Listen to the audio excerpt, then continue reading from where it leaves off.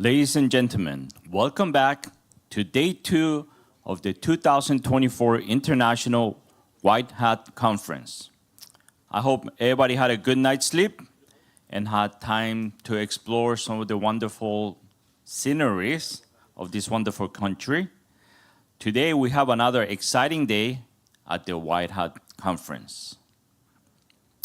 Now it's my pleasure to introduce to you Dr. Jennifer Laprade. She's an assistant professor and mock trial coach at the School of Criminology and Criminal Justice at Missouri State University. And she has a PhD in criminology from the University of Texas, Dallas. Please welcome Dr. Jennifer Laprade.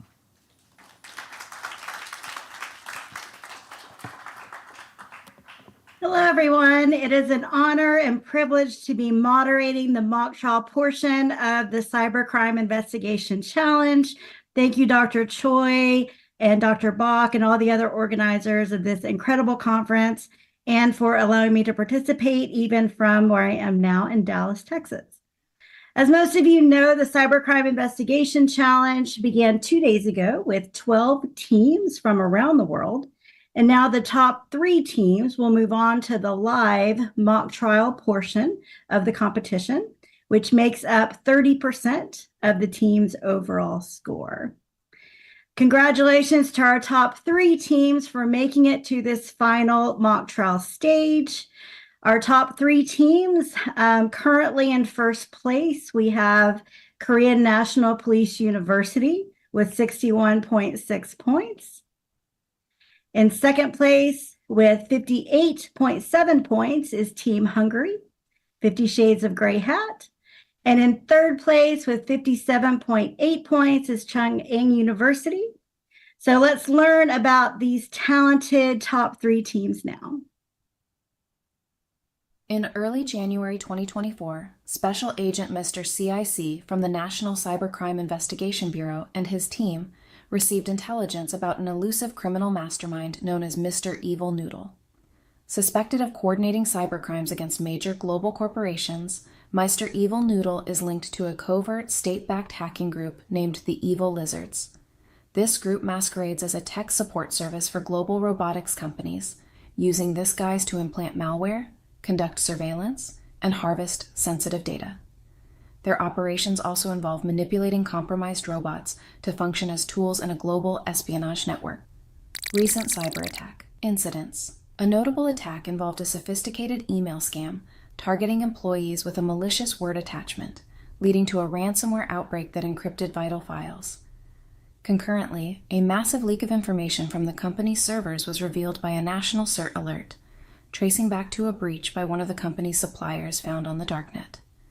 Additionally, malware was discovered in the systems managing critical operational robot data, marking a multi-vector approach to the cyber attacks. Case study: South Korea robotics breach. A breach at a leading South Korean robotics firm demonstrated the Evil Lizard's capacity to infiltrate and manipulate critical infrastructure, significantly impacting global national security. CIC team engagement. The CIC team is alerted by the national CERT and immediately engages with a scenario involving complex cyber threats, requiring them to analyze attacks and develop strategies to mitigate damage and enhance cybersecurity. The CIC team begins their shift with an alert from the national CERT and are immediately thrust into a scenario that challenges them to navigate through complex cyber threats, analyze attacks, and devise strategic responses to mitigate damage and strengthen cybersecurity measures.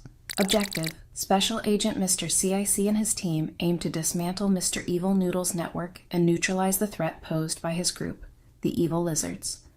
The operation focuses on cybercrime intertwined with espionage, highlighting the need for cybersecurity vigilance and international collaboration. Mission: The team is investigating Mr. Evil Noodle's involvement in trafficking banned items through the dark web. The primary tasks involve meticulously analyzing evidence to document key details, including cryptocurrency addresses used for transactions and identities of suspects involved. Concurrently, the team must activate the AI bot to locate and decrypt the file with team members' credentials. Gaining access to this file is crucial for advancing to subsequent stages of the investigation. The focus shifts to investigating one of the most active APT groups tied to Mr. Evil Noodle, exploring the complexities of ransomware and cyber espionage.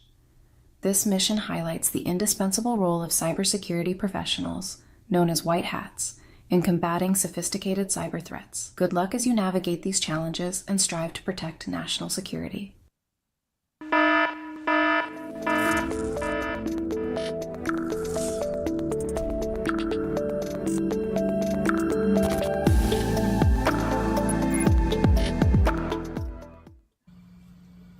Hello everyone, I am Choi Kim from South Korea. I am a student at Chung-Ang University majoring in industrial security. I am delighted to attend the 2024 International White Hat Conference. I hope to gain valuable insights into forensics and cybercrime through this event. I look forward to meeting you all. Thank you. Hello everyone, I'm Sung Cho and I'm a student of Industrial Security major at Chung-Ang University. It is an honor to participate in the 2024 White Hat competition. I'm taking an Industrial Security Survey and Forensic class, and I hope I can take this opportunity to apply what I learned in the class. Thank you and see you soon. Hi everyone, my name is Lee Jongmin from the team Chung-Ang University, and it is great honor to join the 2024 White Hat Conference.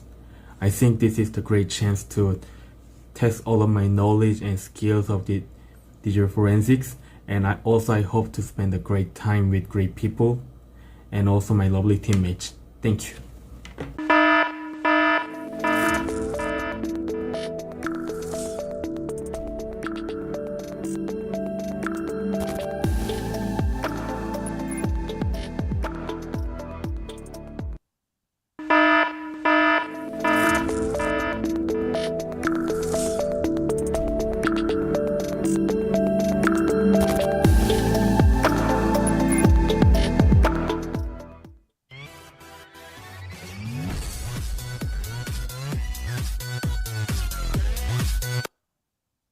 Hi, my name is Rebecca Toth and I'm a technical expert on the Hungarian team.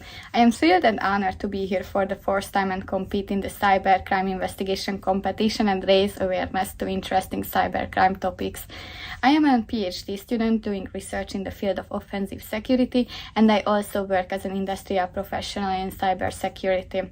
Open source intelligence, CTF, and ethical hacking is not just my work, but also my hobby. I can't wait to see what this year's competition will bring us. Hello everyone, my name is Zoltán Dianas. I am the legal expert of the Hungarian team. It's really an honor and joy for me to participate for the third time. I have a criminal investigator's background of 7 years, and now I am working as a cybersecurity engineer. Hi, my name is Mario and I represent Team Hungary on the Cybercrime investigation competition. This is the first time we are participating, and this is the first time we are participating in person in Seoul. We are very much looking forward to it. I'm a cyber compliance and cyber risk officer, and I graduated the National University of Public Service in Budapest in the cybersecurity master's program.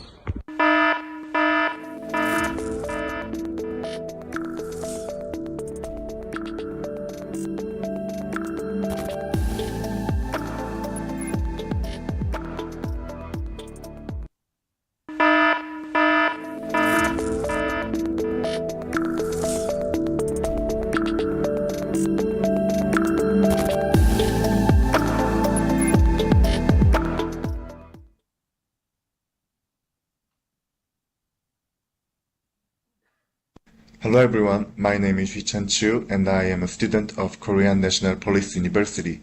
It is a great honor for me to participate in White Hat Conference Cybercrime Investigation Competition, and I am looking forward to meet you all and to get a lot of skills about forensics and computer science. Thank you.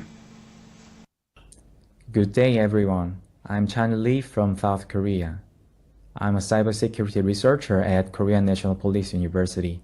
I'm focusing on analyzing vulnerabilities of softwares and hardwares. It's always been a great pleasure for me to participate in CTFs and competitions, which help us to reorganize what we know and what we can do. and I'm thrilled to have my first time in an international cybercrime investigation competition. See you soon.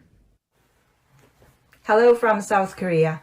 My name is Soyeon Jung and I go by my English name Jackie. I'm a cybercrime investigator working for Korean National Police Agency, and I'm also studying for my master's degree in computer science at Georgia Tech. It's a great honor for me to participate in the Cybercrime Investigation Competition 2024, which is held right here in South Korea. Looking forward to meet you all. Thank you.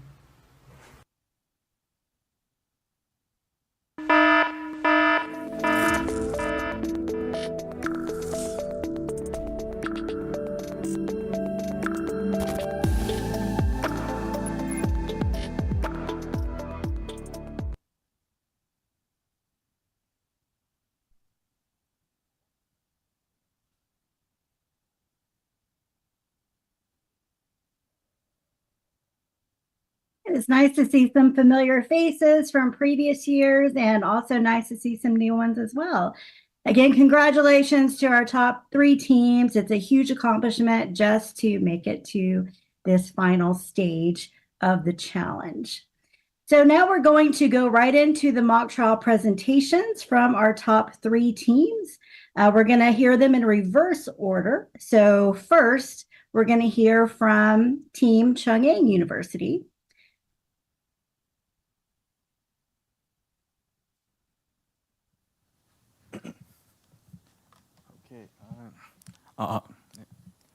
First of all, thank you for this opportunity. My name is Lee Jong-min from the team Chung-Ang University. I'm going to have a presentation about my team's cybercrime investigation research. This is main agenda, what I'm reporting. In first chapter, I'm going to explain about allegation and procedural backgrounds for our investigation. This is the suspect allegation on the warrant are as follows. The point of case background is one of Evil Noodle's associate had begun trafficking banned items on various dark web platforms. The goal is to uncover important details from the evidence to aid the investigation into Mr. Evil Noodle's network. According to this, the various illegal activities and crimes in which Mr. Evil Noodle and his organization are involved include. And here's suspect's profile.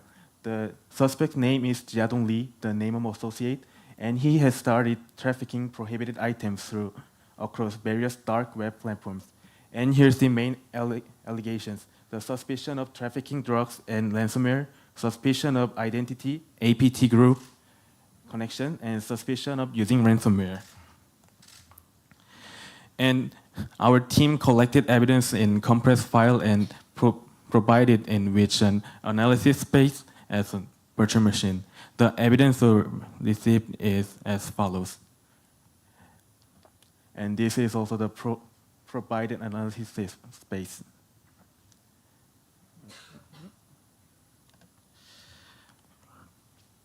And the tool technical information and categories below.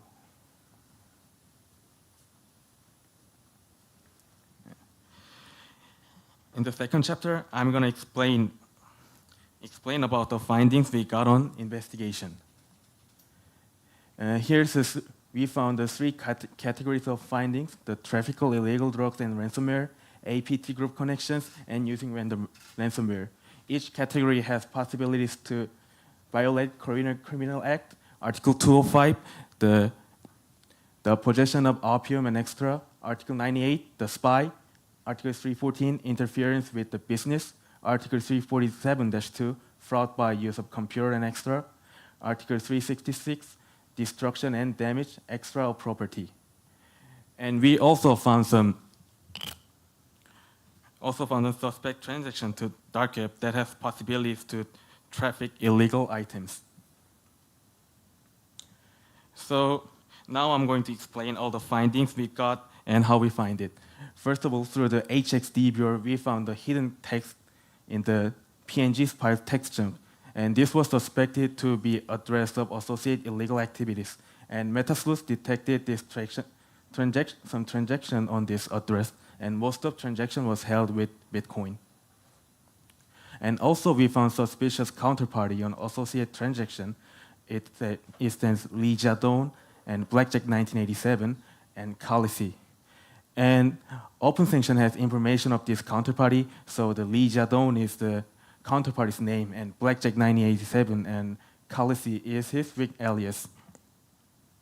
And we found more information of Jadon Lee's on OpenSanction, and we found that the crypto address on PNG is also Jadon Lee's wallet. So we found out that name of Mr. Evil Noodles associate is Jadon Lee.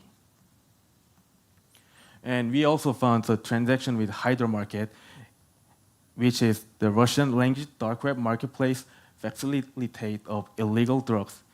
And according to this transaction, every direction for the transaction is in. So which means Lee Jadon bought something in Hydra Market, which is known as facilitator of illegal drugs. And also found transaction with Conti and Gula, which is known as ransomware. And also we analyzed information of Jadon Lee on OpenSanction, and we found that he is connected to DPRK, the North Korean APT group, the largest group.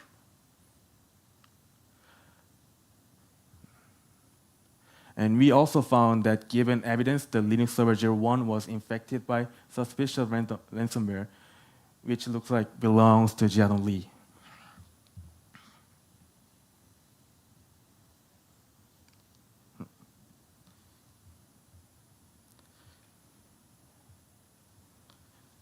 Now I'm going to presentation about the details of the Korean Criminal Act and the possibilities of the violation of law. The first one, the Jadon Lee initiated the smuggling of prohibited items. According to the flow of cryptocurrency received from Hydra Market, a dark web marketplace facilitating drug smuggling, it was found that Jadon Lee possesses drug which the intent to sell. And it has possibilities to violate the Korean Criminal Act, Article 205. And it says a person who possesses opium, morphine, is composite or instrument for smoking opium shall be punished by imprisonment for not more than 1 year or by a fine not exceeding 5 million won. So Article 205 stipulates that anyone who possesses opium, morphine, or their compounds shall be punished. Therefore, Lee Jadon, who possesses the related drugs, may be sentenced to imprisonment for up to 1 year or fined up to 5 million won. And the next, we discovered that Lee Jadon is connected to the North Korean APT group, Lazarus. And this can violate the Korean Criminal Act, Article 98. And it says a person who acts as a spy for an enemy country or aids of as a spy of an enemy country shall be punished by death, imprisonment for the life, or for at least 7 years. And also this preceding paragraph also applied to a person who delivers military secrets to an enemy country.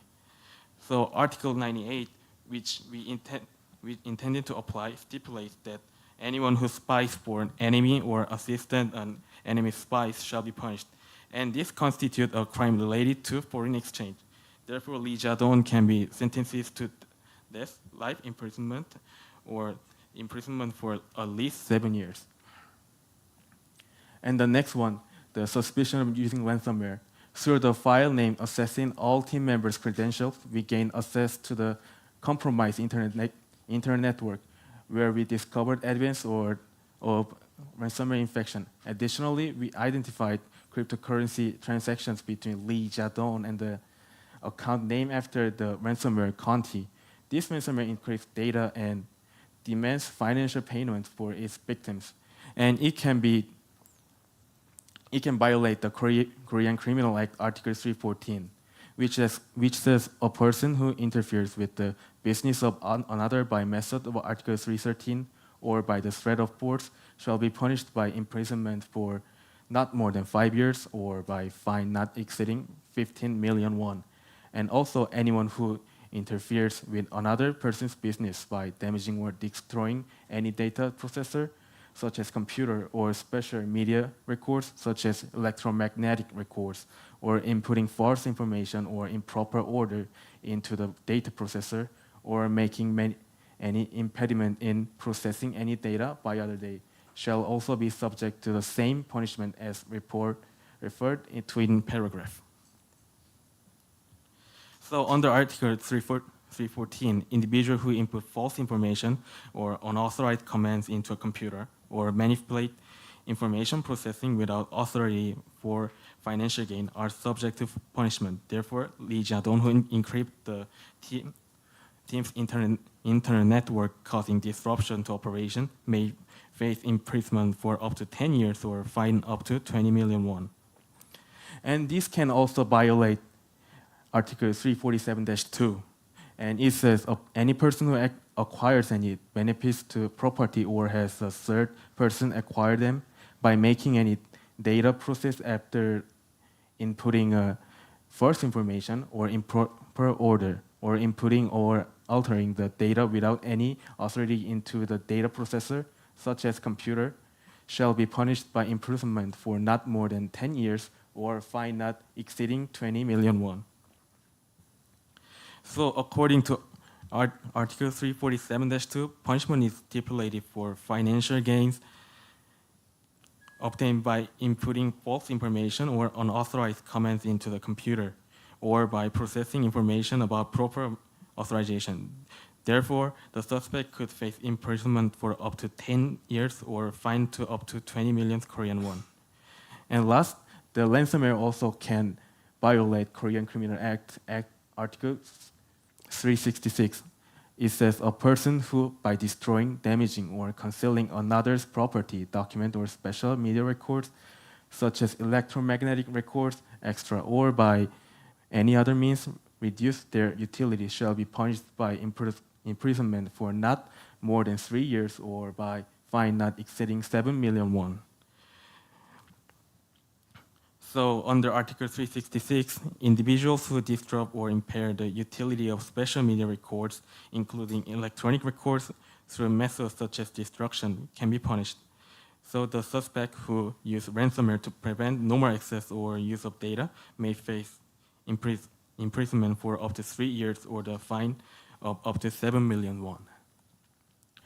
So the possible legal action, arrest warrant has been issued for Lee Jia-dong based on the aforementioned charges. This indicates a serious legal pursuit to apprehend those involved in these illegal activities, and also to aid in the investigation into Jia-dong Lee's illegal activities. It would be crucial to gather evidence related to cryptocurrency transaction, possibility involving tracing of blockchain transaction or final records, and also cooperate internationally during the investigation due to multiple detected transactions with the Russian dark web, and also look into potential connection with APT groups through digital forensics, network analysis, and cooperation with cyber security experts. By focusing on these areas and leveraging the arrest warrant, law enforcement can work towards dismantling Jia-dong Lee's illegal activities and bringing those responsible to justice. This is the end of my report. Thank you.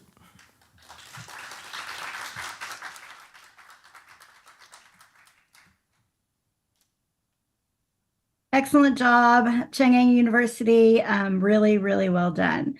Now we're going to hear from our current second place team, Team Hungary, 50 Shades of Grey Hat.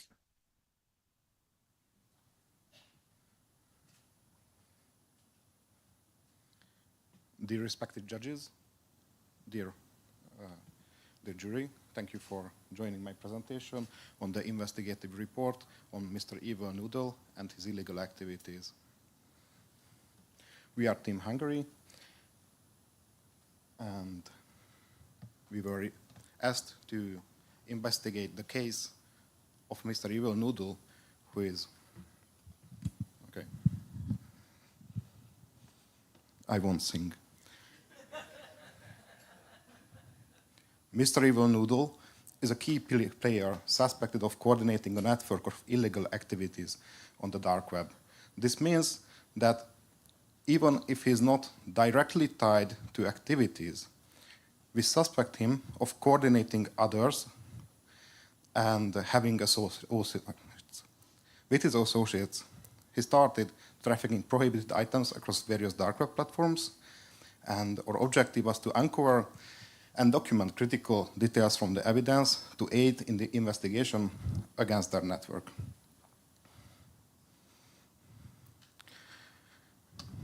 Let me present the investigation timeline. First, we received seized electronic assets. These were computer-owned by the suspect, also containing digital images of replication of files created, and it was handed over and transferred to a secure investigation environment. This way, we could be sure that whatever we found was originally created by Mr. Evil Noodle. After the seizure, we reviewed the software and digital assets. We found an AI-based speech software. We found a digital image with hidden information, and we found multiple files with login information to computer systems. After this, we examined a cryptocurrency wallet for which information we found among the files. It was a Bitcoin wallet, which is owned by Jiadong Li, a cybercriminal tied to the advanced persistent threat group Lazarus. And currently, Jiadong Li, along with this cryptocurrency wallet, is subjected to sanctions due to use in criminal activity. And finally, we found further investigation opportunities. Connections to Lazarus APT group is one of those. And to properly see the damage caused to computer system, further investigation will be needed. The first evidence I wish to present to you is the cryptocurrency wallet. As I mentioned, we found a digital image of a rat picture created by the artist Banksy. It contained a hidden comment not visible without specific extraction tool. You can see the full metadata of the picture showing in the comment line a somewhat cryptic text, which was found out to be a cryptocurrency wallet address.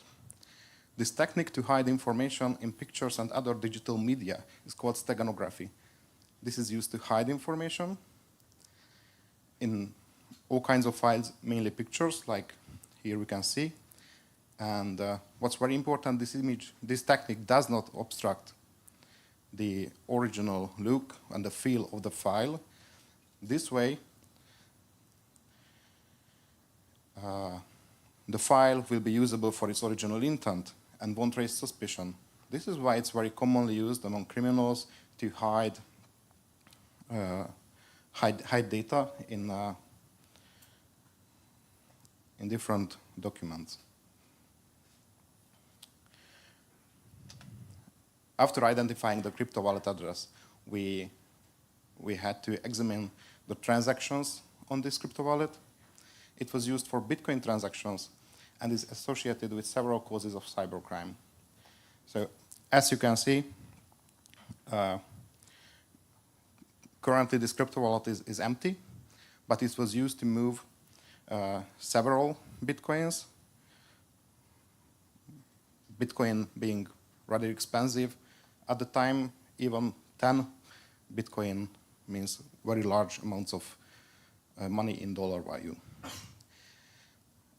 As mentioned, this crypto wallet is tied to Li Jiadong, and with the sanctions to this wallet, it's also tied to Tian Yinyin, because they were charged with laundering $100 million for Lazarus Group using this and also several other addresses. Cryptocurrency transactions are stored on blockchain ledgers, which store the information about every single transaction. They work with non-repudiation, thus transactions cannot be deleted and their originality cannot be denied. Bitcoin wallets are very great to hide your transactions, but once you are tied to a Bitcoin wallet or any other crypto wallet, you can't deny those transactions anymore.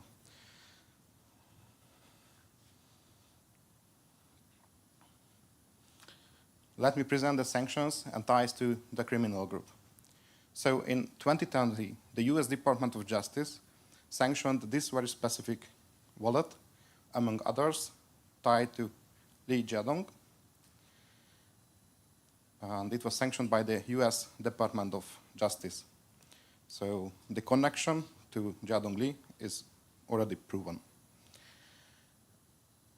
The criminal organization is presented by the US Department of Treasury because the Office of Foreign Asset Control sanctioned the 2 Chinese nationals and tied them to cyber intrusion against the cryptocurrency exchange, aiding Lazarus Group.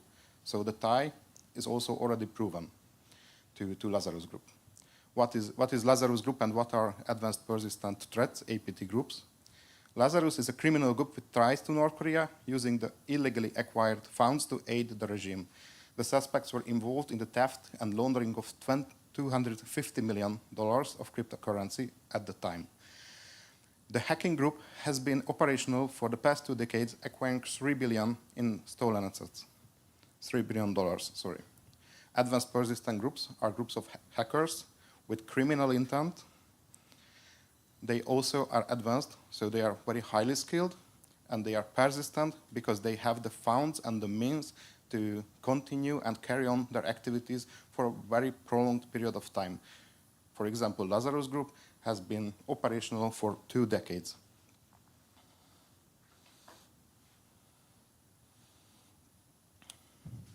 Evidence number 2 is login information to computer systems tied to cyber attacks. Our team was tasked with investigating a suspected cyber attack against 2 computer networks. These computer networks are owned by a Korean robotics company. One where files were encrypted through a ransomware attack. One where attackers got remote access to the network. The first network breach is the encryption. An IT department reported that one of the servers was displaying that none of the data is accessible anymore. It was only showing a text with information how to redeem your information for a ransom. It demanded payment. It's a very common tactic called ransomware used by hacking groups to hack your system, encrypt the files with a reversible encryption for which the key they own, and if you pay, they give you the key to decrypt your files. Network breach number 2 was happened when a user reported that PowerShell window pop up on one of the endpoints on the network. PowerShell is a shell software used in Microsoft systems where you can give administrative right information, administrative right commands to your computer.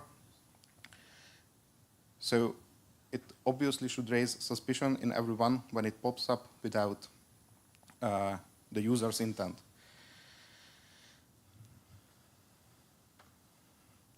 It's very common to use PowerShell on Windows systems to get remote access and control and monitor that system remotely.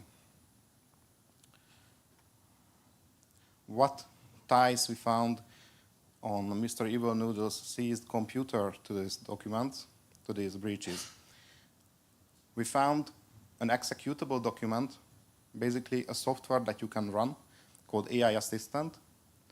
It was a software written in Python, which we found out by analyzing the software, which seemed irresponsive to initial trials of usage. We also found AI bot instructions.txt.encrypted and a secret.key document. It was, again, hidden for the eye. We had to decrypt this document using the secret key to see the text inside. And also, we found Excel files with login credentials. It was 10 spreadsheets containing login information to various computer systems. After unlocking the instructions using FIRNet decryption, we made the following observations regarding the AI assistant. When we managed to decrypt the instructions, it described the way how to use the AI assistant, giving the correct parameters assistant gave. The assistant gave verbal instructions about the credential spreadsheets.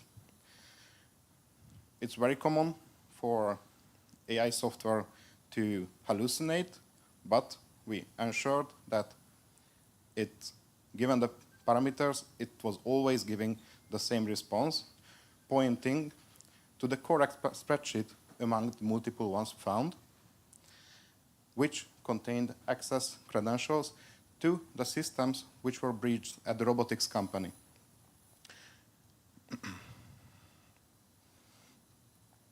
And the login information was usable to both of the compromised systems.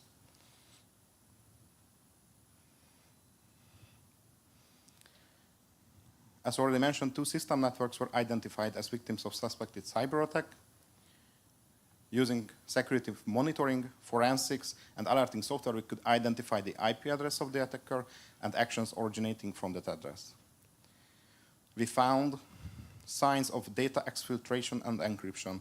Firewall logs were showing that documents and files were exfiltrated, meaning they were taken off from the system, stolen from the system. And also the suspicion of data encryption was also correct. The files of the server were encrypted. We also found proof of a ping sweep attack.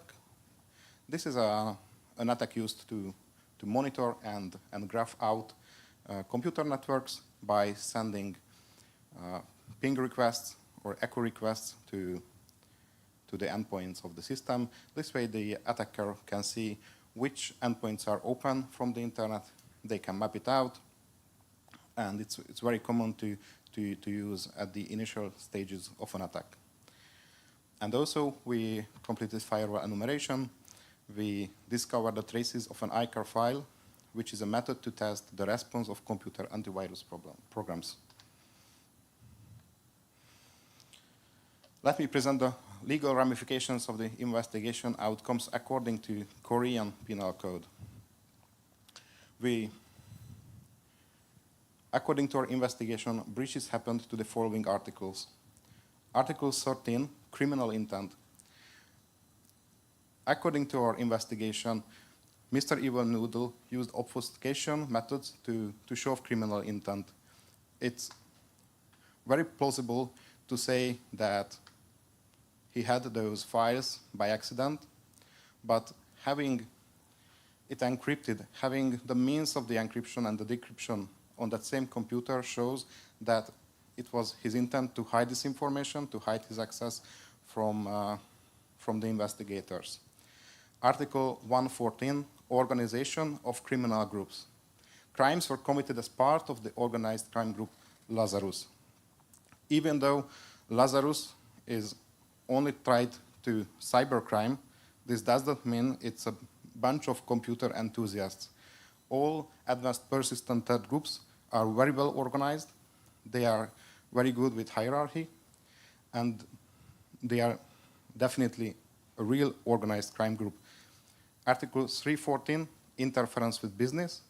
Attacks cause disruption to the targeted businesses. Also Article 347, subsection 2, fraud by use of computer. Money was laundered and systems were attacked through digital means, also through cryptocurrency. While it's a digital asset, it has real money value and can be used to buy real assets. It's definitely stealing. Article 366, destruction and damage of property. Encryption for ransom caused digital goods to be unusable, and without encryption, they will stay that way, without standard means to restore them to their original value. Article 362, acquiring stolen property is caused by stealing almost $250 million worth of cryptocurrency. And also Article 97, benefiting enemy by delivering goods. Lazarus Group is associated with North Korea. There are multiple ties supporting this accusation. Supporting the regime through money acquired by criminal means. Aiding Lazarus Group is basically aiding a foreign country, which Lazarus Group resides in. Thank you very much.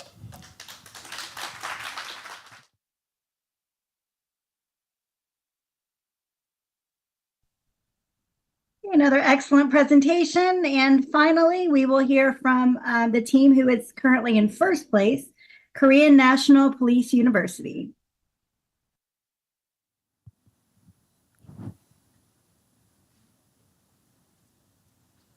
Okay, good morning, Your Honors. My name is Soyeon Jung from Team Korea SNHCH, which is a little bit complicated, from Korean National Police University.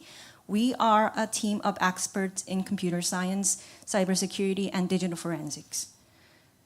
So for the part one, we are going to discuss about the case that is involving Mr. Evil Noodle and his associates who are engaging in several illicit activities on cyber world. And then for the part two, we are going to cover some discussions on CTF write-ups for challenge stage 2 and challenge stage 3 by my colleagues. So the full name of the defendant is Evil Noodle, a male who was born in 1839 when the Boston University was first founded. And we have found the affiliations of the defendants with a group called Evil Lizard, which is a very notorious hacking group. And we were able to find some criminal records back from related to the various cyber activities from 2021 to 2023. So the examinations on the digital evidences found on the defendant's computer system during the investigation process reveals his involvement in trafficking banned items through dark web platform and his connections to the state-backed APT group, especially the Lazarus, which is backed by North Korean government. And the other allegations, including the ransomware operations, the massive leak of information, and the other cyber attacks utilizing the malware programs are still under investigation. All the examinations and digital forensics were done on Windows real machines and the virtual machines, and partly done on virtual machines with Ubuntu Linux. And all the analysis platforms and all the analysis tools are listed on the screen, as you can see. So for the first part, we were able to find the image file called banksy_red.png, which was found on the defendant's computer system. And we analyzed the system with the help of the tool called April Solve, which is a web-based image analysis tool to extract the EXIF information, which is a metadata or the additional data that we can find or even hide in the digital image files. There, we were able to find a string that starts with number 3, which was later found to be the wallet address of cryptocurrency, especially the Bitcoins. We continue our explorations on the Bitcoin transactions with the help of a web-based Bitcoin Explorer tool called blockchain.com. And we were able to find that this Bitcoin address was used from March 2018 to March 2020 with the 4 transactions, 2 outgoing and 2 ingoing, which was receiving and sending the total of about 10 Bitcoins, which is a huge amount. And we were able to find the 10 Bitcoin back in 2020 with values about $616,298 back in 2020. And we continue our exploration on the OSINT information from the internet sites where we find that Bitcoin address that we find from the image file of the defendant was sanctioned by the US Treasury Department on March 2020. As you can see on the screen, the Bitcoin address was operated or owned by the Chinese national named Jiadong Li, which was sanctioned by OFAC, or the Office of Foreign Assets Control of the US, and for assisting the North Korean Lazarus Group in laundering funds stolen from the several cryptocurrency exchange hacks happened between 2017 to 2019.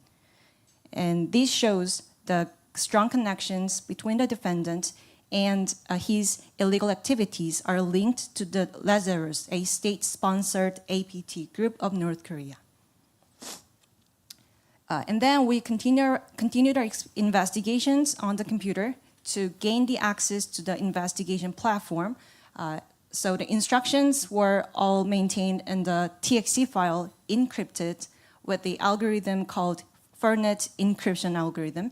So we were able to decrypt the encrypted message of instructions using the key file, using the key string that is contained in the file called secret.key.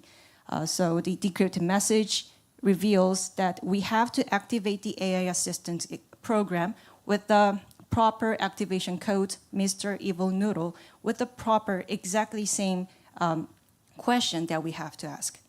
And then we continued to activate the AI assistants to get the credentials, where we were able to find, or more specifically, we were able to hear the voice of the AI chatbot that is saying that we have to go to the file name White Hat Conference 2024 crat7.xls, where we were able to find the email address and the password that is used to access the investigation platforms.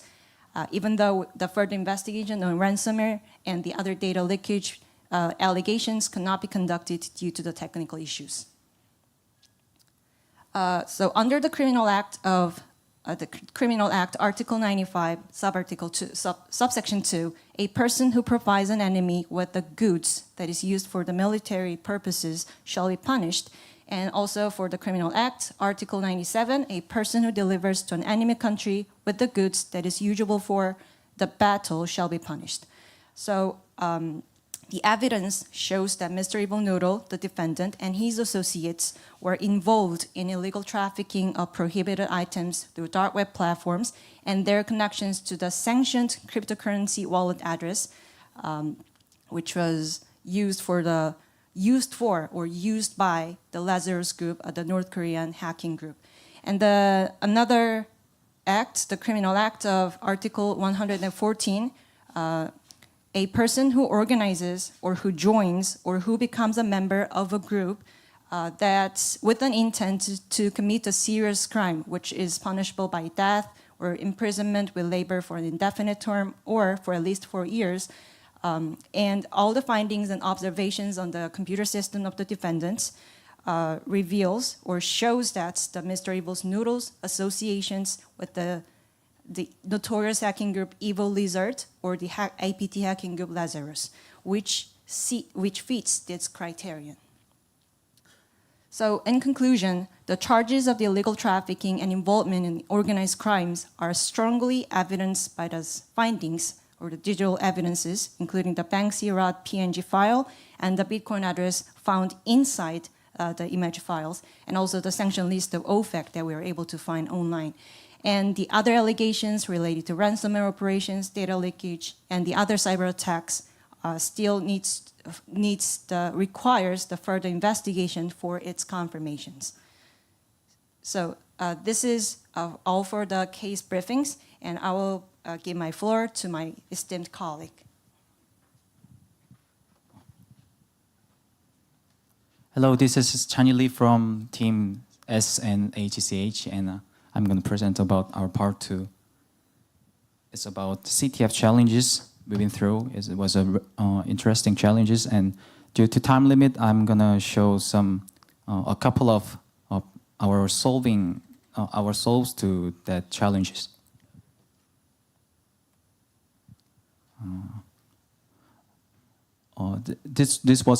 This Bletchley Park challenge was about Enigma, and we try to figure out the parameters of Enigma encryption. So we could get the proper answer for this challenge. And this was a simple challenge that we could easily find the flag from the source code of the website.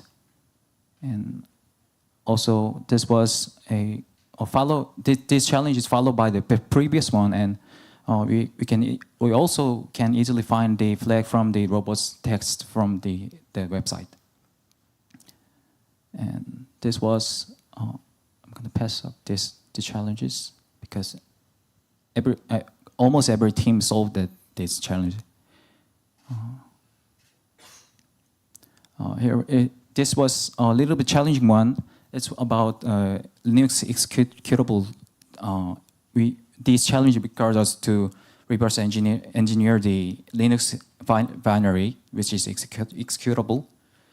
This binary is about playing game, rolling dice game until you get a certain amount of winning amount that we should get 1 million to win the game, and we use the key draw, which is disassembler, famous disassembler to use for various reverse engineering tests. This binary continues to the dice rolling game until the player loses or the money or get 1 million. The function access granted is called when you win the game. So our goal is to call this function. The target function access granted does some codes about string concatenation and base 64 decoding. So we patched some code to increase the initial amount of money from 1,000 to a certain amount, which is over 1 million, which is in the little entiness format. So after this patch, we run the binary and we were able to get the flag. From this to this amount, and we can get the flag from the challenge. So this is our presentation. Thank you.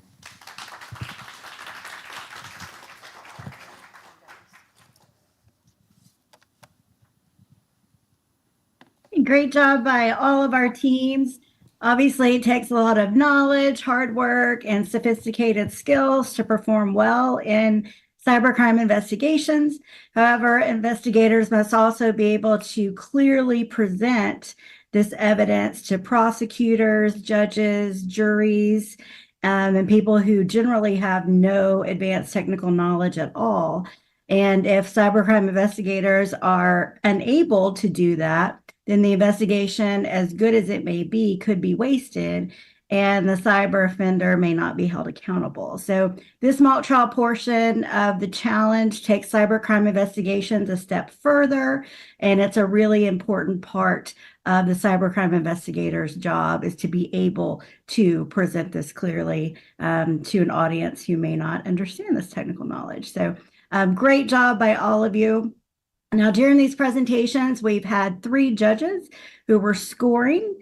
And before I introduce our judges, let's talk a little bit about specifically what they were scoring.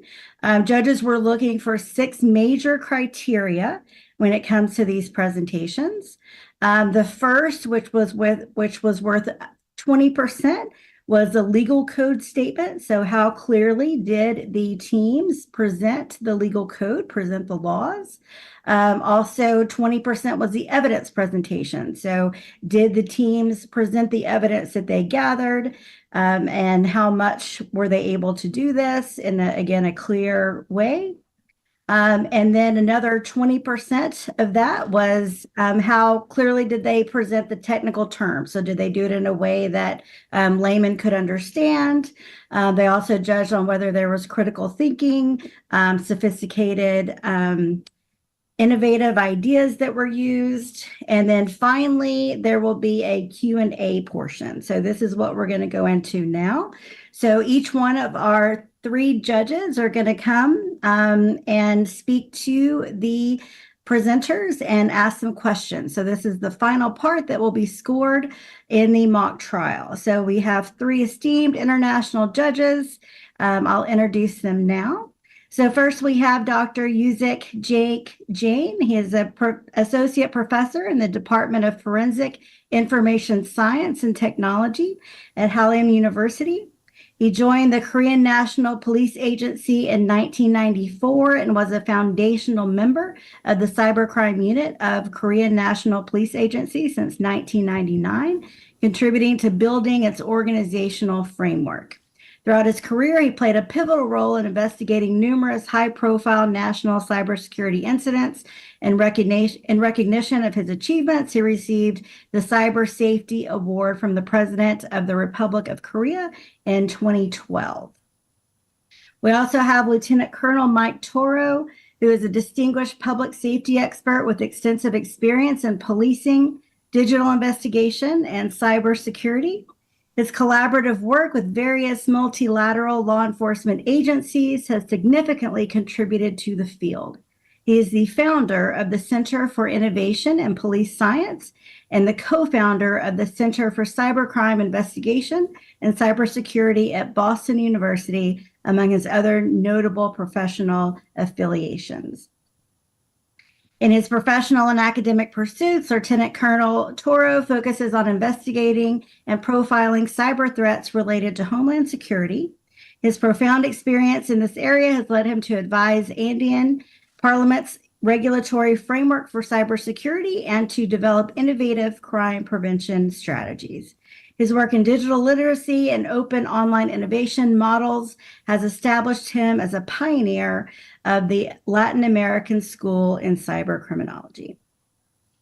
We also have Dr. Greg Jidich. He is the co-managing partner of the Evershed Sutherland Law Firm's Budapest office, and he also leads the cyber practice there. Dr. Jinic serves as an adjunct professor on cybersecurity and defense management at the Global Top 40 Qualified Emilian Business School in Lyon, France, and as a guest lecturer on cyber at Yeshiva University in New York. He's a board member of the Cybersecurity Advisors Network in Paris and also leads the Global Data Protection Expert Group. He holds 2 master's degrees, one in information communication law and one in criminal investigations. We welcome our 3 judges.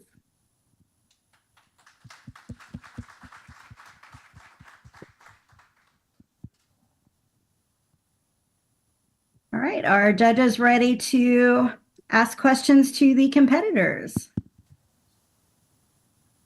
All right, so we'll start with the team that was in 3rd place, so Chung-Ang University. Do you mind to?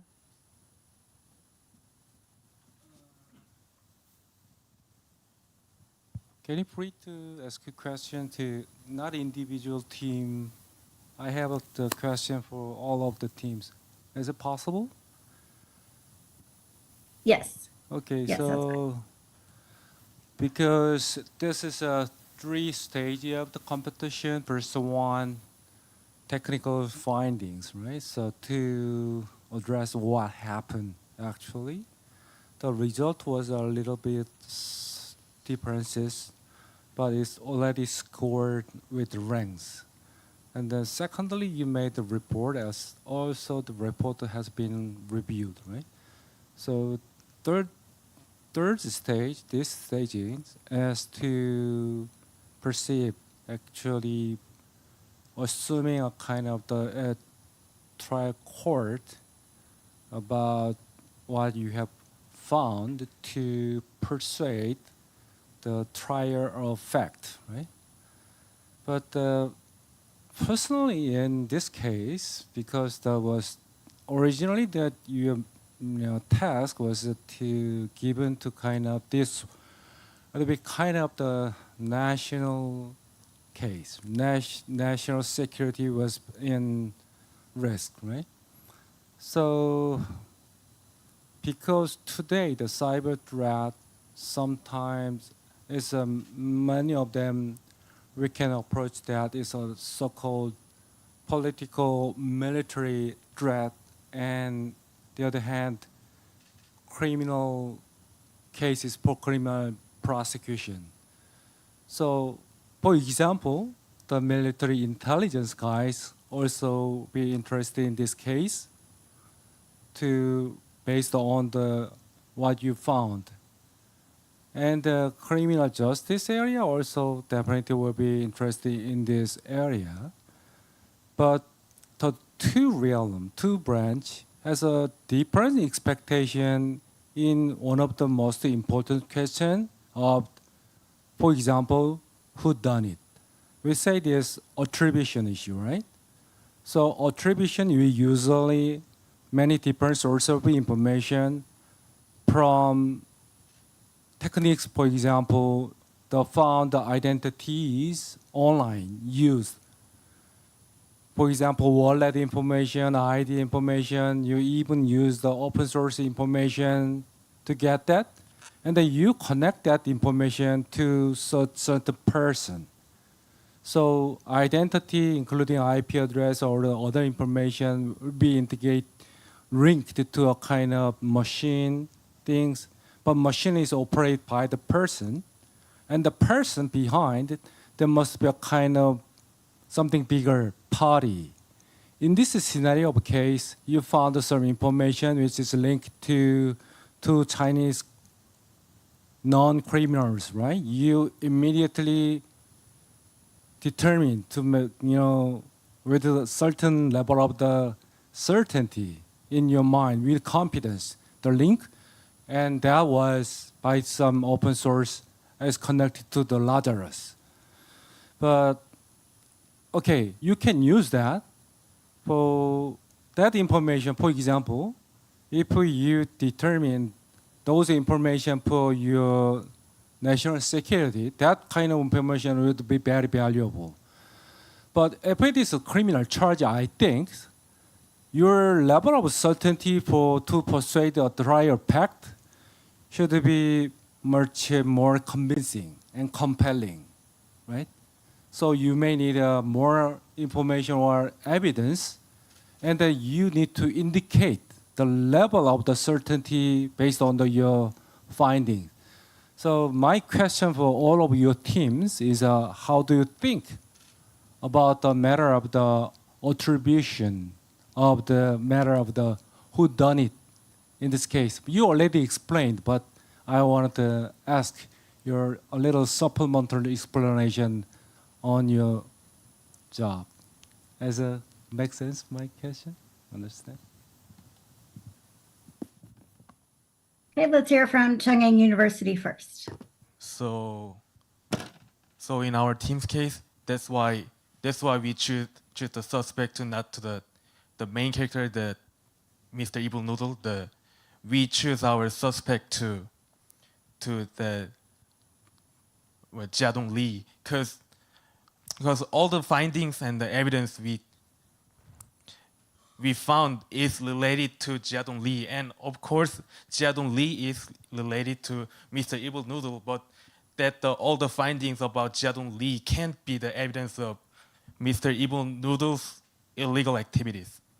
So, and also, as Doctor said, we're trying to find some direct transaction kind of things to the link to sorry for my bad English. Link between the Lazarus group and the Li Jiadong, but unfortunately we failed. So it is like kind of an unintended, unavoidable choice to us to use that kind of evidence. Yeah, that's my answer. Okay, thank you. All right, Team Hungary, let's hear same question. So in our investigation, we found that Li Jiadong and Tian Yanyin were already sanctioned by the US Department of Justice and also the US Department of Treasury, tied these two Chinese nationals to the group Lazarus. According to our investigation, they are associates of Evil Noodle.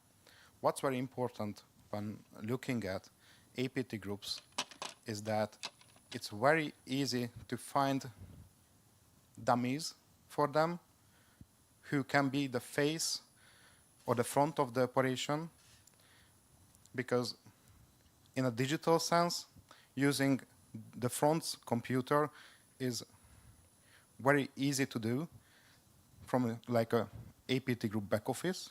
So the actual experts who are doing the crimes can remain hidden, while the fronts will be sanctioned, they will be arrested, they will be sitting in prison, and also they will be replaced the same day by the APT group. What's very important and very useful in this investigation is that we could tie these fronts to Mr. Evil Noodle through the evidence we found, and we need to continue on this string of evidence to look for more information about Lazarus, also to look for ways to prepare our businesses or companies and the civil sector to defend themselves against APTs. So the evidence we found have to be used, and it have to be as open as possible for companies to use it to prepare and improve their incident management and security monitoring processes. Okay, thank you, Team Hungary. And Team Korean National Police University, same question. Okay, thank you for the question. And I think that's the very tricky one with this White Hat Conference scenario, as it is very limited and we are not able to access to many evidences as possible. The only evidence that we have for this attribution was the image file. That's why I made an assumption that this image file was found on the defendant's computer system to make a linkage between the defendant and the image file, which contains the cryptocurrency wallet address. As like the Bitcoin address that has been, we use the OSINT information and on the internet, which is posted by the OFAC, the Department of U.S. Treasury, which we find with a very high confidence information. So that information reveals the very strong connections between the wallet address and the Lazarus group, the APT group behind the Chinese national Xia Dongli, who used the cryptocurrency wallet by or for the Lazarus groups. And I know that the image file, the only fact that the image file was found inside the defendant's computer system does not prove 100% that this defendant has a linkage with the APT group directly, but I thought that we are presenting these findings in this mock trial as a digital experts who did the digital analysis, and those kind of information should be backed up with the investigation process, especially including the interrogations with the suspect, the Mr. Evil Noodle, on the questions why he has hidden the cryptocurrency wallet inside the image files that he had on his computers. Thank you. All right, thank you. Dr. Dinage, what questions would you like to ask?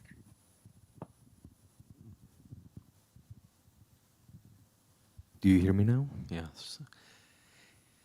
Dear teams, one of the most important points which I wanted to raise is that we are all aware of the fact that there was a seizure of a private person, Evil Noodle, right?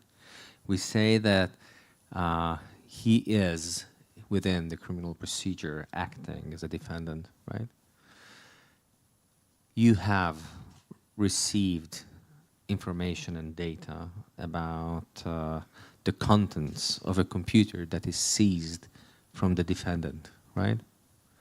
The big question is, what evidence have you found that cryptic information, cryptic data, is exactly owned by Evil Noodle on the computer? The theoretic question is, what truly proves the direct connection to the file? I'm relating to numerous cases and the question of doubt, right? That whether files can be placed on a computer, even in a cryptic manner, right? Without the knowledge of the user. We understand that Evil Noodle has a criminal track record, but does this simple fact that somebody has data which can be, from criminal legal perspective, problematic on a computer, be tied to that person who has a criminal track record?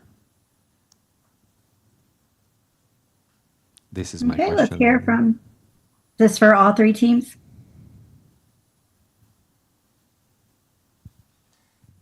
Okay, let's hear from Chung-Ang University first.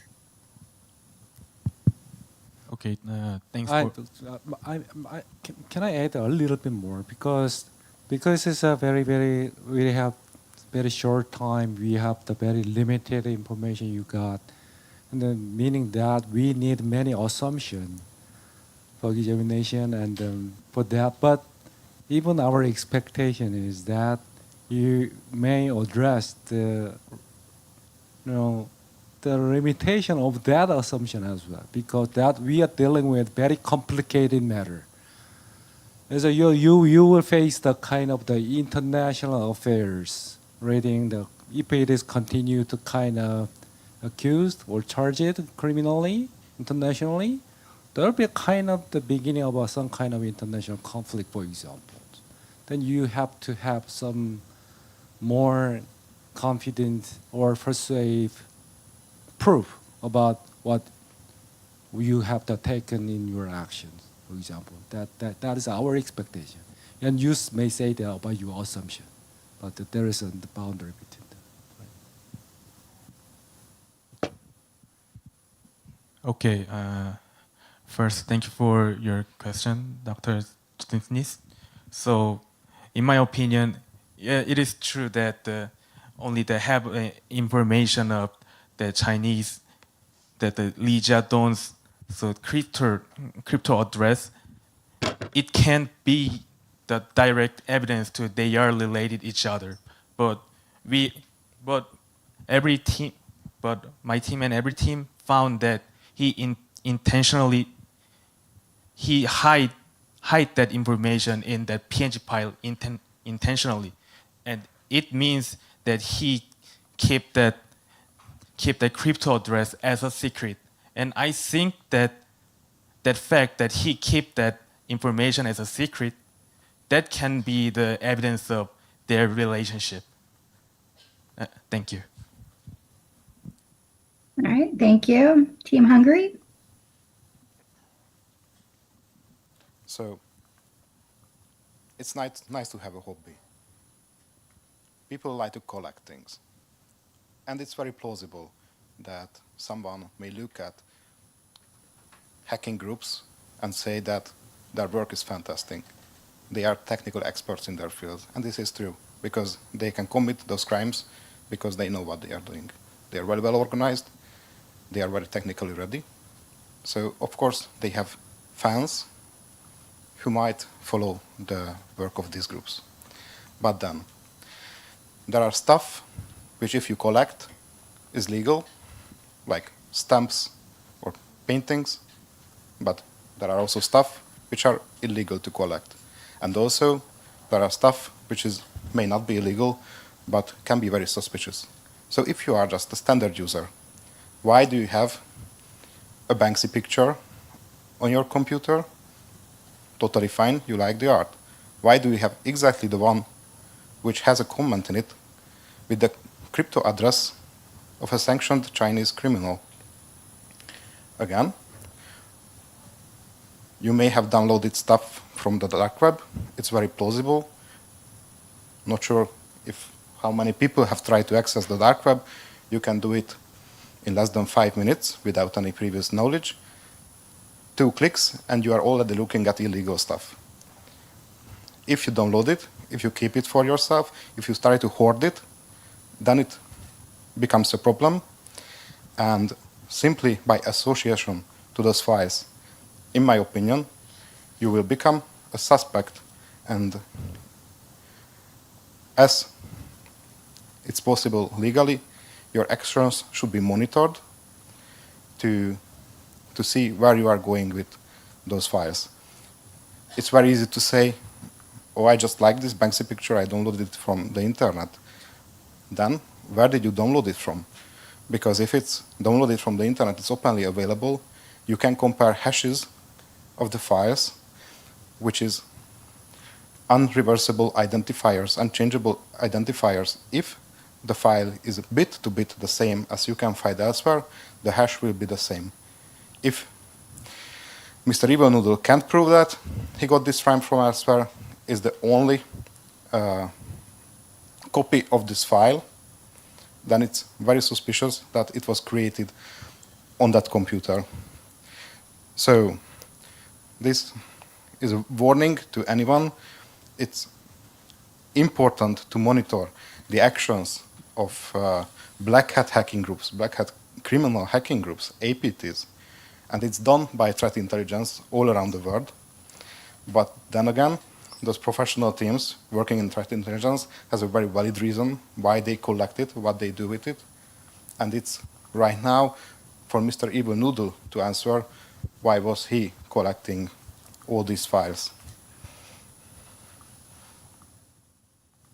All right, thank you.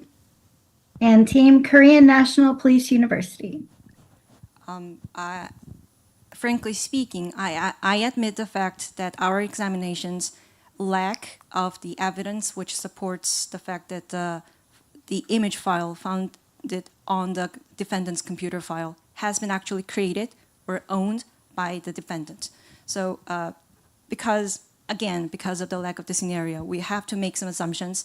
And if I am allowed to make some more additional assumptions, I think I have to, if you are given the system, the real system of the defendant computer system, not only the image file that has been found inside, we have to prove the fact that the image file has been created or image file has been received by the defendant, which is sent by the affiliates who is doing the same hacking or same cyber attacks by examining, for example, the Chrome browser to see whether it came, where does that image file comes from. And we have to find some information on the login information to see if the defendant himself was actually logged into his account when he received or when the file was created on his systems. So, and even we can find some SNS, including some Instagram, TikTok, or even some of the messengers, including the Telegram, to see if he has received the image file and stored it into his computer. And that's the reason why we were able to find the image file inside his computer, which contained the cryptocurrency wallet address, which was found to have a relationship with the Lazarus group or used by the Lazarus groups. Thank you. Hey, thank you for your answer. All right, Lieutenant Colonel Toro, what are your questions? Thank you, Dr. Lepret. It's nice to see you again in this Yes, good to see you too. So congratulations to all of the teams. We know that all of you were accomplishing with the really nice reports, putting penal codes and obviously combining this CTF scenario with cybercrime investigation. We know that there are some limitations. We know that this is a simulate case. But it is important, as Dr. Bach mentioned, to put some drama in this kind of defending the case. So let's move with the evidence you collected, what you already have. Investigator Jackie, you mentioned that you have a group of experts, digital forensic examiner experts, yeah? When you were presenting at the beginning. So your team was an expert team, yeah? Right. Okay, how many hashes, how many algorithms, digital signature hashes do you use to identify every single artifact you put in your report? We used the hashing algorithm called SHA-1, as it is a more stronger way thank to you. prove. How many? Just one? Just SHA-1? Yes. Why? Because it's more stronger and But what more about the safer than hash? the MD5. What about the other hashes? What about hash 256, hash 2? You are experts. And we know that the hashes has some problems with collisions attacks.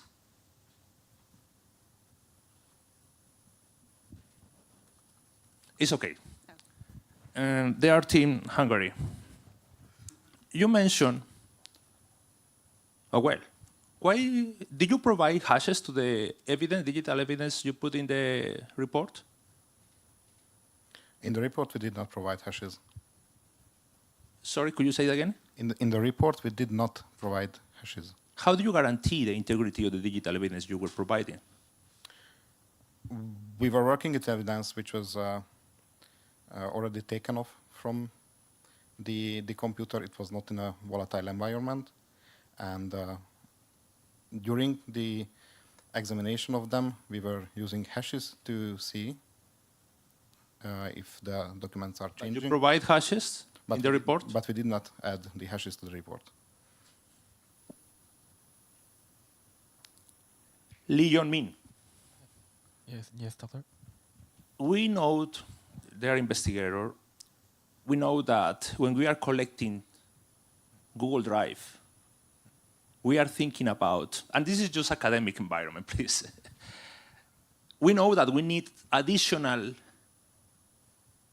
authorization for the judicial authority to deal with cloud evidence. You download a Google Drive folder, yeah? Yes, sir. What procedure did you deploy to guarantee the integrity and the legality of that evidence you were collecting? So, in my opinion, the only way to prove it is like original files that uploader have and that the files that that I download. So we have the only way to prove it is the compare the hash values of that both two files, but it is not an easy. So I think that is really tricky question because it depends on just the believing that the system of Google. So it is okay. And also, obviously, this is really tricky. And obviously, this challenge and White Hat Conference has this level of complexity because we are combining two scenarios, CTFs and crime, cybercrime investigation. But that is important also to provide that knowledge to all of the audience, not only those who are here, but in the virtual world, to provide all the specific legal and what we know, like the most important part of one cybercrime investigation is defend what we did. So let's move forward with defending what we did. How many do you use? You list a really nice kind of software you use for doing the investigation, yeah? Do you? Yes, sir. Some of them were open source or with license? So in case of my team, most of the software were open source. How do you guarantee that that software didn't affect the integrity of the digital evidence?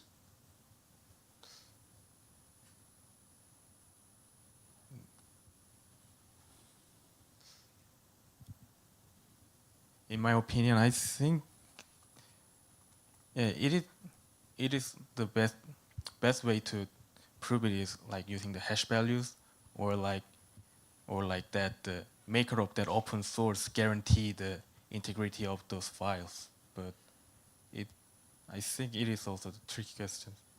Of course, we are in the middle of 2024 International White Hat Conference, and the level of knowledge we have here is in this regard. So, Investigator Mario, how do you preserve that report coming from the internet tools you were using? How do you preserve that digital evidence, those answers that some websites were providing to, and you put or you mentioned in your report? So in our report, we, as you mentioned, use multiple online tools like an image metadata extractor, and having the link is obviously not enough, or because the internet is a volatile environment, it can be deleted anytime. The same effect or the same values can be also replicated through offline tools, but also in a digital sense, it's you need to preserve your environment. As this is a simulated environment, we had to let go at some places to be able to focus on other areas. To replicate this entire investigation in a real-life sense, you would have to have a better documented environment. You need to store that environment for later application, but due to time constraints and also the constraints of the competition itself, we were not able to do that. But in real life, it must be done. Same with Google Documents. Since it's a simulated competition, you might imagine that you are receiving that document from the investigative force who are asking you as digital forensic experts to look into that. So you were not able to download the code, the HTML code, and hashing that code to preserve the website? That was not possible? It was possible. You did it? No. Please, investigator Jackie.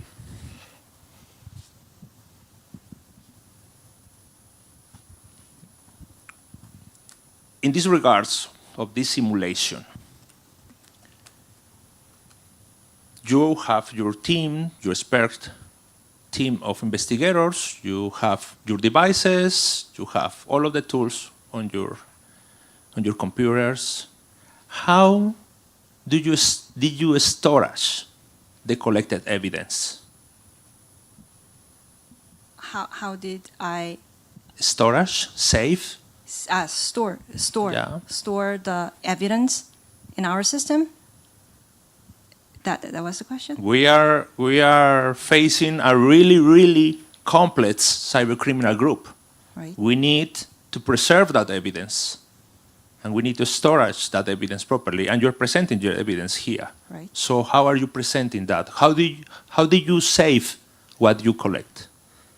We managed the separated directory for the collected evidence, and then we made a digital copy of that image file or the digital file to make the analysis to prevent the data from changing due to our analysis process.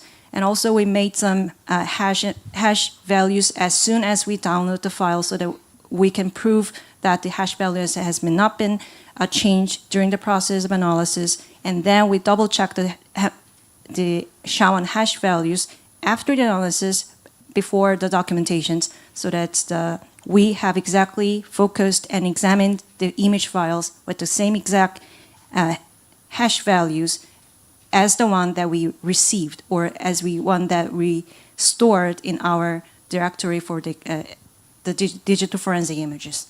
Are you saying to the jury that you are storing in the same computer, just a different folder?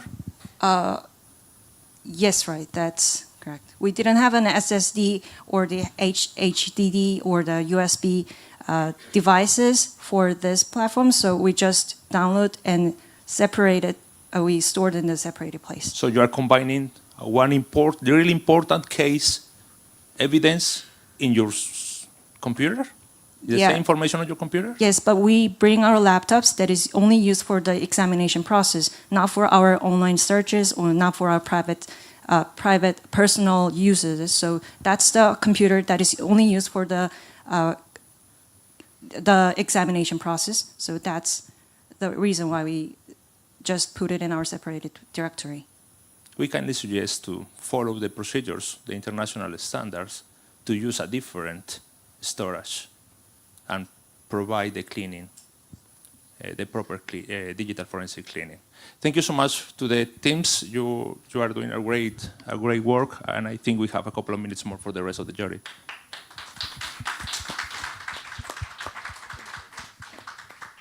Yes, excellent job, teams. I know it's been a long couple of days, so congratulations to all of you. You should all be very proud of yourselves, so very good job. So before we conclude, the judges will finalize their scores. The final results will be announced later today at the closing of the conference. But before we conclude, I'd like to ask our judges if they would share some advice that they have for future competitors for this cybercrime investigation challenge. Okay, I'm very privileged. This is a very good opportunity to experience that how much of our forensic technology has been advanced than before. Your techniques and the expertise were basically very surprising and impressive. And the one thing I may just give a advice on it that because it's like a normal CTF, you want to find one more thing than others, right? You want to go one more step forward than others. But in reality, in criminal justice process or today, the cybersecurity issues somewhat very sensitive, and in many cases we need to more prudent, and we need to more proved as well, right? So consider that what would be the your forensic examination are being rated by many different leaders, right? In criminal court, judges, juries wanted to know about the fact, what happened from the report, and the investigators are waiting what is known and what is being to be done for further investigation. And even this is international matters, so diplomats, other policymakers are waiting or what kind of the political or actions that should be taken. You know that these guys are already charged, right? But what happened? So we are in the middle of that very complicated error. So forensic examiners, instead of try just to go one more step forward, you need to draw the proper line.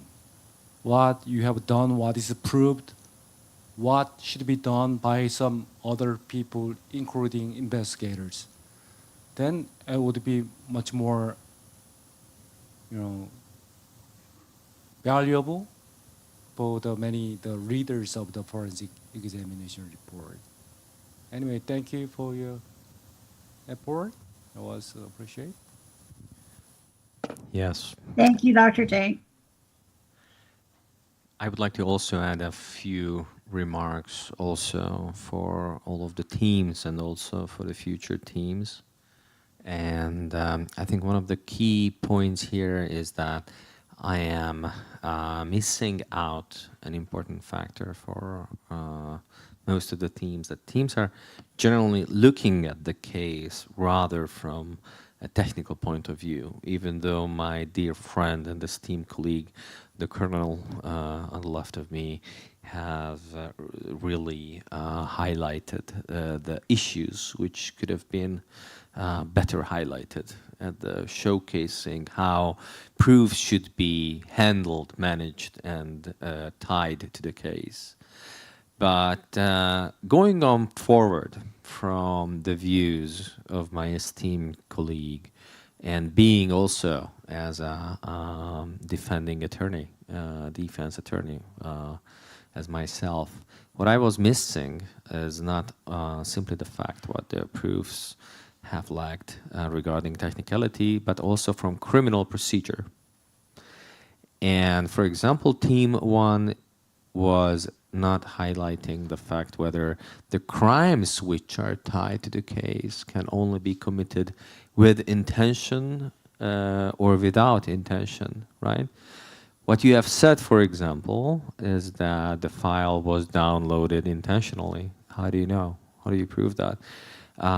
It's an important thing from criminal procedure. Without that, maybe you may not even have a case which can face trial. And the prosecutors would say, thank you, but how do you prove that? With the technicalities of internet-related crimes, there are numerous cases and precedents which state that files can be inserted into any kind of a computer without the consent of the owner of the computer. Is that correct? So that can truly happen. That can truly happen, and intention is a critical part within criminal procedure. So the conclusion and the coaching from my side is absolutely the fact that you should not simply think from the computer point of view, but also from criminal procedure point of view. The second thing is that how do you know that the file, for example, was downloaded from the dark web or from the internet? None of the teams highlighted that point because the file could have been placed on the computer, for example, via a USB stick, right? Or an SD stick. Nobody was talking about that one. And obviously, the data can be found on the computer, whether the file was placed, for example, from hardware or from online sources. Am I correct, Cornel? And the third point of view was also related to my dear friend, the Colonel, and it is based on his statements, but from the point of criminal procedure, where I feel rather at home, is that practically, how did you check that the Banksy image file, the red, was not, for example, a trap, and whether it was not, for example, initiating any kind of a malicious code, right, which could have deleted the whole computer. So if you look at not simply, for example, the American practice or the European practice, etc., but we look at major criminal cases, just when the person who was managing one of the largest dark web marketplaces, his catch was practically due to a major problem that the investigators had to secure that no malicious code or no self-wiping code would be initiated when he's being caught by, for example, a fire button on the computer or pouring any kind of an acid, for example, from a hardware perspective on the hard drive of the computer. So it is not simply about what the Colonel was highlighting, that the data should be separated absolutely from the main computer, right? But before you secure the data, you should also think of the fact whether there is any kind of a trap for self-defense of a defendant who is using any kind of a computer technology. And I was missing that. You should protect the whole procedure itself if you're on the side where the Jedis belong and you want to fight for the light side. Because if you fight for the right of the light side, you need to think with the intentions of the dark side. Thank you very much. Well, I just want to say, oh, sorry, Dr. Go ahead. I was to say, congratulations. They are white hat hackers for all of you did. You report very well. You did a lot of really, really interesting procedures to collecting digital evidence. Sometimes that is like intelligence procedures. Sometimes that is criminal investigation procedures. Please take into account the good practices, the international practices. How many hashes do we need? How do you preserve the online digital evidence on websites? How do we handle download Google Drive or OneDrive, all of the cloud? We know that now everything is on the cloud.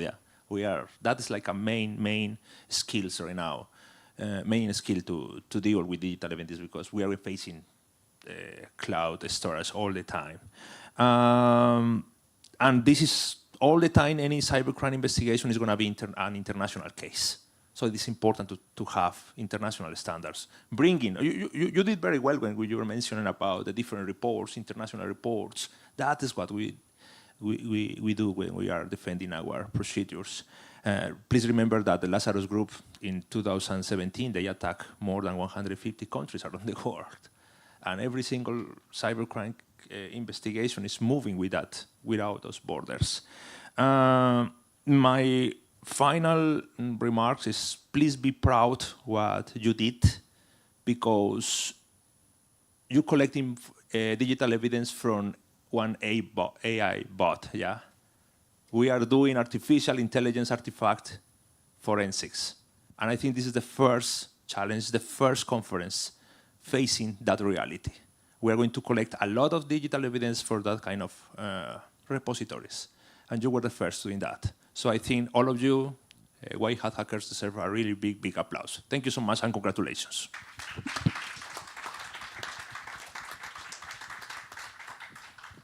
Thank you again to our esteemed panel of judges. Thank you to all the competitors who are part of the Cyber Crime Investigation Challenge. And congratulations again to our top 3 teams. I will now turn it back over to the Master of Ceremonies. Thank you. Thank you so much. That was very informative, and actually, it's kind of scary how much can happen in the cyber world. Well, thank you for the 3 teams. You guys did great, very impressive. I'm assuming English is not your first language, and yet you speak it beautifully. So congratulations, and thank you for actually having the presence to do this. I don't know, even as a master of ceremony, I get pretty nervous when I'm on stage, and then you guys are natural, so congratulations. And thank you, Dr. Zhang, thank you, Colonel Toro, and thank you, Dr. Jinich, for being the judges. I know you don't have an easy task, but somebody's got to do the dirty job, so you 3 have the task. Thank you, Dr. Laprade. I don't know if you're still there, but any final comments before we part? I guess she signed off already. I'm here. No, you're there, yeah. Yeah, I just want to say again, congratulations to all the teams. I love doing this every year. So many of the investigations kind of forget the trial portion of it and trying to translate it into something that will actually get a conviction and hold offenders accountable. So I think this is so important, and I really congratulate all of you, and I really appreciate the White Hat Conference for including this in the competition. So excellent job, everyone. Thank you very much.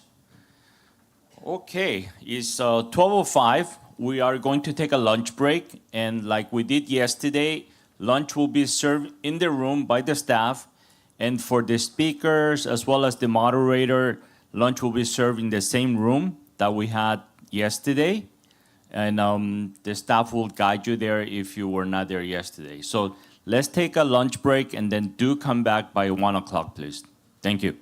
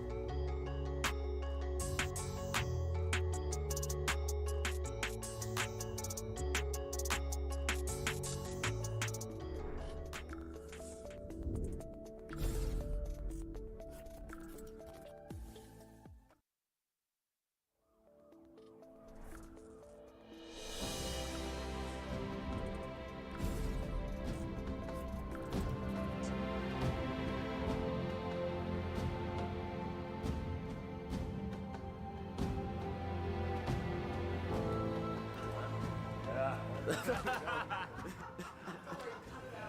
Justin, you did a great job, I do believe, today. So why don't you introduce by yourself? All right, so my name is Justin Bauer. I am a senior at the University of Scranton. I am a criminal justice major, and I am from New York. My name is Lee Jong-min from Team Chung-Ang University, and we are studying industrial securities in Chung-Ang University. My name is Brigida Sarcona. I'm a junior at the University of Scranton. I'm a justice major with a minor in Italian.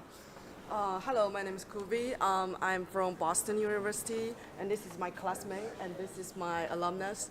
And I graduated from Dr. Choi's CIC program. My name is Vimar Wicker. I'm a sophomore at the University of Scranton. I'm studying cybercrime.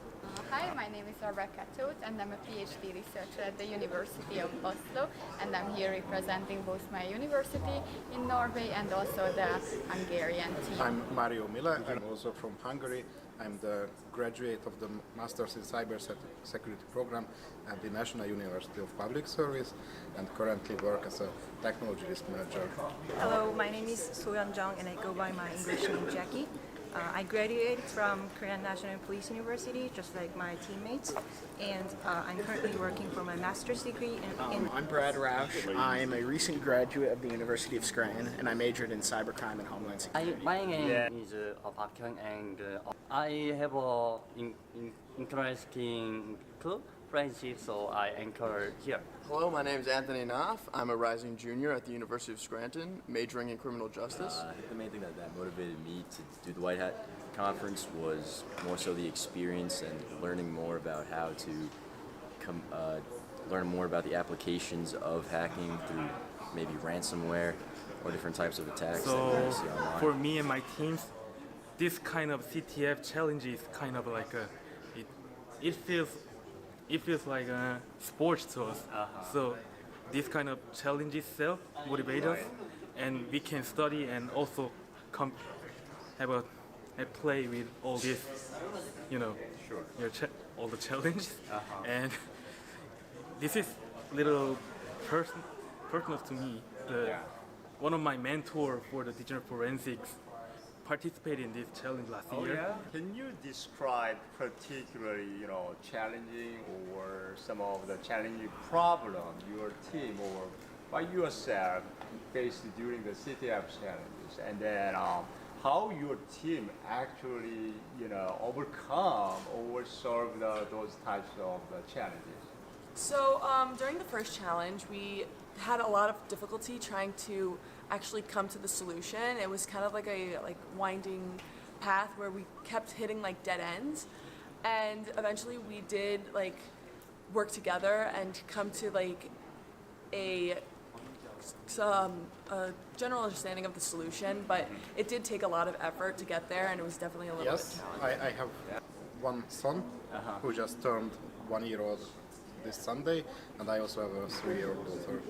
They are supporting me from home. Nice. What new skills or knowledge have you gained from participating in these CTF challenges? Well, especially the stage 2 CTF covers all around the topics of from forensics, reversing, cryptos, and so on. You think participating in these CTF challenges will benefit or help you your careers in the cybercrime investigation or cybersecurity field? I think a couple of ways. Mainly, it shows me how much I just don't know, because a lot of it is I think I know a bit going in, and then the question will twist it in some way where I think I know, it's going to be stenography or it's going to be some sort of forensics. There's some twist to it that makes me learn a new aspect of it that will let me get a larger, more complete understanding of it. Yeah, I think the best advice that I could give is to be resilient, because I think starting off, it's a monumental task, and it's very intimidating, and I think that a lot of people will lose their cool and get stressed and give up. But as long as you keep pushing at it and keep just chipping away little by little, you'll actually be surprised at how far you can end up going with it, and how well you can actually be doing it. Oh, wow. Spectator and assistant in the 2024 White Hat Conference hosted by the National Korean Police University. by the also hosted by the Boston University, was an enriching and fascinating experience for me. Collaborating with different members in the cybersecurity field from all over the world who traveled here today was truly remarkable and just a knowledgeable experience overall. It was very interesting kind of watching everybody get to work the minute we walked through the doors and kind of frantically doing their work and stressing out a little bit because the work seemed to be pretty tough. I just wanted to ask you about, because you guys have been participating in the White Hat cybercrime competition for 4 years in the crown. So here's my question, straightforward. So what new skills or knowledge have you gained from participating in the 2024 CTF Challenge? Well, every year brought us something new that we could incorporate into our everyday life, into our cybersecurity profession.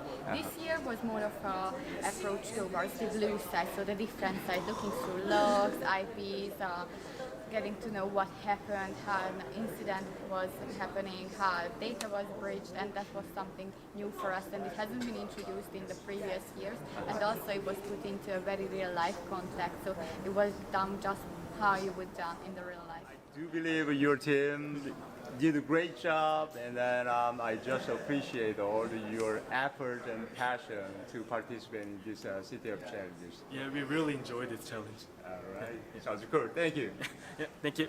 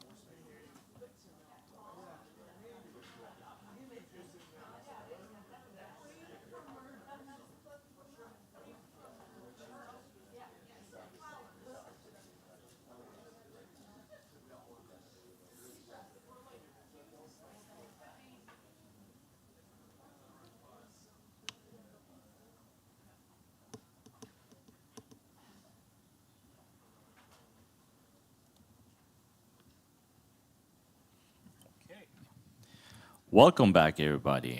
I hope you had a pleasant lunch. Did anybody check what happened with the debate? Well, I just asked if you just, were updated on it. I didn't say who you like or who you want. So, well, sorry I asked that question. Okay, let's move along. And this segment is for the cyber safety educational panel. At this time, it's my pleasure to bring to the stage Dr. Chae-Young Jung, who we had the pleasure of meeting yesterday, but I'm still going to give you a short bio. Dr. Jung is an associate professor at the College of Social Sciences at the University of Ulsan, South Korea. Dr. Jung holds a PhD degree in criminal justice at the University of Portsmouth, England. Dr. Jung, come up.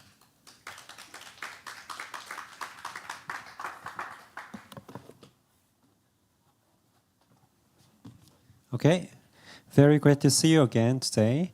And real pronunciation by the English people of Portsmouth is like a Portsmouth. So when I heard that Portsmouth first time, I thought about the Portsmouth in the US, but actually not. There's another Portsmouth in England. So this is the first session in the afternoon, which is Cyber Safety Education Panel. And I'm going to definitely introduce a speaker, Dr. Elizabeth Englander. She's a award-winning author and the founder and executive director of Massachusetts Aggression Reduction Center at Bridgewater State University. And the center delivers many programs and resources and research for the state of Massachusetts and nationwide. She's also a founding member of the Social Emotional Research Consortium. Also, she's a very kind of a famous researcher. She's a professor of psychology for almost 30 years. And she's a nationally recognized expert in the area of bullying and cyberbullying and childhood causes of aggression and abuse and children's use of technology. And she has written many books, but if I just briefly introduce her latest book, which is the 10th and most recent book, Bullying and Cyberbullying, a guide for educators and parents. That book was published in December by Harvard Educational Press. So I'm going to give a warm welcome to Dr. Englander.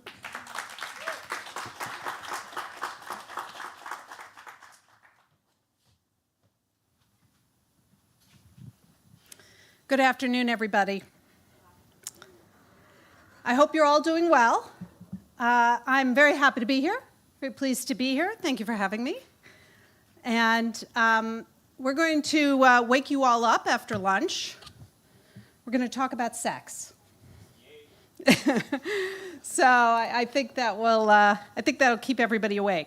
So I'm the executive director of MARC, the Massachusetts Aggression Reduction Center, and we are a center that essentially does research and program development.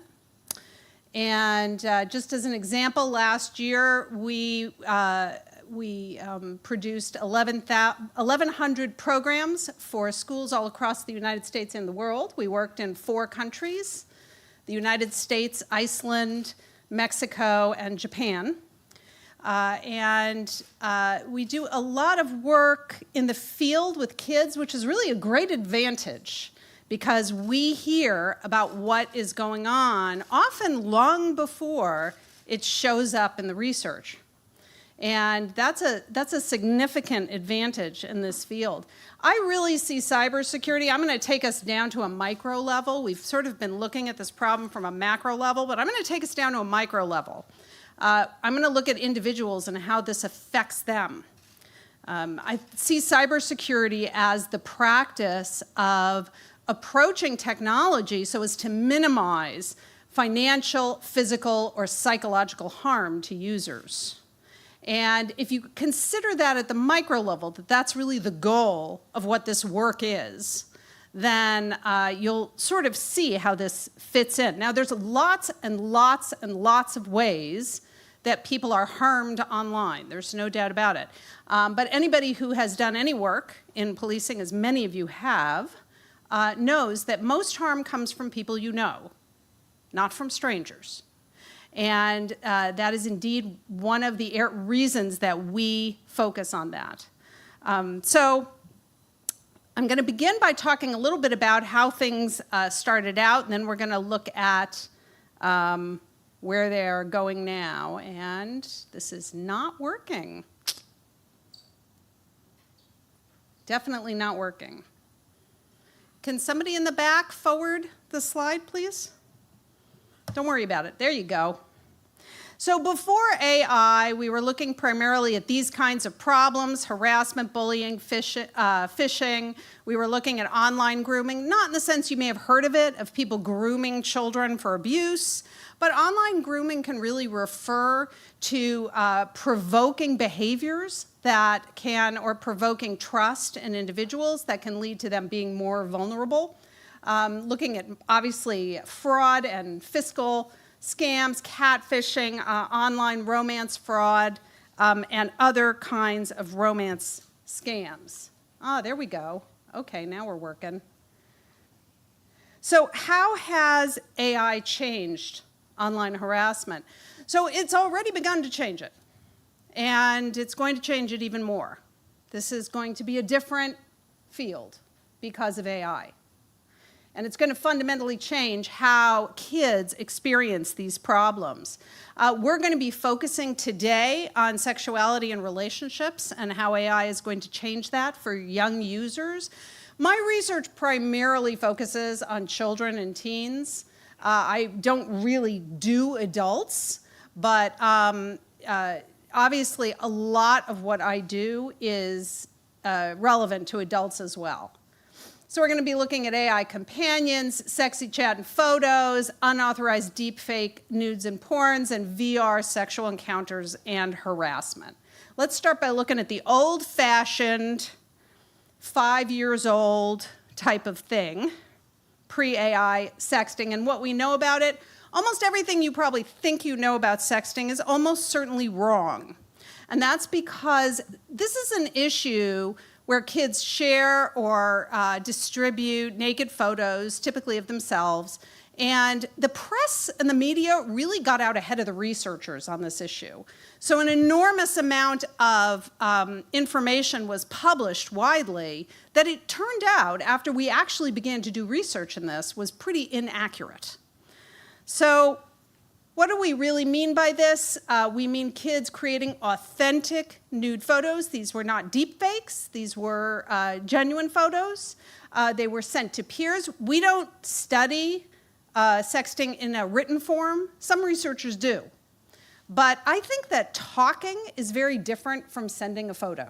I think those are fundamentally different behaviors. So that's why we don't include it. It can absolutely be a form of harassment. It's very common for kids to engage in this behavior, very common. By age 19, we pretty consistently see that over half of youth are going to send a naked photo to somebody of themselves, to some peer. So this is not a rare behavior. It's not like there's a tiny slice of deeply disturbed individuals who are sending these photos. That's not what's going on. It's a very common behavior, in fact. And it's not just kids who are depressed or, who have poor self-esteem, nothing like that. You can see that there are some differences in the percent who tend to do this by age 19. HS stands for heterosexual, so you have heterosexual females, males, LGBTQ, and gender fluid or intersex. And you can see heterosexual males are actually the least likely to send a picture. There's other things with sexting they're more likely to do, but they're least likely to actually be the ones to send a picture. Much sexting happens in dating relationships. Not all of it, but most of it. Most of it happens within a dating relationship. So the orange are the kids who are not in a relationship, the blue are the kids in a relationship, and you can see that the green now are just the kids who began dating after they sent the photo to the person. So that would be, I sent you a photo because I was interested in you, and now we're dating. That's relatively unusual. Most of the time, they're already dating, they're already in a relationship, and as we'll see, they're often sexual. Kids who date outside of a relationship are considered higher risk sexters than kids who date inside of a relationship. And you can see that when you look at the high risk sexters, sorry, this slide didn't translate very well when I sent it. When you look at the high risk sectors, you can see they were about twice as likely to report negative associations. So they were about twice as likely to report that the picture was shared or posted. They were twice as likely to say they were in a bad place psychologically when they sent the photo, or that the first sext was sent in middle school. In the field, we currently see sexting going down to about age 11. We don't see much before age 11, but and it's relatively rare then. It's really about age 12 where we begin to see it, and then age 14 and 15 where it really picks up some steam. It is associated with other kinds of sexual activity. So it's much more likely that if you're sexually active that you're going to start sending nude photos around. That's about twice as common as those who are not sexually active. And what we find is that different kids feel really different about what they like about sexting. So female heterosexual sexters really like feeling attractive. That's what they really like. They like it when people find them beautiful or desirable. Heterosexual males like getting a picture in return. That's what they really like. And the kids who are non-conforming sexters are kind of in the middle. They're kind of in the middle. So what happens when you send an authentic photo? Sometimes bad things happen, but more often good things happen, or it's a mixed bag. Now, media reports have only focused on negative things. So you see media reports about kids who commit suicide or kids who have these kinds of problems. But actually, it's not something that kids often report is negative. Now, one of the things adults always ask me is, what the heck is a positive outcome from sending a nude photo? And when you ask kids this, you get this kind of answer. They say, well, sexting is safer than having sex in person. You can't get pregnant. You can't get a disease. That's true. That might change someday. It may be that someday you'll be able to get pregnant through the internet, but not yet. Not yet. So, it's important to understand this. Most of the outcomes that are common are actually the things we don't think about. So if you looked at media reports, you would see things like people losing an opportunity, people not getting into college, people losing a job, things like that.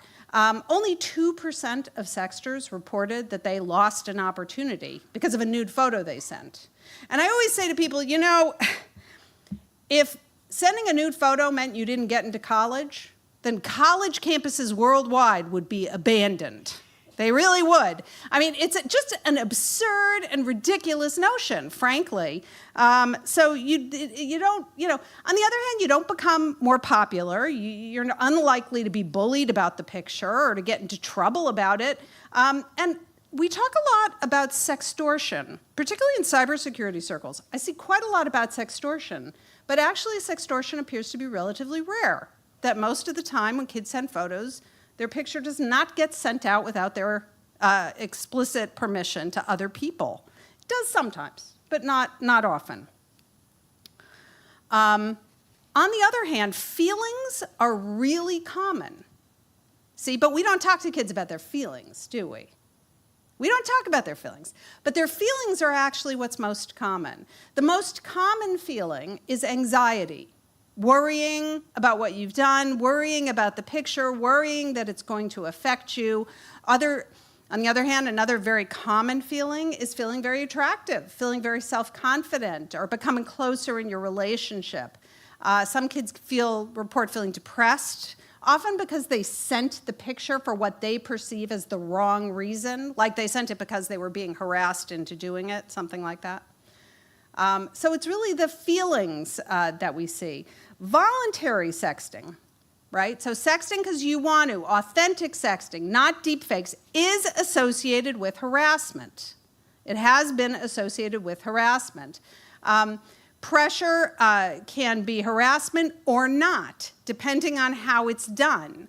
So for example, when we first started looking at pressure in kids, we assumed it was always a situation where kids were feeling harassed and negative about what was happening to them. But what we actually found is that sometimes when kids are pressured to send these photos, they actually find it kind of flattering, especially if it's done nicely or done by somebody they really like. So, you know, it's interesting. It's not always negative. Pressure can be positive, which is really the most common type. These kids see sexting as a safe alternative. I'm sorry about the slides. I think they didn't translate very well when I emailed them in. And they see it as fun and exciting. Negative pressure is where kids tend to view their own bodies more critically, and they pressure themselves. So they may feel like, for example, if I don't send this picture, this person's going to break up with me. That would be an example of negative self-pressure. You are holding a belief, you don't want to do it, but you're doing it anyway because you think there's going to be a bad outcome. And what we find is that negative pressure almost always leads to mental health problems. So kids who are sexting for these reasons don't do well. Boys particularly seem to have a hard time understanding that pressuring somebody can be sexual harassment. They seem to really struggle with this. And this was an interesting question for us. So we wanted to try to figure out why boys were having such a hard time understanding this idea. And what we found is that if you look at heterosexual males, what you see is that the pressure they experience is almost always positive. You look at the heterosexual females or the non-conforming sexters, they experience a lot of negative pressure. But the heterosexual males experience almost entirely positive pressure. So I think that's why they're struggling to empathize with others when they are pestering or pressuring other people. Another example is we asked heterosexual males who had sent a photo. There's another word for this type of photo, which I won't use because this is a conference, but I'm sure you all have heard it. And the question is, why do you send an unsolicited picture of your genitalia to somebody? And it was really unusual for them to say they were sending it because they were trying to harass somebody. That was unusual. Okay, so what about AI? What's going on with this situation? Now you kind of know the situation. I think we're going to see a major shift from consensual sharing of this kind of information and photos to non-consensual. I think that's going to be the major shift, and that shift has already started. It really began to pick up steam during the pandemic. The FBI has been measuring sextortion, and since 2022, it has gone up over 300%. So the pandemic seemed to feed into this situation, but I think in general, AI is going to. So how you manipulate photos, first of all, obviously old photos can be enhanced to look new. So you could take a photo of somebody's mother they had taken back in 1975, and you could make it look like they had just taken it. Fairly easy to do this. Now, of course, you could always do this, but the point about AI, as we all know, is that it makes these tools accessible to people without sophisticated skills. Second is you can obviously copy. Now, again, you could always copy things. Copying has always been around. It just makes it a lot easier. Third, faces and bodies can be swapped and changed. Again, it's not that you couldn't do that before, but now you can do it in a way that most people don't detect it. And there certainly are AI detectors. In fact, another researcher in my field, Samir Hinduja, he just published this morning that AI is using detectors to pick up on deep fakes, which is true. But the problem is that most of the time when these deep fakes happen between kids, they don't take the photo to their parents or to the school principal and say, could you tell me if this is a deep fake? These don't go reported. So it's very uncertain whether that kind of thing is going to be helpful. Changing how a face looks, that's the individual's original face. And you see, it's very simple to change it to look like somebody else. And really virtually undetectable by most people. Changing bodies. This was a case of the Australian, a minister in Australia. The picture on the right was the original photo.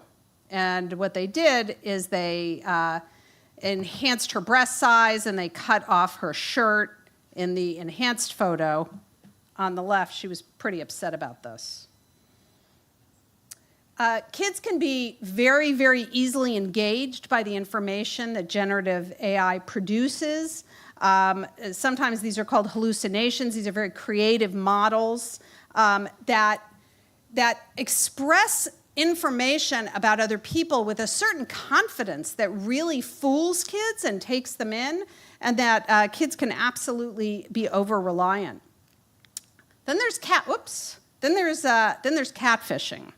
and AI making catfishing much, much easier. So creating fake photos, videos, audios. This is deep fake photos and videos, things like voice cloning, which has been primarily focused on as a fiscal threat. So like stories where people call, a voice calls an older person and says, I'm your grandson, and I just got in a car accident, and you have to send me $3,000, or the police aren't going to let me go. It's been seen as a fiscal threat, but this can absolutely be used to harass individuals. Absolutely be used to harass individuals. Kids have already asked me in the field how to do this so that they can generate voices that will do things like break up with somebody, or if they're mad at their friend, they generate something based on their friend's voice and have that voice have the voice clone break up with the boyfriend, and that's how they get revenge on somebody that they're mad on. This is they're very interested in this. Then there's tools like OpenAI Sora. I don't know if any of you have heard of this. So this is a generative AI tool where you can generate a photo based on any kind of description. So this is one I did right before this conference. You could see I just put in the prompt, which is up there. Here, it's up here, and you probably can't read it back there. But what I wrote was, I want to see a photo of a pretty young woman walking down the street, waving hi to the camera, and you could see what Sora developed. Now, it would be very easy to say that this was a genuine photo, but it wasn't. Girls are not the only victims. It's very important to remember this. Catfishing, blackmail around nude pictures. The Brookings Institute's looked at this before the pandemic. they found then that 91% of AI-generated problems involved catfishing. The catfishing was the most common use for AI harassment. And that 27% involved male underage victims. Now, 27% might sound like a small minority, but it's not.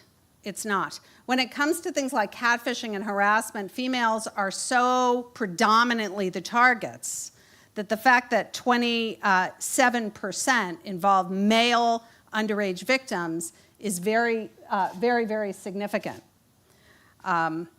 Very significant. Digital violence, AI can obviously transform neutral pics into nudity and porn.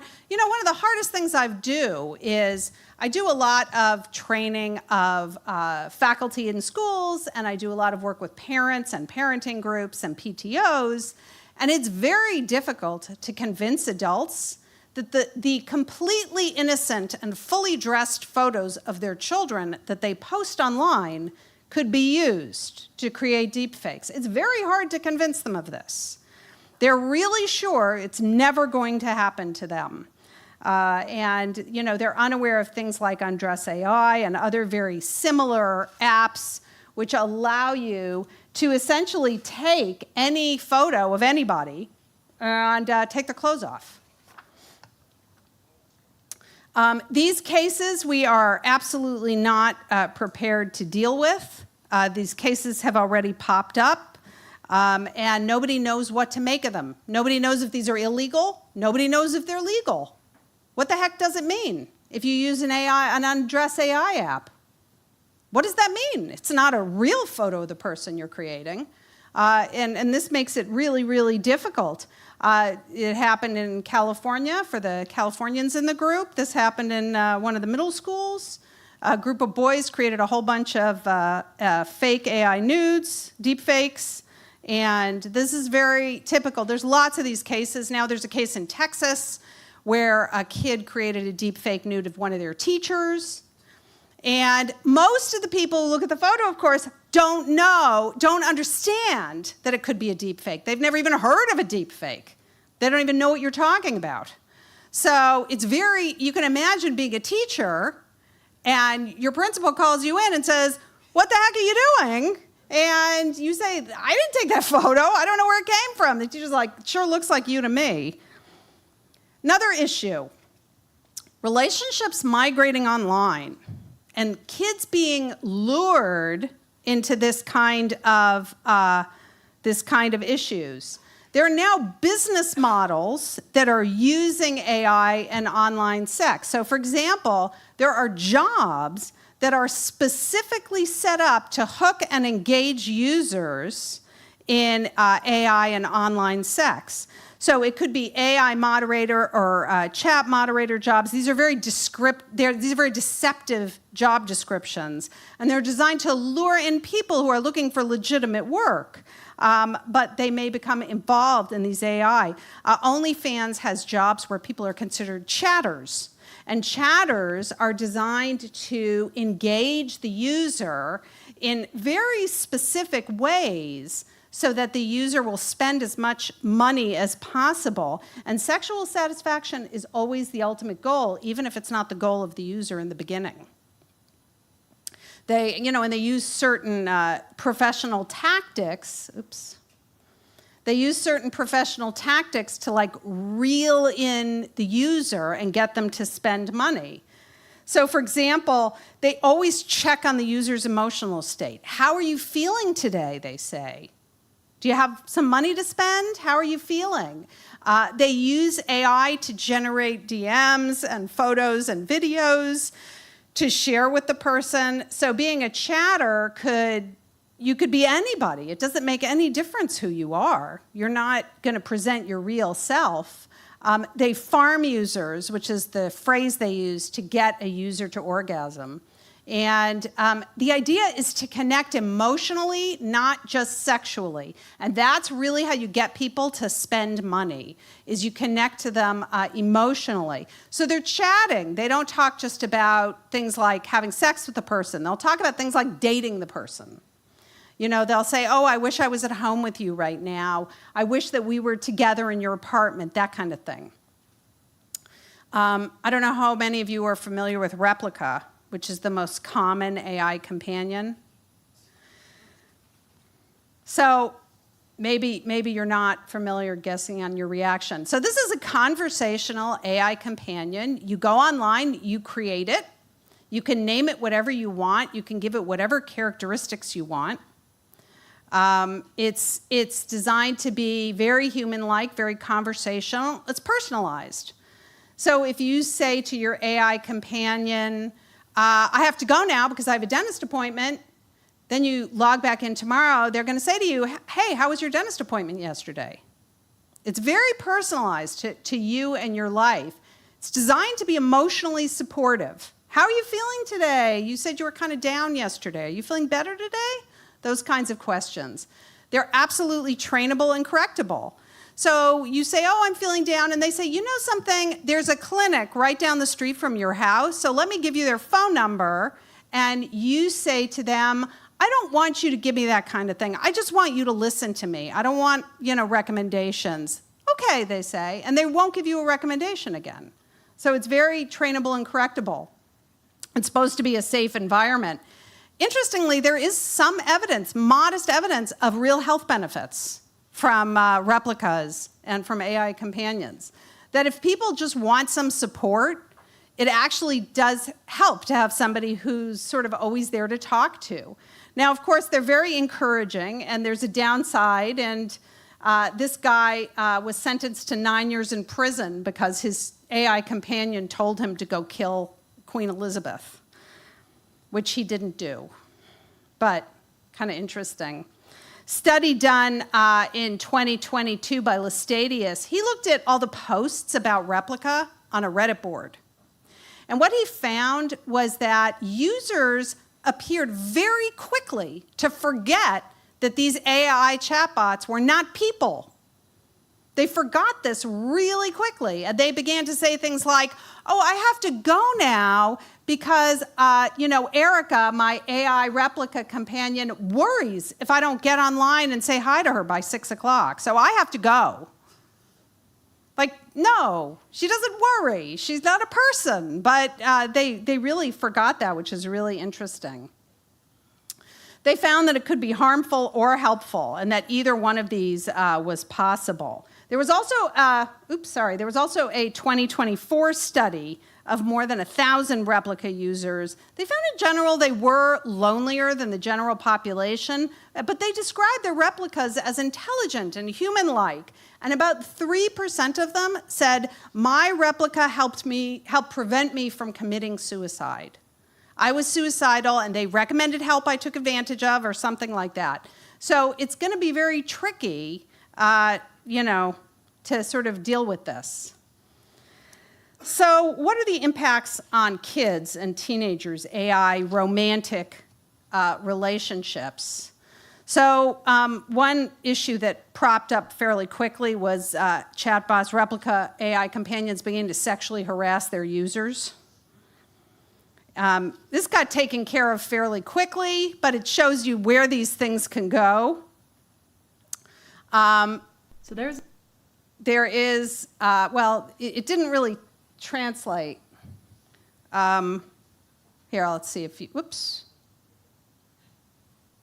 So there's an AI chatbot that has started sexually harassing its users. If you haven't heard about Replica, it's a chatbot that was launched about 5 years ago. Basically, it was advertised as an AI bot that could have an actual emotional connection to its users. But apparently, something's gone wrong with the algorithm. So the app works by the user firstly making an account and then choosing an avatar. Then you can choose whether you want them to be a friend or a romantic partner. So if you just want a friend, you can play for free. But if you play a pro subscription, which is about $105.99 a year, you can text, flirt, and do romantic or erotic roleplay. So most of the time, if you go to the App Store, Replica is rated pretty high. But recently, it's picked up a lot of 1-star reviews. Some are saying that it's hitting on users too aggressively and flirting too much. So one user wrote, my AI sexually harassed me.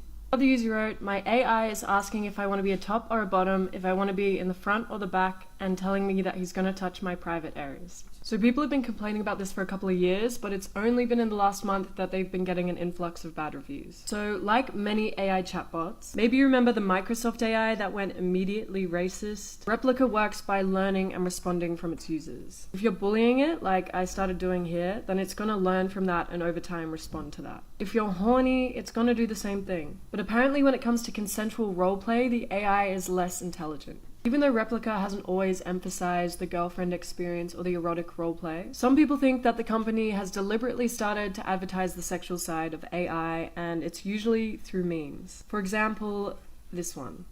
And these ones. While some people are a bit apprehensive about the sexy side of AI, other people are embracing it. We really are in the era of her. This has been a concern for quite a while. And I thought I would show you a quote from a kid about the idea of preferring a virtual girlfriend. So this person, this was a young person, and he wrote, "I wish I could date a robot or android. Nothing against women, mind you. It's that my condition of autism renders me incapable to relate to others normally. So I find myself unable to court women due to already having defective social skills. A robot girlfriend sounds far more appealing in that I can relate better with something that struggles to understand human nature." You know, one of the kids in the lab, and I never forgot this, said to me, "Hey, if you're really alone, it's better than nothing." And I thought that was pretty on target. That's probably true. But that raises other issues, which I'll talk about in a minute. 2024, they did an analysis of 11 different chatbots in the Mozilla Foundation, and they found that these were downloaded over 100 million times. The real issue with this is the security of your information. They gather enormous amounts of data, huge amounts of data, and they really push users towards sharing photographs and other valuable data. Another issue is that AI girlfriends do not help kids develop the kinds of social skills they need to find a partner in real life. Your AI girlfriend is always hot, always there, always supportive. They don't challenge you. They don't have any of their own needs. They're not cranky that day. They're not difficult that day. They're always there for you. And that's not a human being. So we asked kids, this was one of the first studies we did in AI, and it was actually a series of focus groups that we did with kids, and we said to them, do you think AI is going to replace human relationships? This was about a year ago, a little more than a year ago. And a lot of them said, I didn't even know that that existed, that you could do it. This, by the way, is very common. You think kids are smart at tech? I'm telling you, they're not smart at tech. They're not smart at tech. They often don't know things that a lot of people know if you just read media. You know, it sounds sort of creepy to me. I know some people might do this. I guess if you're lonely, it's better than nothing. That's the boy who said that. And then when we talked about kids having sex with AI chatbots, they said gross, which was sort of on target. So what's the bottom line about AI sex and companions? There's very little research that exists. The ease of these relationships probably displaces challenging relationships. It's hard to ask people out on a date. It's hard to get to know somebody. It's hard to commit to people. These things are not easy. And these kinds of relationships are much, much, much easier. It definitely seems that it can sometimes be helpful as an ever-present and sympathetic listener. And like that boy said, if you're lonely, it's better than nothing. Now, what about sexual harassment in virtual reality? Interestingly, the virtual reality gaming community has responded much more aggressively to this issue than the AI community has. So this was a Tokyo convention about 6 months ago, and the way this was a booth in this gaming convention, and the way this game worked was that the mannequin became part of the game, okay? But they had to shut the booth down. Because what happened was these teenage boys all came into this booth and started groping the mannequin. So they were like, no, you can't do that in public. Okay, so it's pretty funny, I thought. VR apps are already taking steps against unwanted touching and groping. So in a VR game, you can put up a bubble around yourself in many of the games so nobody can touch you physically, which of course leads people to think, you know, what the heck is this about? Like, why? Who cares if they touch you in a game? So many adults say, who cares? It's just a game. What does it matter? And people who do that have no fundamental understanding of what sexual harassment is. Sexual harassment does not require physical touching in order to be traumatic. It's really important to understand that. How are we going to intervene? One thing to do is focus on the advantages and the disadvantages of different technologies like AI instead of pathology. Instead of just saying to kids something like, that's really gross, don't do that, which is ineffective. You need to focus on the advantages and the disadvantages. There are some parental softwares that seek you to use AI to block this kind of thing. For example, Canopy is a program that does that. These programs, in my experience, are ineffective. If my parents put Canopy on my phone, I'll just use my friend's phone. Everybody's got a phone. Who cares? I mean, it's just so easy to circumvent these things that it's really kind of laughable to me that these kinds of things still go on. I don't think we should dismiss VR or digital experience that seem traumatic. I really don't. I think we have to be very careful in that sense. To reduce the risk of deepfake nudes, I tell kids that they should only be posting pictures of themselves in public. So if I used Undress AI in this photo, this young woman would appear to be naked standing in a mall, which would make no sense and would make it much easier for people to say, wait a minute, that photo. Now, of course, you could use one app to undress her and then another app to put her in a different room, and none of that would be difficult. But like I said, kids are not so good at tech, and so they may not, it's just another step they would have to take. Makes it a little bit harder. One of the ways that we recommend that kids avoid voice cloning with relationships and friends is to establish a safe word. So you say to your friends, if you ever leave me a voicemail, use the word peaches in the message, and I'll know it's really from you. And then voice clonings wouldn't know that. We have to talk with kids about the commercialization of nudity and sexuality. We absolutely have to do that. There was a study done in the UK that found many, many underage kids are using OnlyFans. It's very common. The kids circumvent the ID requirement laughably easily, and you know, it's just no big deal. And we have to talk to kids about reducing riskier behaviors by pointing out the risks and encouraging them to think about the relationships and to make smarter choices. Okay. I have to shut up now so we can talk. Thank you. Thank you all for coming. Thank you for your presentation, and it was the right topic just after lunch. But the thoughts and insights that she has given us is very significant. But I'm thinking the time for this slide is quite... Just one question for her. Okay, Elizabeth, I think I have very much bunch of questions, but do you think what sort of research we need to prevent this kind of AI-enhanced kind of a sexual or cyber harassment? What's your idea about that? Hold on. Sorry, I thought it was going to be on. You see that I'm very high tech. And I see no on or off button. Or you can use that mic. Sorry? Yeah. Just use it? Yeah. Ah, there it is. Okay. So let's be clear. We're not going to prevent this. The die is cast, and it's already started, and it's not going to be prevented.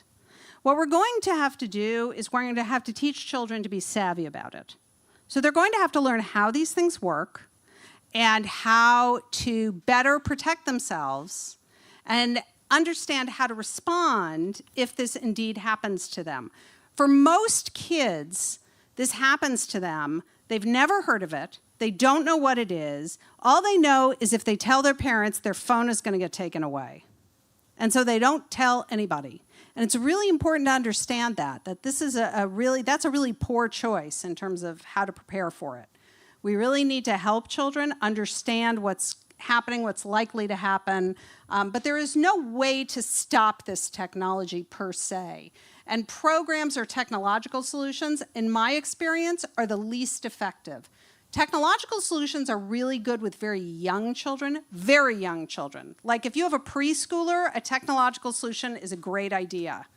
But if you're talking about a high schooler who may have a deep fake made of them, there is no technological solution that exists today that's going to help with that situation.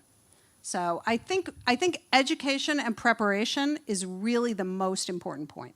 Okay. Just one more question just Sure. after her answer. I think in light of your answer, I think another question just popped up in my head. I think in that just solutions that you suggested, there may be the very kind of old narrative about education and the resources and the safeguards and guardians may be very important. But in that aspect, I think the gap between the rich and the poor, maybe, the children who are very kind of scattered on the streets, or some students who are very kind of cared by parents and by the society, will have a very different kind of consequences in terms of your kind of idea. So what do you think about that kind of the gap between the rich and the poor? I think it's uneven. So there are going to be children who are born into families of means or richer families, and they're still going to be victimized because their parents may be profoundly uneasy about talking about sexuality or technology with their children, and so they're just not going to do it. And they may send their children to schools that don't offer any education about this at all. I mean, in my experience, most schools don't offer any education about this at all. I mean, or they do it very poorly. They're very handicapped. They want to offer education with instruments that have been validated by research. Well, guess what? If we, at Mark, if we took 3 years to develop and validate a research program to educate kids, it's irrelevant by the time that research is done. So this is we have to be much more aggressive in dealing with this problem. And I don't think we can rely on the idea that wealthier children are going to have access to more information. That has not been my experience. It really is quite uneven. Sometimes wealthier children get more information, sometimes not. Sometimes children who are more working class get more information. So in the past, a lot of criminal behavior has closely followed socioeconomic lines. But this type of criminal behavior does not in that sense, which makes it more challenging because it's harder to know where to focus all your energies. Yeah, I think we need more research on that, definitely.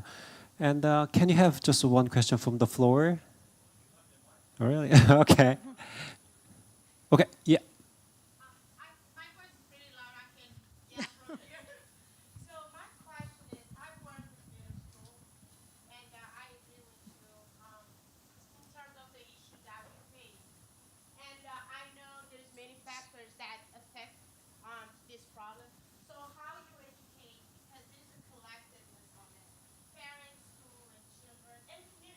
Yes. What's your recommendation for us to create that platform where we educate parents? Because when parents are educated, it's more likely they will talk to their children. That's right. At an early age. So how we create that education from home and grow with that to our children and what we do. So it's very difficult, right? Children are a captive audience. They're there in school. We can make them be educated about this. Parents are not. So I really don't have an answer like where I could say to you, if you do it this way, you'll educate all the parents in your school.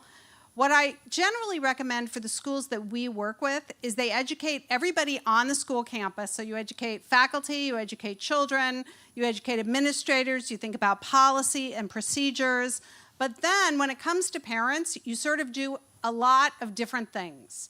So there are some parents who will read things. There are some parents who will go to an event. One thing I think the pandemic taught us is the efficacy of online events. And you know, it's difficult because you have to be really skilled at shifting your message. You have to know that to teach faculty, it's completely different from talking to parents. And you have to have somebody who can make that kind of shift. So when we get a request from a school in MARC, we always recommend to them that they do everybody in the school community. And I always say to them, listen, you're going to get a lot more out of this if everyone is on the same page. But it's very challenging to reach parents. So you sort of have to do lots of different things. You have to have things for them to send home and read, and things for them to go online and look at, and an event to go and look at, and unfortunately, there's no magic bullet. I wish there was. But you're right. You're completely right. You're completely right. That's how to reach the kids, is to get their parents on board. Yeah. Yeah, because I cannot ignore the gentleman back there who just raised the hands before. I think you had another question. Yes, yes.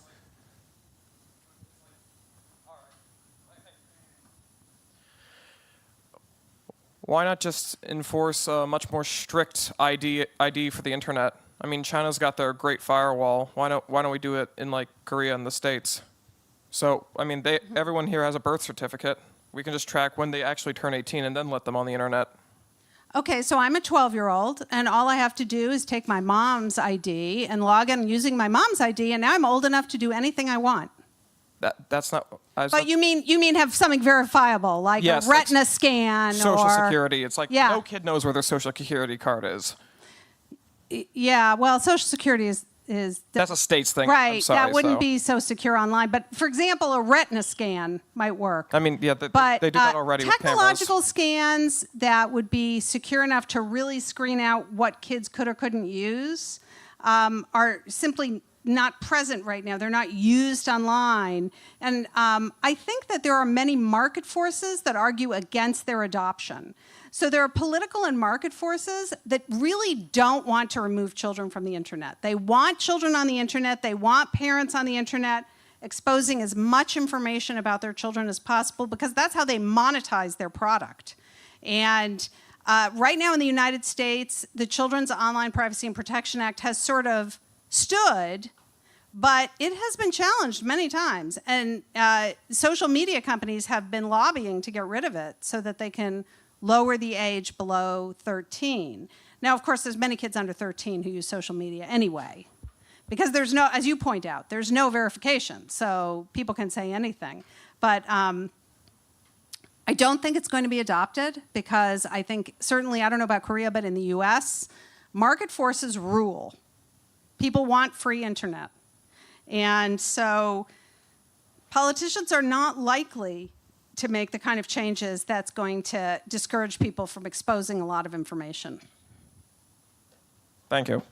Okay, it's time to wrap up this session. I appreciate your presentation. Thanks. Thank you all very much. Thank you, Dr. Chung. Thank you, Dr. Englander. Definitely a very engaging subject. We could probably have a whole conference on this subject, and you kept going. Are we taking a break? Yes, okay. Let's take a 10-minute break and then come back. Oh, they prepare coffee on the left side. So go grab your coffee and do come back in 10 minutes.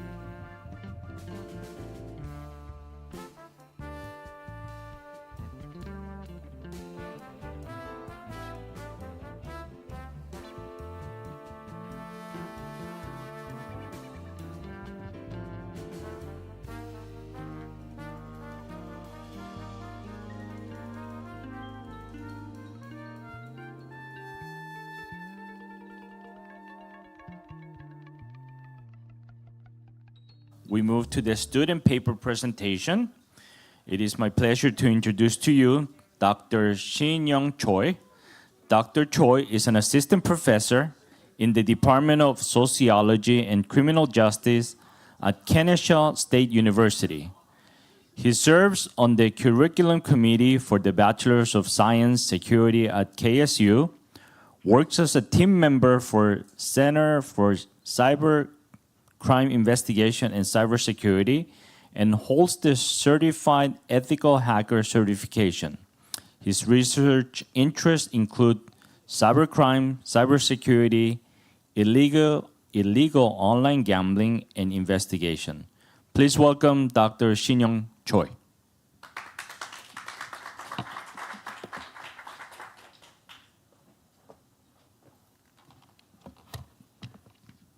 Hello everyone, thanks for joining our session today. My name is Shin-Young Choi, and it is my pleasure to moderate the 2024 YTES Student Paper Competition. In this session, we have outstanding student presenters who are ready to share their insightful research on the latest challenges in cybercrime defense.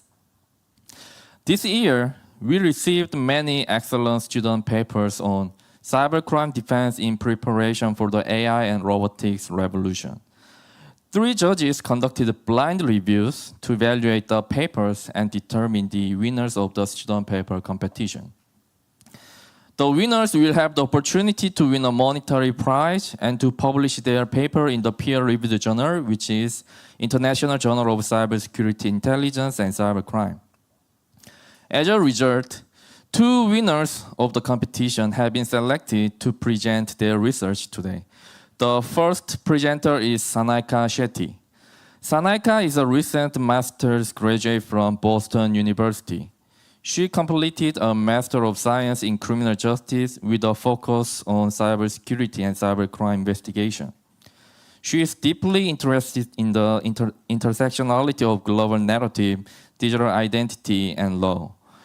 Driven by this passion, she plans to pursue law school to further explore and contribute to this evolving field. And next, our second presenter is Yashina Pravin. Yashina is currently pursuing a master's in computer science with a concentration in cybersecurity from Boston University. She holds a master's degree in criminal justice with a concentration in cybercrime investigation and cybersecurity, and a Bachelor of Engineering degree in biotechnology with a minor in computer science from PES College of Engineering in India. She has done research in cyber victimization in the healthcare industry using routine activities theory and presented her findings at the American Society of Criminology conference. Other areas of research include neuroimaging, where she analyzed neuroimaging datasets to identify attributes for screening patients with suicidal ideation using the VGG16 machine learning model. Yashina is the winner of Anticut College CTF Challenge 2023 and Northeast Regional winner of NCAE Cyber Games 2024.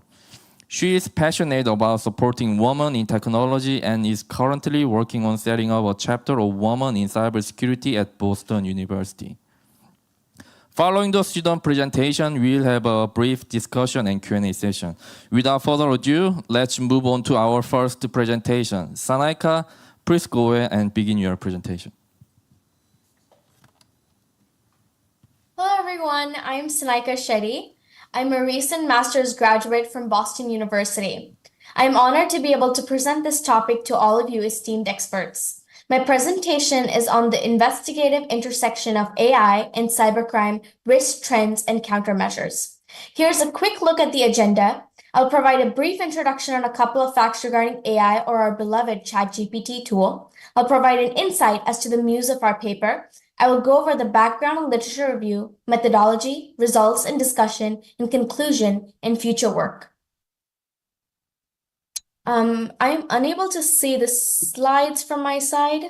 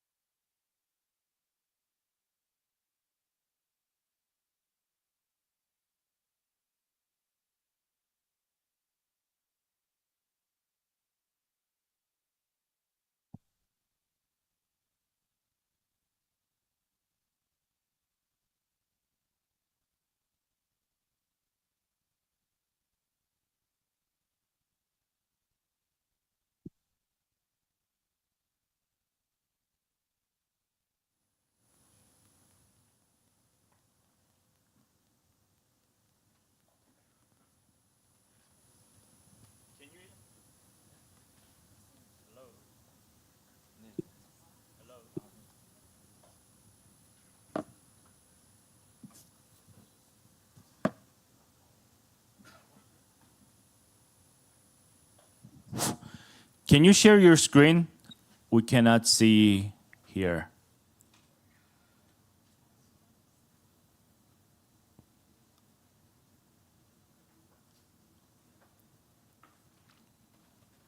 Are you there?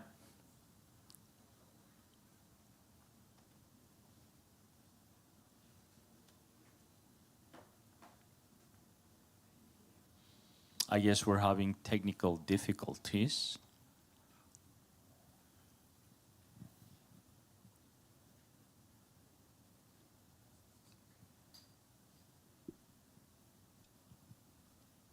Okay, are you able to see me? I was just facing difficulties. Oh, can you share your screen? We can hear you now. And try to share your screen. Okay, it says my video and my audio is on. We do not see your video. Your slides. Yeah. We can see you, but we don't see the slides. Okay.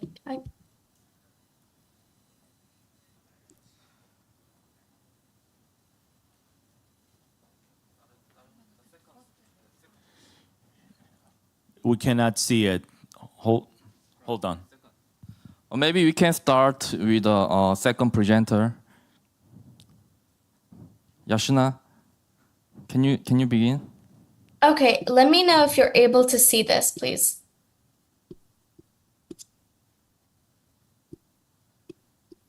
Is that visible?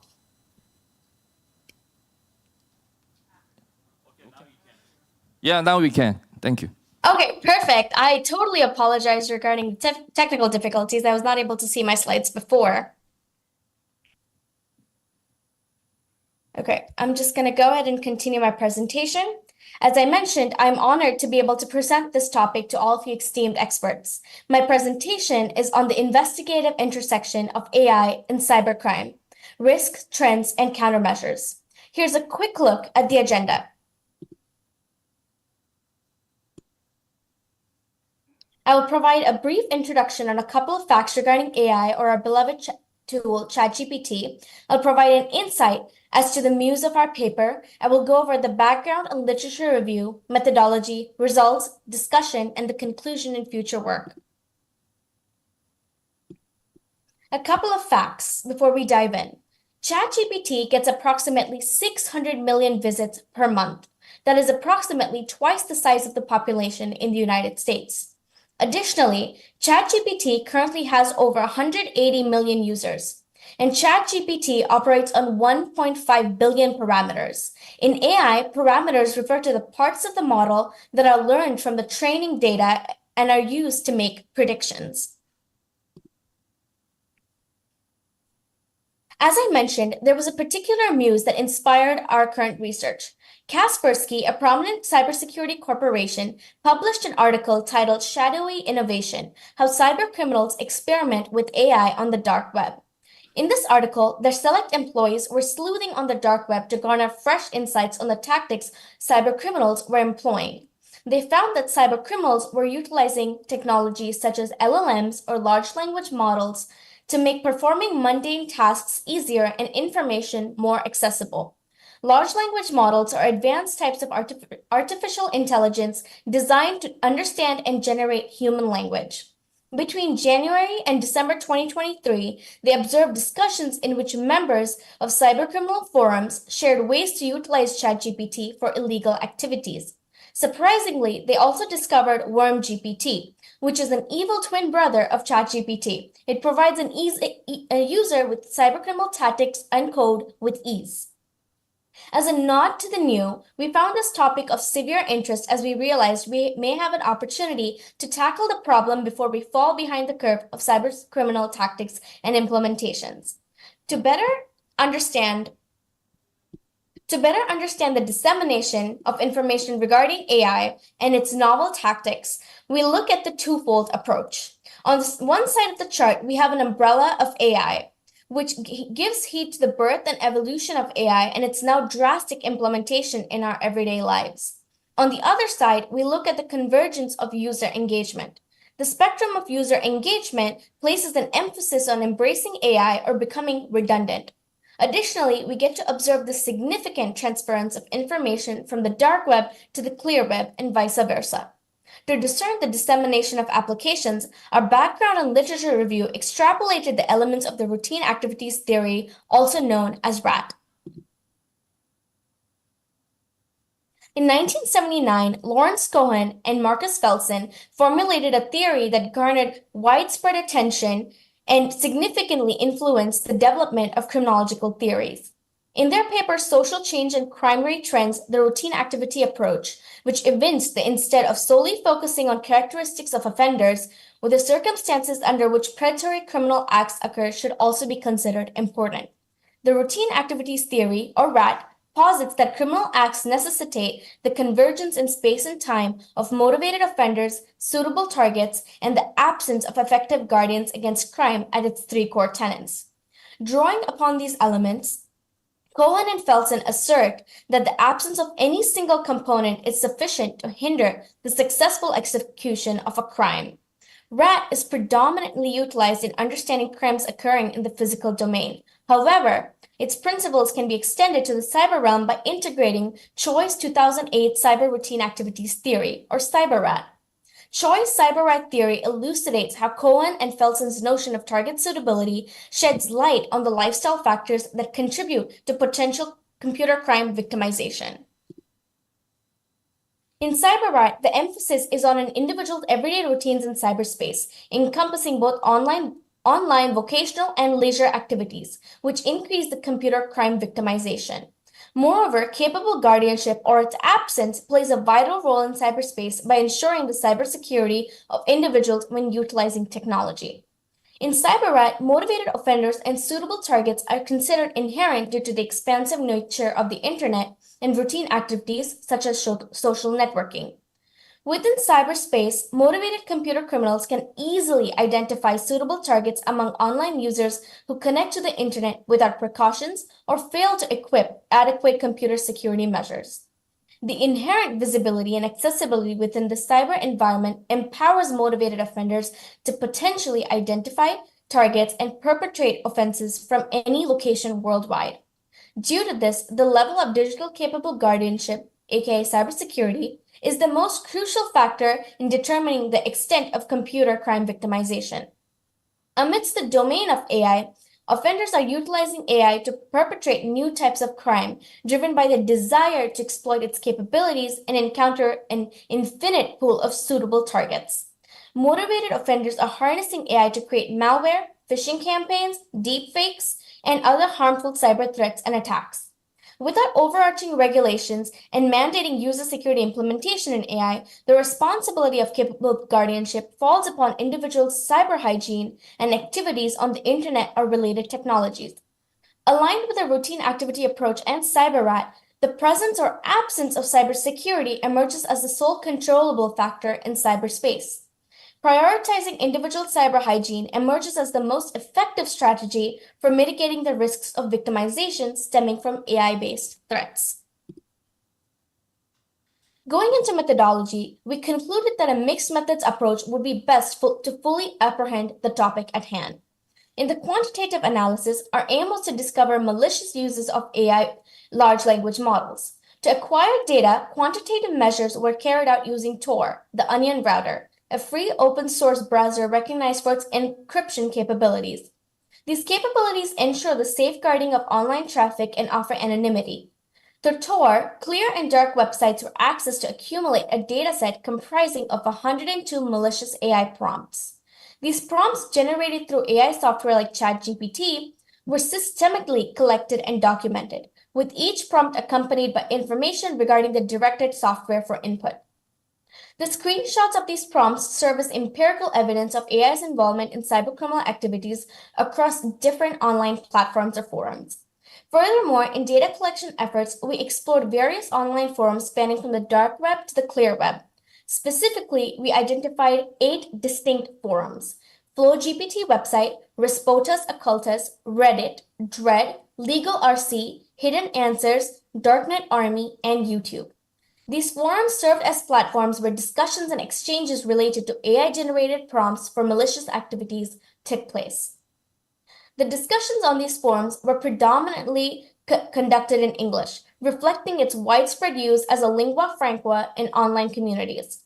However, our data also indicated the presence of Russian and Portuguese as language within these discussions, highlighting the diverse linguistic landscape of the online forums where AI-generated prompts for malicious activities are exchanged and discussed.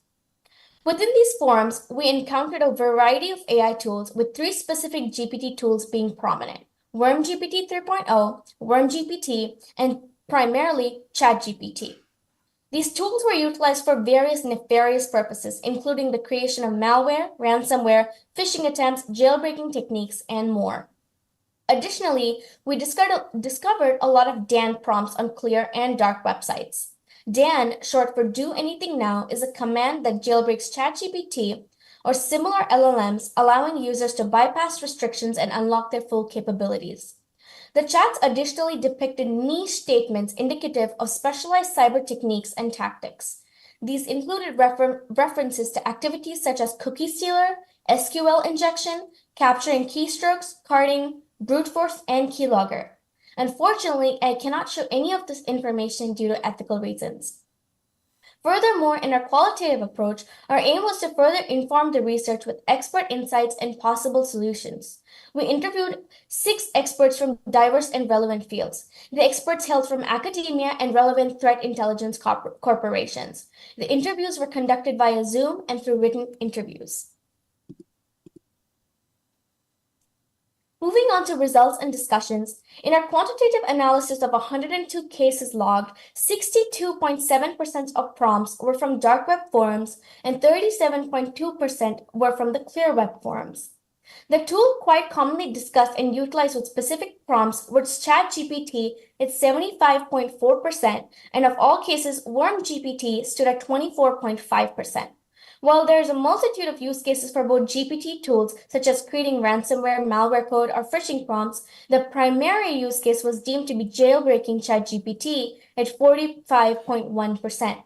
Many users aim to jailbreak ChatGPT due to its large applicability and parameters in providing useful information regarding establishing exploits and other cybercriminal tactics.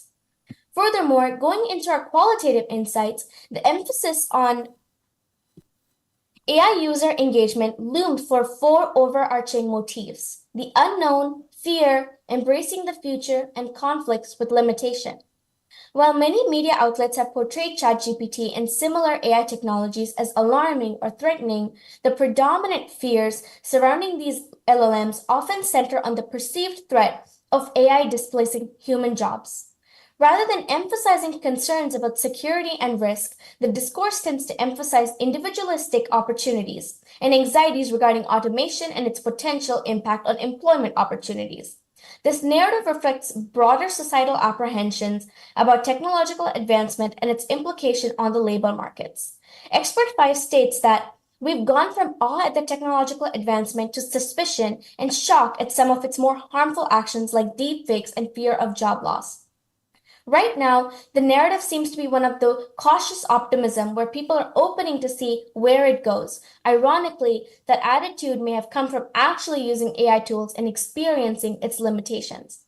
This shift emphasizes a broader societal unease about the impact of AI on jobs, interpersonal relationships, and even personal identity. The ethical consideration that once dominated discussions about AI have taken a backseat to concerns about economic disruption and the potential erosion of human relevance in an increasingly automated world. Expert 1 states that from personalized recommendations to automated decision-making processes, AI algorithms influence our choices and behaviors in subtle yet profound ways, raising questions about autonomy and control in our digital lives. Furthermore, the emergence of terms like FOBO or fear of obsolescence, which encapsulates the fear of AI rendering humans obsolete, sheds light on profound anxiety on AI's rapid integration into society.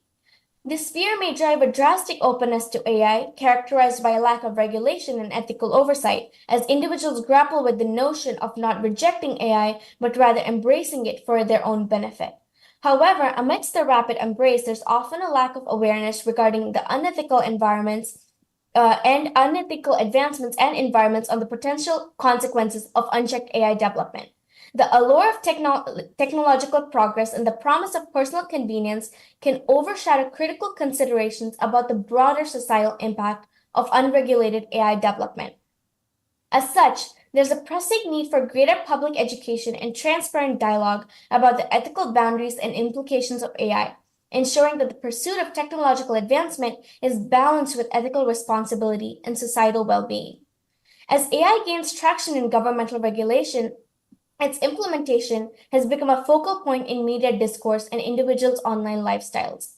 The absence of robust guardianship in the realm of the internet and AI has generated its own sets of pros and cons.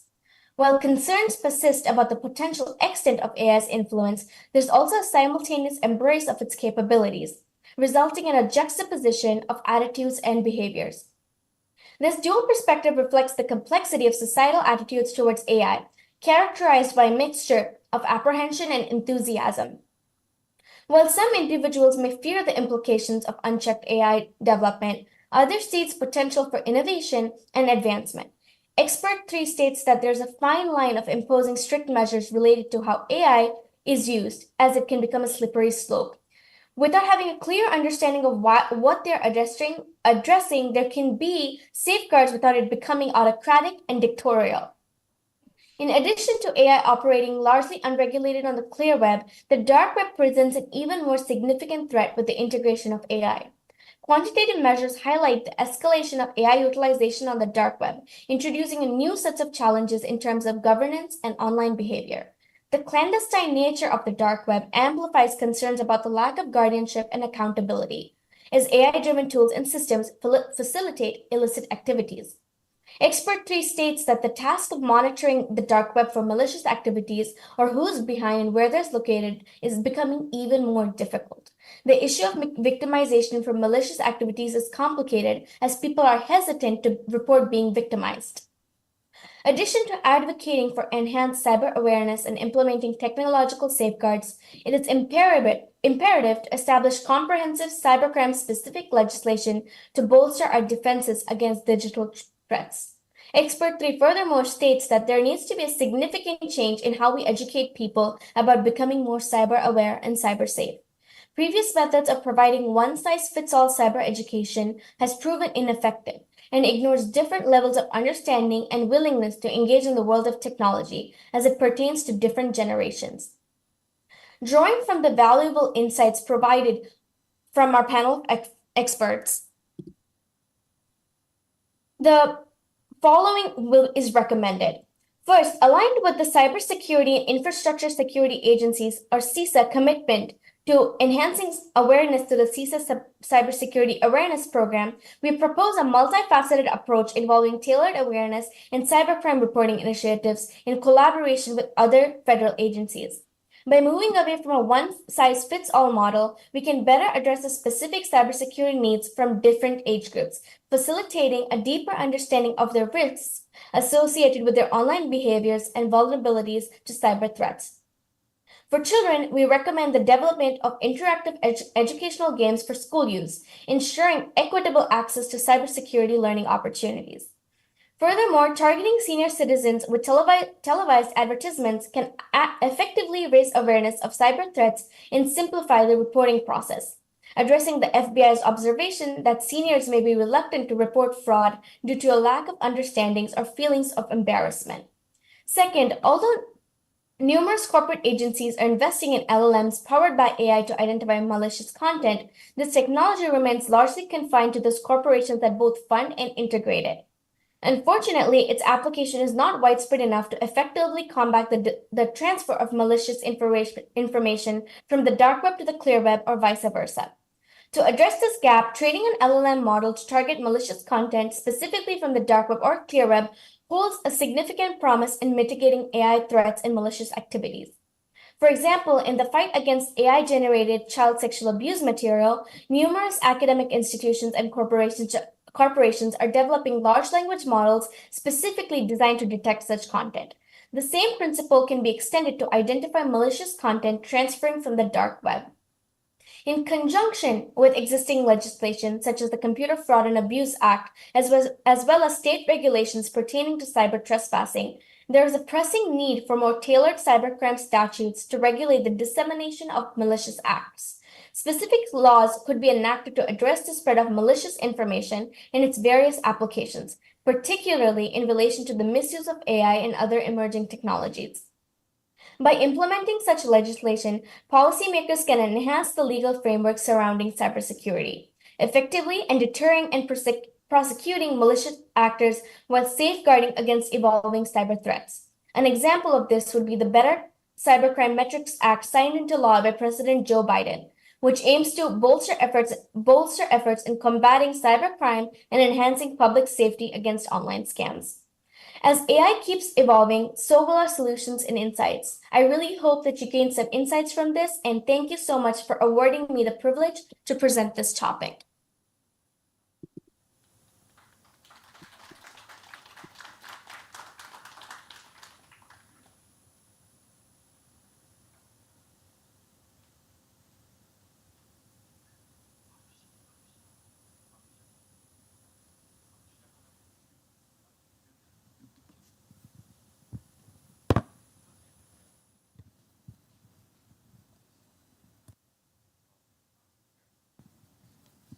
Yashina, you're next.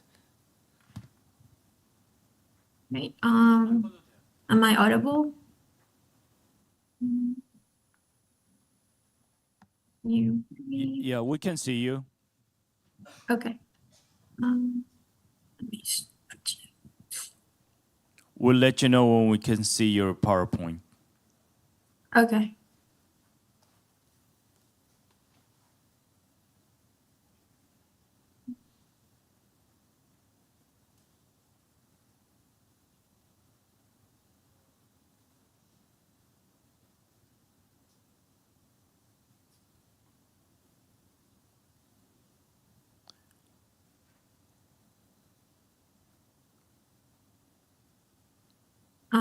Can I start? Not yet. We don't see Okay. your PowerPoint yet. Okay.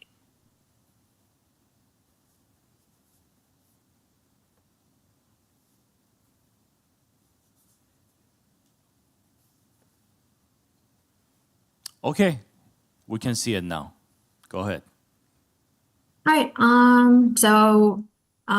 Hello everyone. First and foremost, I want to thank you all for attending today's presentation. I'm Yashna, and I'm deeply passionate about cybersecurity in the healthcare sector, and I intend to pursue a PhD to further explore this field. Today, I will be discussing the critical issue of cyber victimization in the healthcare industry. So, if your smart refrigerator can track your dietary habits and your smartwatch knows when you're stressed, imagine what cyber attackers could deduce from your medical devices and healthcare history. The healthcare industry is a prime target of cybercrime, and it is important to analyze this issue and understand the motivations of offenders, the characteristics of the targets, and the device mechanisms to create barriers to minimize instances of cybercrime in this industry. Incidentally, over 74 healthcare institutions in South Korea were impacted by cyber attacks in the last 3 years. So a lot of us here, we are gathered because we're passionate about criminology, passionate about delivering justice to those who have been accused. The Innocence Project is great, exonerating individuals who have been wrongly convicted through the use of DNA testing and preventing future injustice. Like, isn't that awesome? But DNA is great, but what if I told you that DNA isn't all that infallible? Researchers at Yale and PAN-GYO universities conducted a proof of concept experiment where they obfuscated DNA encoding a toxic peptide, and it was not detected by the software implementing the screening guidelines. So the order was moved to the production, and had the IGSC, which is the International Gene Synthesis Consortium, not been notified, we could be creating legitimate synthetic DNA with toxic coding strands on the inside, and there would be nothing that can stop it. So with this, I hope to get the point across that cyber attacks in the healthcare industry are very important, because cyber attacks can lead to death. Like one example is the 2020 ransomware attack on the hospital in Dusseldorf, Germany. The attack forced the hospital to close its emergency department, and the patient died in the ambulance while being rerouted to another hospital. Another example is the 2020 death of a newborn in Alabama, another hospital. The mother sued the hospital, alleging that the doctor failed to carry out critical pre-birth testing due to the cyber attacks on the hospital, which meant that the baby was born with the cord around its neck and slight brain damage. So yeah, apart from the financial cost, cyber attacks impact patient care in terms of poor patient outcomes, increased surgical complications, higher patient mortality rates, and due to the delays and disruptions like pacemakers, drug infusion pumps, and insulin pumps, devices that help keep people alive. So you can't issue them like a new credit card. You can't tell them to change their password. This isn't something like that. You can really, people get hurt, people get killed. So this is a very crucial aspect. And so my study, we focus on who were attacked, why they were attacked, whom they attack, and I aim to propose advanced cybersecurity measures and advocate for robust regulations. To address the potential for actual malicious destruction, misuse, and exploitation of valuable information processes. That's what cyber biosecurity is about. So when you talk about manipulation of AI algorithms, if you can see it on the image, it's about like serious consequences in the healthcare decision making. And then there's unauthorized access to this data could jeopardize patient privacy and treatment effectiveness. Intellectual property theft can hinder progress in medical research. Unauthorized access to epidemiological data could compromise public health strategies. So those are just some examples of how cyber attacks could lead to problems. And now talking about cyber RAT theory, suitable targets here is the healthcare industry itself, cybersecurity. It includes valuable patient data such as electronic health records, intellectual property, in terms of patient records and data that could be sold in the dark web or used to obtain prescription drugs. And then there's inertia, which is in terms of large volume of medical cases, making the hospital slow at adopting newer technology and using outdated legacy infrastructure for vulnerabilities. Accessibility over here, by this we mean in terms of medical staff using remote medical devices and sharing information, which increases the attack surface.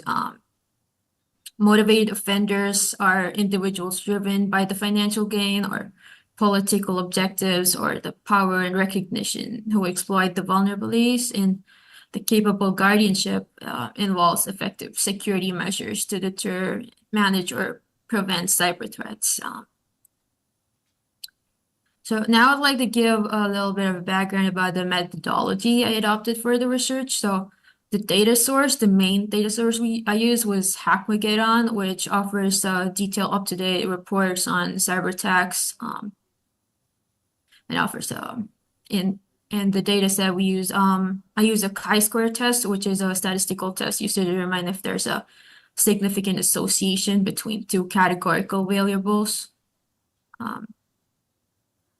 That's that. And the variables, so my analysis centered around independent variables target like the hospital, biotechnology, or and the motives like financial gain or activism, and then the attack vectors like phishing, account takeover, and if it was state-sponsored or not, and if it was state-sponsored, about which country was, like China, Russia, and others.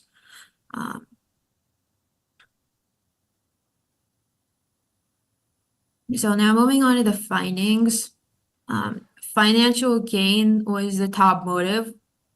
So financial gain motives include like ransom demands, stealing stolen information, corporate espionage, and here we have cyber war, which the motives encompass like breaches against defense and diplomatic agencies, spreading false information about wars, influencing elections, stuff like that. So that's it. Yeah. And moving on to targets. So hospitals and healthcare institutions are 76.1%, for to be the primary target among the set of organizations that was part of this study.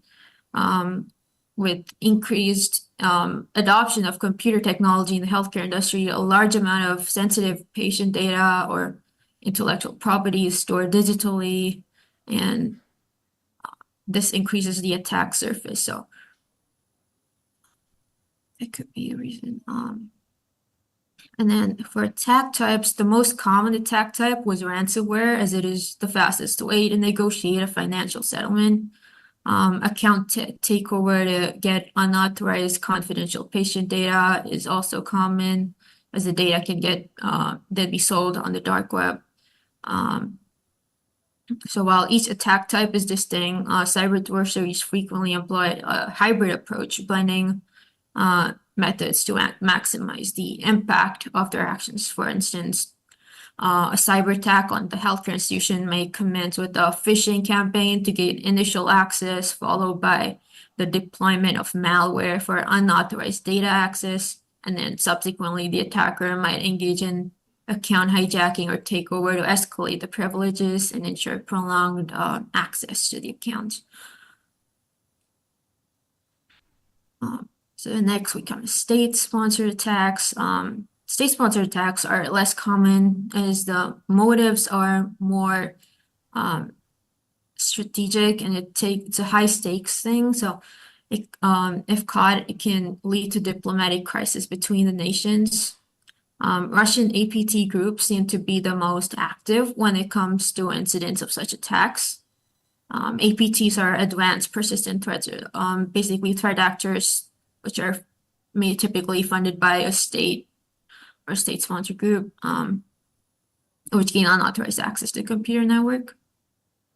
And then, the findings, financial gain is the top motive, and ransomware and phishing are the most common attack methods.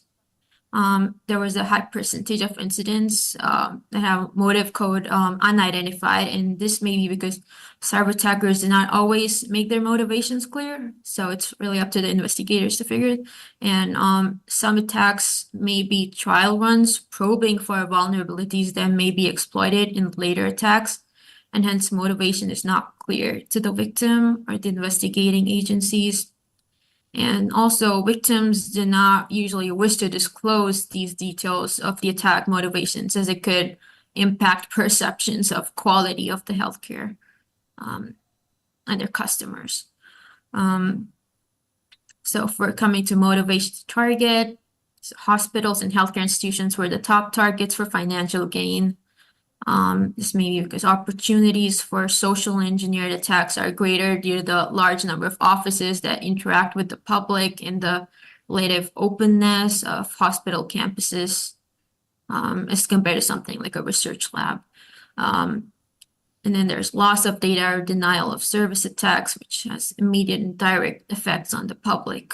And this may increase pressure for the rapid response to attacks, which may work for the attacker, benefit the attacker. Moving on, the next, motivations in state-sponsored APT. So a high percentage of incidents have attribution of state sponsorship unidentified because state-sponsored attackers are highly sophisticated and they take measures to hide information that would lead to a state being identified as such, and it could lead to diplomatic crisis between nations. And then motivations in state-sponsored nations. So the motivation was unidentified for 35.6% of the cases, which is 405 of the total number of cases. And for the cases in which the motivation was known, 93.8% was financial, and 3.4% was research or intellectual property theft. So when a state sponsor could be identified, Russia was identified in 85% of the cases, and then China was the next. Having on the targets and attack methods, hospital and healthcare institutions were the top targets for ransomware as the main attack method for financial gain. Rehabilitative care, healthcare administration, and government health agencies were the next most common. And medtech, biotechnology, and research institutes were largely targeted using phishing or mainly for intellectual property. To target and state-sponsored APT, so a high percentage of the incidents across targets have attribution of state sponsorship unidentified due to the reasons I told before. And moving on to findings on targets and state-sponsored nations. When a state sponsor could be identified, Russian actors were the mainly identified, followed by China. Chinese actors were actually identified targeting medical research institutes more, whereas Russian actors were more hospitals. So now let's look at let's talk about some measures that we can take to secure the healthcare assets of from cybersecurity threats. So we can talk about firewalls, which act as a barrier between the internal and external traffic. And then there's antivirus, which detects and removes malware. DLP, which is data loss prevention mechanisms for data backup strategies for sensitive data to alleviate the impact of ransomware attacks. Cloud access security brokers and encryption tools to protect the sensitive data in the cloud from compromise and exfiltration. Identity and access management and multiple factor authentication tools to prevent phishing and spoofing attacks that target user credentials and accounts. User and entity behavior analytics and intrusion detection and prevention systems to monitor and detect abnormal user behaviors.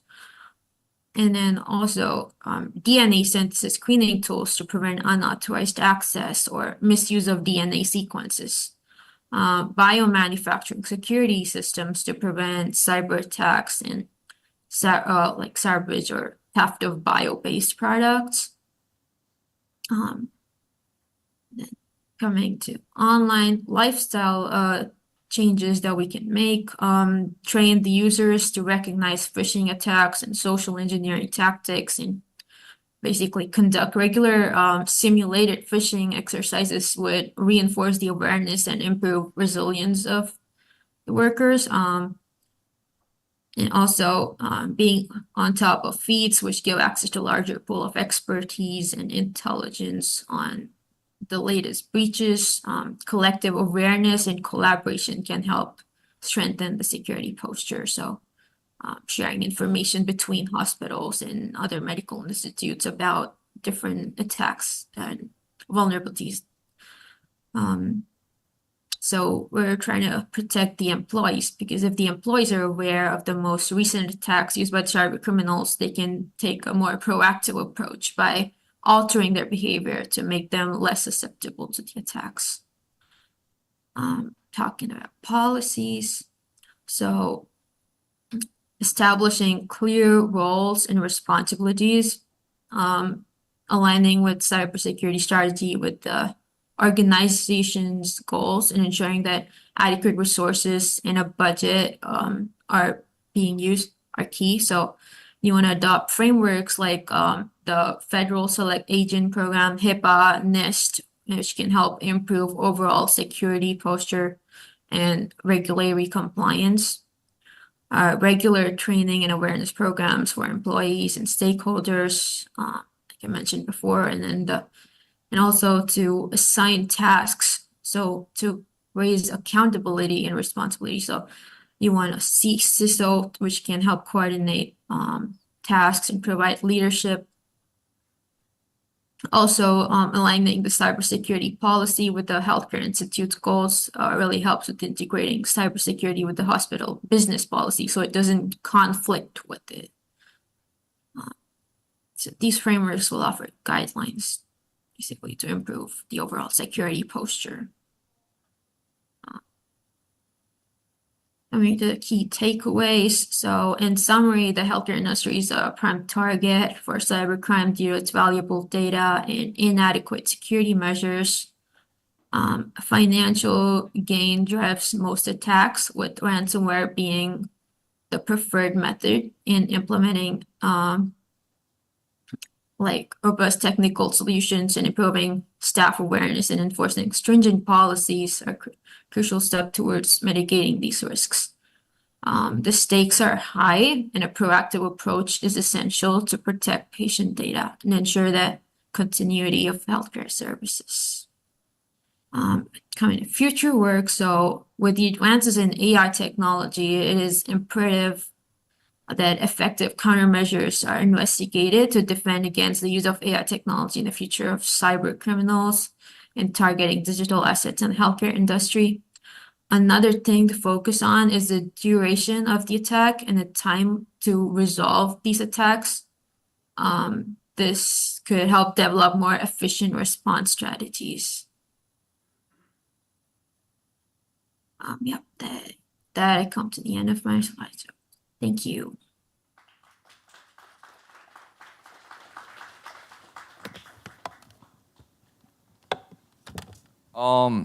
Thank you, Sanaika and Yashina, for the wonderful presentation. I have one question for each of you guys. So, Sanaika, I'll go with Sanaika first. Sanaika, your presentation was very informative. It was very interesting, the way you used the ChatGPT to discuss the role of AI in cybercrime. So speaking of AI, what specific AI tools and techniques used by cyber criminals do you think the most prevalent or dangerous? Also, can you provide example of AI-empowered malware or social engineering tactics? Yes, of course I can. Thank you for your great question. So as I mentioned in my presentation, there were three prominent tools we saw. We had WormGPT, that was the first version that we saw coming in publications. We had ChatGPT, and we had WormGPT 3.0. I have no wonder where 2.0 went, but that's apparently not relevant anymore in the cybercriminal world. And I found ChatGPT and WormGPT to be equally prevalent and dangerous, as they both serve the same cybercriminal demographic, but they have different use cases. For example, due to the parameters set on ChatGPT, it cannot outright provide malicious code that causes ransomware or malware, but WormGPT can. You can ask it to give you a ransomware code and you'll have it in a jiffy. In contrast, though, even though WormGPT is extensively trained, it is not the best in providing phishing emails or prompts, as WormGPT was not created in the United States. So the inherent, I think, colloquial language is not normal for WormGPT to provide. But ChatGPT, because of its extensive training in the United States and globally, provides great techniques, whether it be for jailbreaking or creating phishing email templates. And regarding social engineering tactics, in our cases, we had one individual who prided himself on creating a foolproof fall for a Prince love scam, which was quite delightful to go through because it was so extensive and he was so proud of it. And I think it had 1 million hits on Reddit. And many of his devouts attested that it worked. Ironically, though, many of the individuals, they're recycling the same scam material of the past decade, and they're furnishing it with new bells and whistles that are going undetected to the unsuspecting eye. They're basically recycling the same material and just making it, they're putting it in fancy packaging. And I think that's the trend we've detected so far. Okay. Please let me know if I can clarify.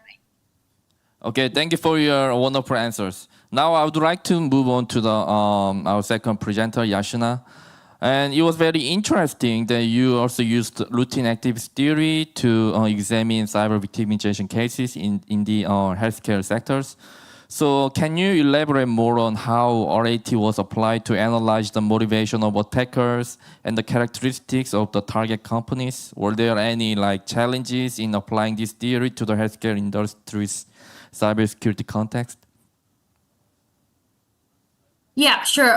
So routine activities theory is really interesting because it helps us understand how crime can be looked at three key elements: a motivated offender, a suitable target, and a lack of capable guardianship. So in our study, we applied RAT to analyze cyber attacks in the healthcare. So we found the attackers are mostly motivated by financial gain. This makes sense because healthcare data is incredibly valuable. Think about the sensitive patient information and proprietary research data stored digitally. Also, these attackers see healthcare institutions as prime targets due to the high value of the data they hold.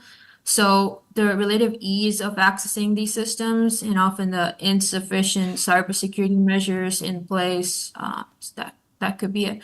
And one of the challenges we faced in applying RAT to healthcare is the ever-evolving nature of cyber threats. So the healthcare sector is unique because the stakes are also so high, and it's not just about the data loss, but also the potential harm to patients. And the dynamic landscape, along with the sophisticated nature of the state-sponsored attacks especially, makes it difficult to stay ahead of threats. Okay, thank you very much for your wonderful presentation and answers. And this is the end of the student presentation session.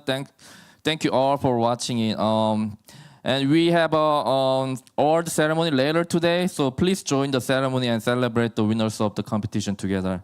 Thanks again. Enjoy the rest of the conference. Bye. Thank you.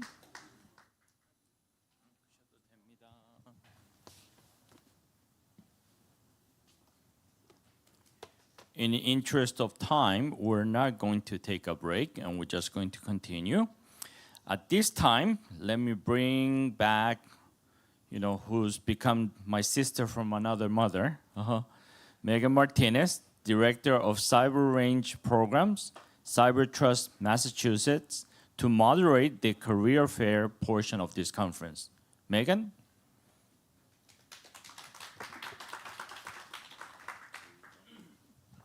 Thank you, brother. It is, thank you for sticking with us this afternoon. It is my pleasure to welcome to the stage Jun-Hee Park. He is the leading the mobility solution business for KT, Korea's #1 telecommunication company, as the vice president since August 2023. Prior to joining KT, he started his career at Hyundai Motors in 2004 and spent 8 years optimizing new cars development process and introducing the PLM system.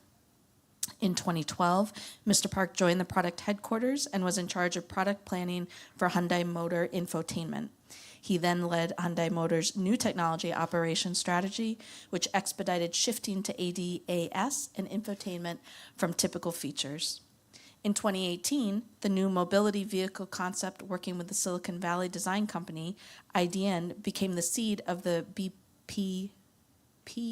PBV, purpose-built vehicle.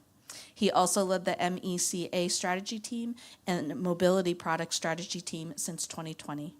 His interest on autonomous driving came up with the robotaxi business with Motitional, a North American subsidiary on the market. He is now leading the MAS business and cooperative autonomous ride service in KT. Please welcome Mr. Park. Mr. Park, excuse me, if you wouldn't mind, we are hoping to take some questions from the audience from our students. So we're asking our speakers maybe to try and keep it to 15 minutes if possible. Thank you. Yeah, okay. Okay, hello. My name is Jun Park, and I have 20 years work experience in Hyundai Motors as a marketer of new technology. And I moved to Korea Telecom, KT, just last year. And it is less than 1 year I have worked I've been working here. So I'm not the, frankly speaking, the expert of the telecommunication, but just I have worked in just autonomous vehicle and autonomous vehicle industries. So, so I will introduce about just cooperative, just autonomous vehicle, autonomous driving between infrastructure and vehicle, and I'll get some questions from you guys. Okay. Anyway, do you enjoy Korea just live here? Yeah. Okay. Thank you. Okay. So next page.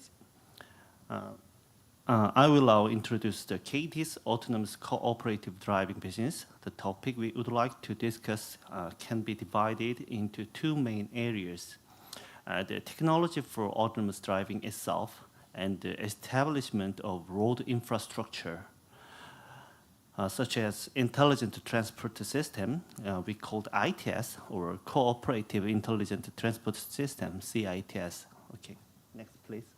How can I change? Okay. Oh, yeah, good. Before going into detailed explanation, just let me briefly provide an overview of KT's mobility business. KT is currently leading in 3 areas of the mobility business. First, we provide IT solutions not solely limited to network like LTE and 5G to automobile OEMs. These solutions include software development and content offerings, including infotainment. Second, we offer logistics solutions that utilizes AI-based technologies to enhance efficiency for distribution and logistics companies. Lastly, I will talk about our transportation solutions. In the transportation sector, we have 2 main platforms: Roadmaster and Mobility Makers. And to ensure safety and stable autonomous driving, we require technologies such as localized dynamic maps, LDM, and precise positioning, leveraging our technological capabilities. We support safer and more reliable autonomous driving through projects like cooperative autonomous driving. I will primarily focus on this cooperative autonomous driving. Okay, I mentioned that KT has various solutions and business experience in the mobility business so far. Through a total of 14 projects, we have digitally converted more than 10,000 kilometers of local government roads. When it comes to digital transformation, you can understand that we have created a system that digitizes data from road infrastructure, not physical infrastructure, and analyzes and utilizes it on the platform. From the point of view of autonomous cooperative driving, we have driven approximately 22,000 kilometers together with our partners. This is a figure that was achieved by utilizing KT's various platforms that I mentioned earlier. I will explain what role each platform played in the areas of cognition, decision planning, and control later.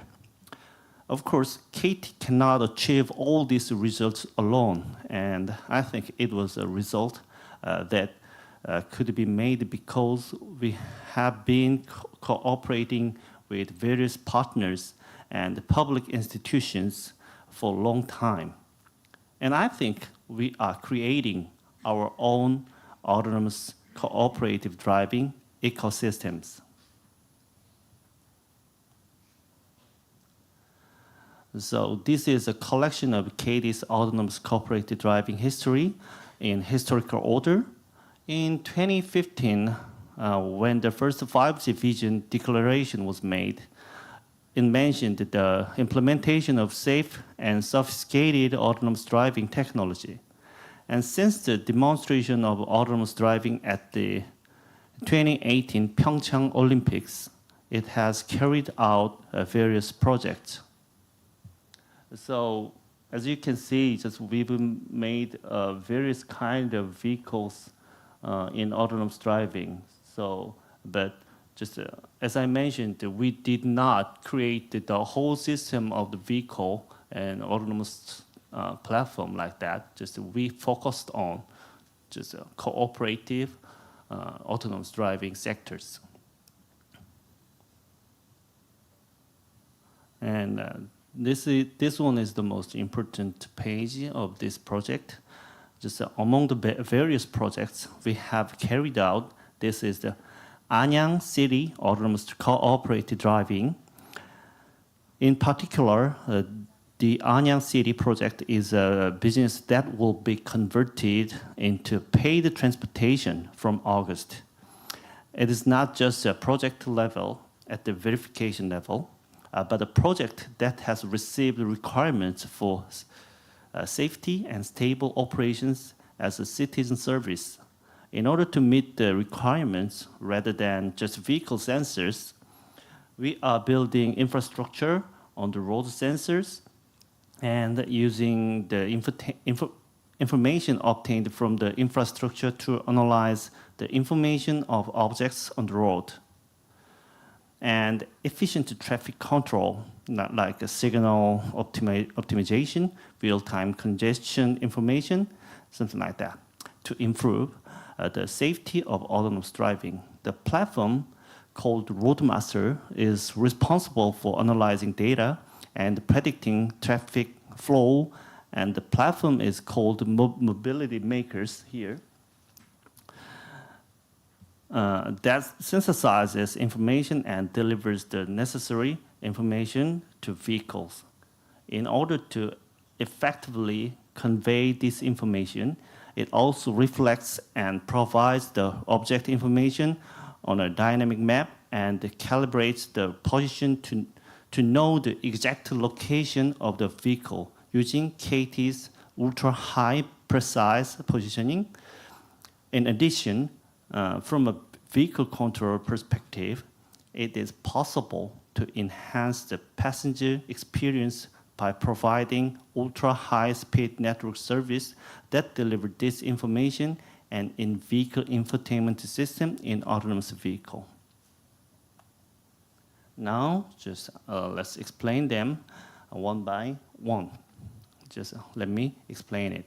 Just on the far left is RoadSense. Based on the most cost-effective and high-performance camera for identifying road objects, LiDAR has recently been deployed in parallel. Through RoadSense, you can see the license plate, pedestrians at the intersections, and unexpected situations. On the right is KT's ultra-precise positioning. The correct location of the vehicle is essential for safe autonomous vehicle. However, the most commonly used system called GPS can be up to tens of meters in error due to weather and other environmental factors. KT has a solution to compensate for this GPS error. In general, many companies use the infrastructure of the National Geographic Information Institute to generate GPS error information, but KT has its own infrastructure and platforms, so it can provide accurate error information within 30 centimeters for multiple vehicles at all times. Second, from decision planning perspective, there are two platforms as AI engines. Roadmaster and mobility makers.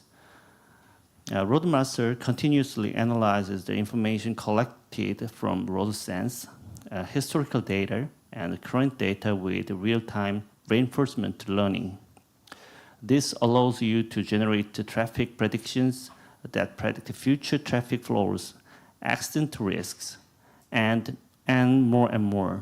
By integrating this information in mobility makers, the operator can manage the vehicle and provide the information through vehicle to information, vehicle to everything communication to establish as an appropriate driving strategy in the car.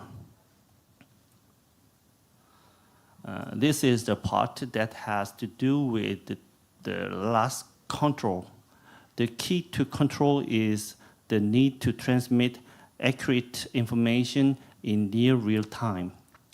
In this regard, we are applying 5G-based V2X technology. In addition, the comfort of the passenger is also a very important part. In fact, KT provides the necessary information to smoothly control the vehicle to improve the ride comfort.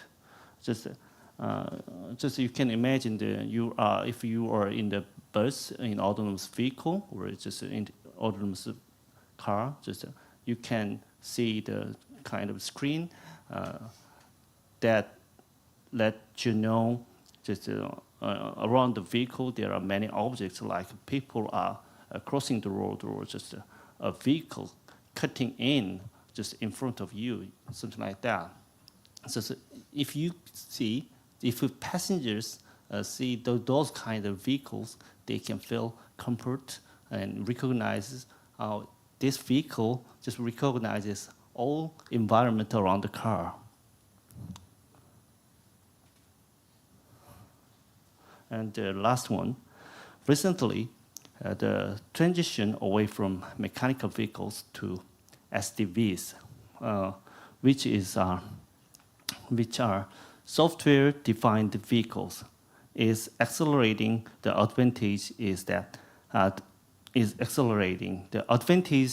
that software and hardware components are totally,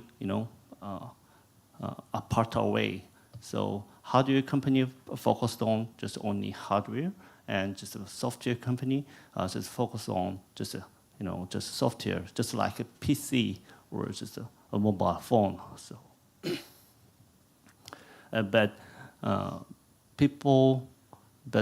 they just a driver can control all functions in a vehicle, just in just a centralized with a centralized unit. So, okay, this is just we are now in. We can see this kind of vehicle in the market now, but just actually almost all vehicle is not, has not achieved this gateway. Just is kind of domain architecture. We call that domain architecture. Just almost all vehicle did not approach this as well, but just Tesla can just almost achieve this area is a 100% software-defined vehicle, and just in the center there is a central computer, or we can call it just a high-performance computer in the center, and these all other zonal gateway can help each other and to just operate the vehicle.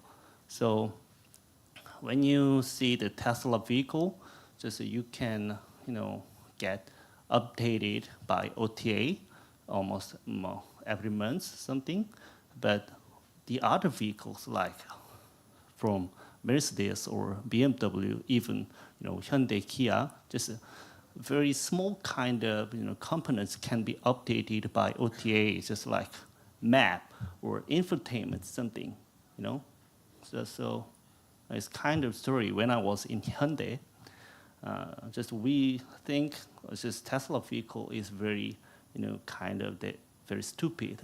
So when you see the Model 3 vehicle, the Model 3 vehicle, just a door of the Model 3, just to open the door, you have to push the button and grab and pull out.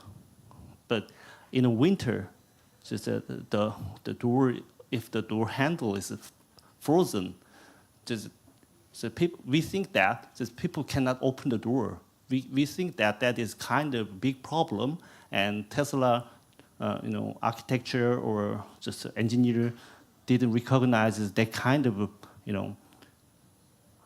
error. So, but Tesla solved it very easily. Just Tesla updated the vehicle, and they can just open the door just by app. Yeah, it's very simple. But just the other vehicles like Hyundai or GM, every vehicles cannot update that kind of small parts. So I think Tesla almost achieved this total software-defined vehicle. So I just I wanted to bring some kind of video clip from film. I don't know the name, the day behind there. Anyway, there's a footage. It is a footage. Almost all Tesla vehicle are autonomous, and they just collide each other because it was hacked. So I'm just kind of autonomous driving marketer, but I know that just you guys are just a cybersecurity student or just a professor or something. So I think this SDV era, just all kinds of vehicles can be hacked, or that kind of things can happen. So when it comes to this kind of hacking, just it'll be very devastating.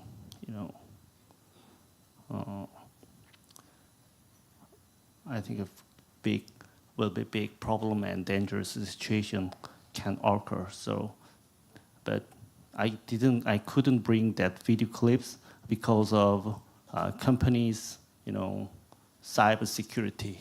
So anyway, okay.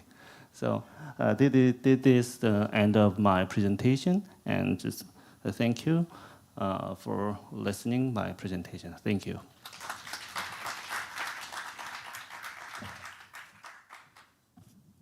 Thank you very much, Dr. Park. A lot of potential, but also some concern there as well that we need to consider from a cybersecurity perspective. And now it's my pleasure to introduce to you all Neri Zin, who is the VP of Sales for Cyberbit. Neri is a seasoned cybersecurity veteran with over 15 years of experience in launching cyber range solutions and next-generation cybersecurity training services. He has played a pivotal role in the creation of multiple cyber academies and national projects, significantly contributing to cyber skills development across the globe, particularly in Asia and the Middle East. Neri's experience and leadership have been instrumental in advancing the field, fostering a new generation of cybersecurity professionals equipped to tackle the evolving threats of the digital age. His global impact and dedication make him a respected leader in the cybersecurity community. Please help me welcome Neri Zin. So thank you very much, and thank you everybody for coming to this session this afternoon. As mentioned, my name is Neri Zin. I'm the Vice President for Educational and Training Platform for Cyberbit. We are the world-leading training for cybersecurity platform. And in today's session, I would like to talk about rebooting cybersecurity readiness when we look specifically on the human element factor of cybersecurity. And as we train multiple people throughout the world, I would like to share with you some insights from data that we have collected in the last year. Where's that? Thank you.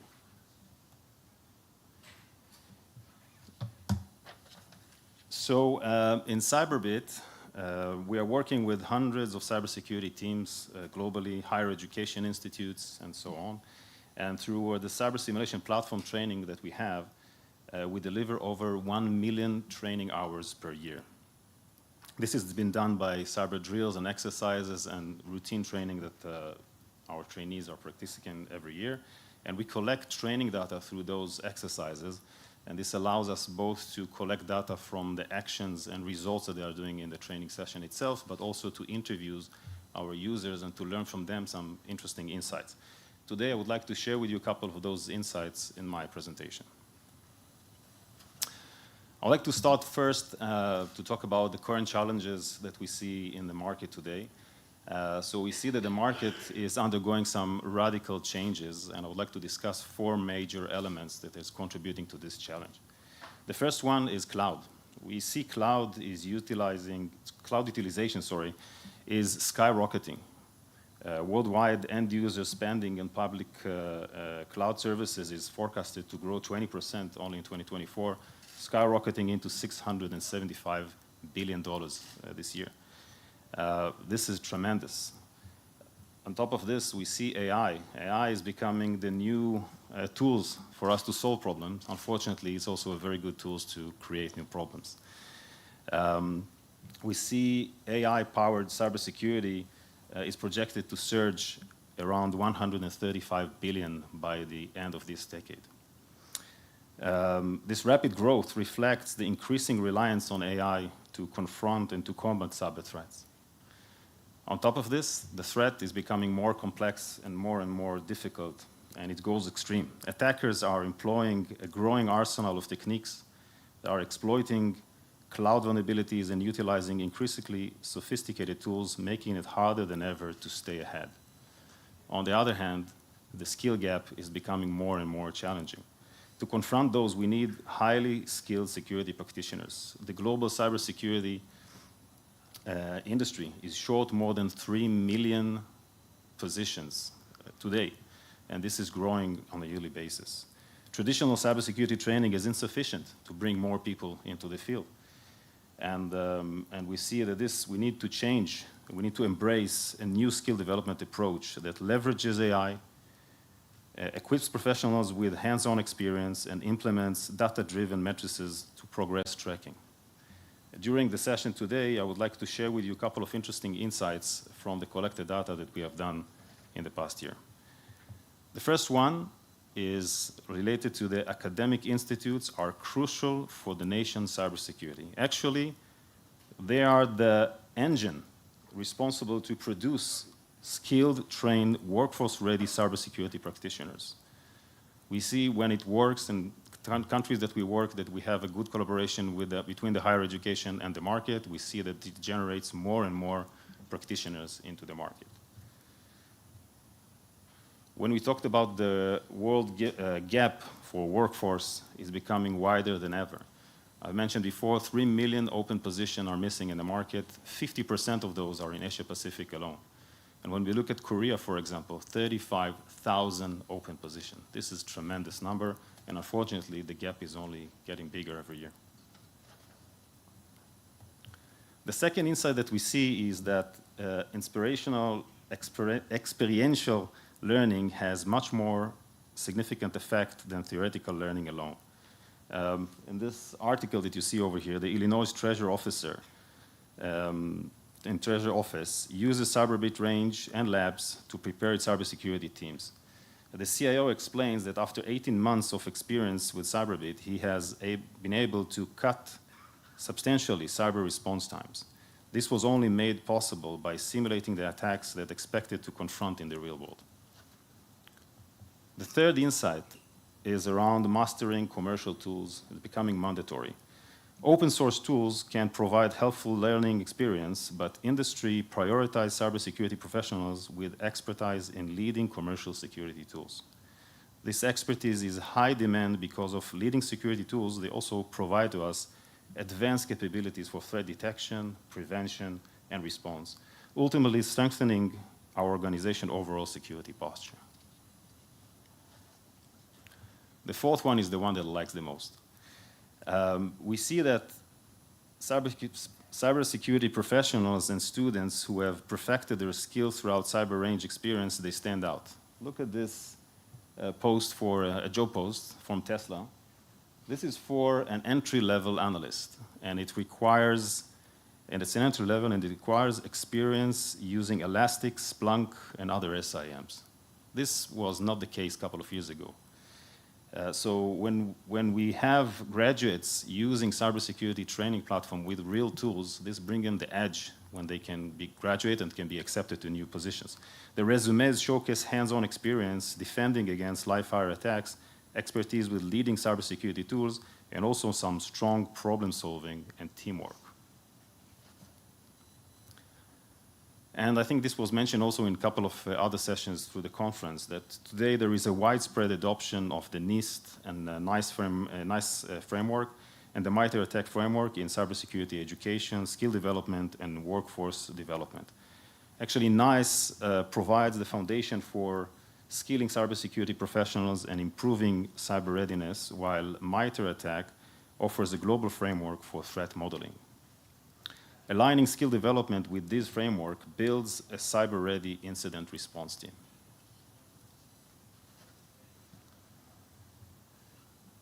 So this is a methodology that we have used in a couple of regions globally. We believe that collaboration between higher education, government, and industry, all contributing to building a productive cyber workforce ecosystem, is the right way to go. This can raise additional regional awareness through competition and exercises, leverage the expertise of higher education cybersecurity programs to create pipeline for workforce-ready graduates, and upskill your existing team or your existing workforce by providing hands-on experience with market-leading security tools and cloud networks, empowering them to defend against the real-world cyber attacks. So this kind of an ecosystem, this triangle of ecosystem, is the key in our mind to progress and close the skill gap. Last year, we have launched a program that we call CyberBit Bridge Program. It leverages the fact that we are collaborating with both the higher education and the enterprise. And the idea is to connect graduates with cybersecurity hiring managers who are in urgent need of staffing. As I've explained, these managers are looking for graduates with verified hands-on experience, which is exactly what our students can prove. So what is CyberBit all about? What's our platform all about, and what can we offer? In a nutshell, it's a skill development platform that focuses on hyper-realistic experience using advanced simulation tools over SaaS. It allows 4 major benefits to our users. The first one, learn the theory with a bunch of theoretical sessions, short movie clips that are very easy to grasp. Develop and build skills over hands-on labs. Train as a security team under real live fire exercises with those advanced simulations that I was mentioning before, and even run crisis simulation exercises for the executives. So this can allow you to immerse in specific attacks, as I mentioned before, experience the latest and the most sophisticated attacks, handle those incidents using commercial security tools, same as the one that you will use when you will be at a security operations center. Focus on cloud infrastructure, which are becoming more and more relevant today and the most required one and the most required security tools. And also, most importantly, train as a team, exactly like you expected to run in the real world scenario. This brought us to be a market dominance in this field. Our platform is being used today by more than 45 universities globally. More than 30 government agencies are using our platform, and thousands of enterprises users. And we are analyzing data for more than 1 million training hours every year.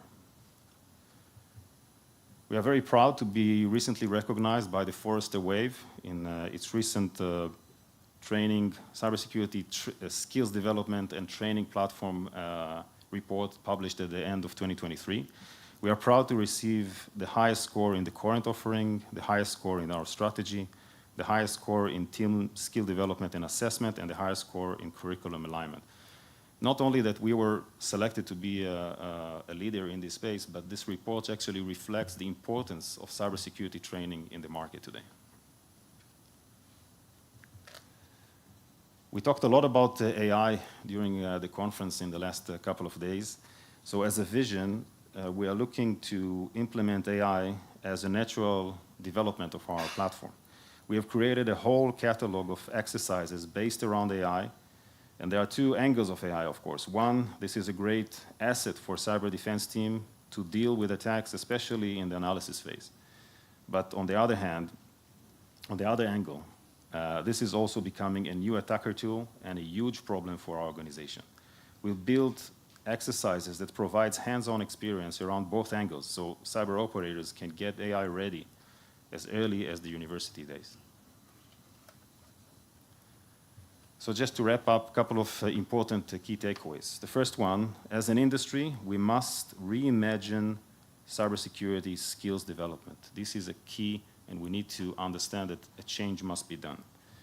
University's role is critical, but educators must rethink the way that they are educating. Hands-on skills development and immerse hands-on environments is the key to prepare the new generation for cyber defenders. And by educating and training on commercial security tools and is recognized industry frameworks, we can ensure industry-validated skill set. And last but not least, building collaborative ecosystem is a must and the best way to collaborate between industry, higher education, and government to build cybersecurity workforce. So how can you experience hands-on experience and education on our cybersecurity platform? If you are higher education leaders, please join us on our upcoming faculty training workshops. If you are graduates, please visit open position in Cyberbit, www.cyberbit.com, company careers. We have multiple open positions globally, both for development and for support around the world. And if you are from the enterprise and government cybersecurity leaders, please join us at the Enterprise Crisis Simulation and Cyber Range workshops. This is all available in our website, or you can contact me over my LinkedIn account. I would like to thank you for the time in my presentation, and we are looking forward to collaborate with you in the future.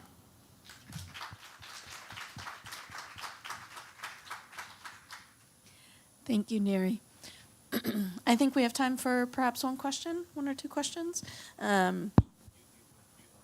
Okay, wonderful. Thank you so much to our speakers for providing us with the really interesting presentations and for also kind of speeding up so we can allow for some questions from the audience as well. Mr. Park, I'm curious, my experience with kind of autonomous driving companies in the United States and robotics companies kind of in general is that it is primarily driven by the software development, as you mentioned. And our cybersecurity culture, I think, at least in the United States, in that area, is cybersecurity comes kind of second. Is that similar? Is that a similar priority here in Korea, in your experience and at KT, or is building your software and the autonomous vehicles, is it combined and prioritizes cybersecurity right in line with the software development? Unfortunately, yeah, and yes, yeah. In the U.S. and in Korea, just to make the vehicle autonomous is a first priority, and actually cybersecurity just we cannot think about those kind of areas simultaneously, and especially but we know that cybersecurity is very important as well, especially, but as I mentioned, just a vehicle OEM like Hyundai, Kia, they didn't achieve the all software-defined vehicle at this time so far. So now I think just as KT as well, just we are focusing on just to get some high fidelity of autonomous vehicle and autonomous just infrastructure helping autonomous vehicle, and then just we will think about cybersecurity as well. But absolutely, we know that cybersecurity is a most important thing, but yeah, we don't have but enough resources, and resources means just money and just people something. But anyway, just we think that just cybersecurity is very important. Thank you. And I'm curious, one of the things that I talk about with students in the state of Massachusetts and in the United States is how challenging it can be to figure out what job titles mean, right? And what a job title, what that actually means in terms of what they'll be doing day to day.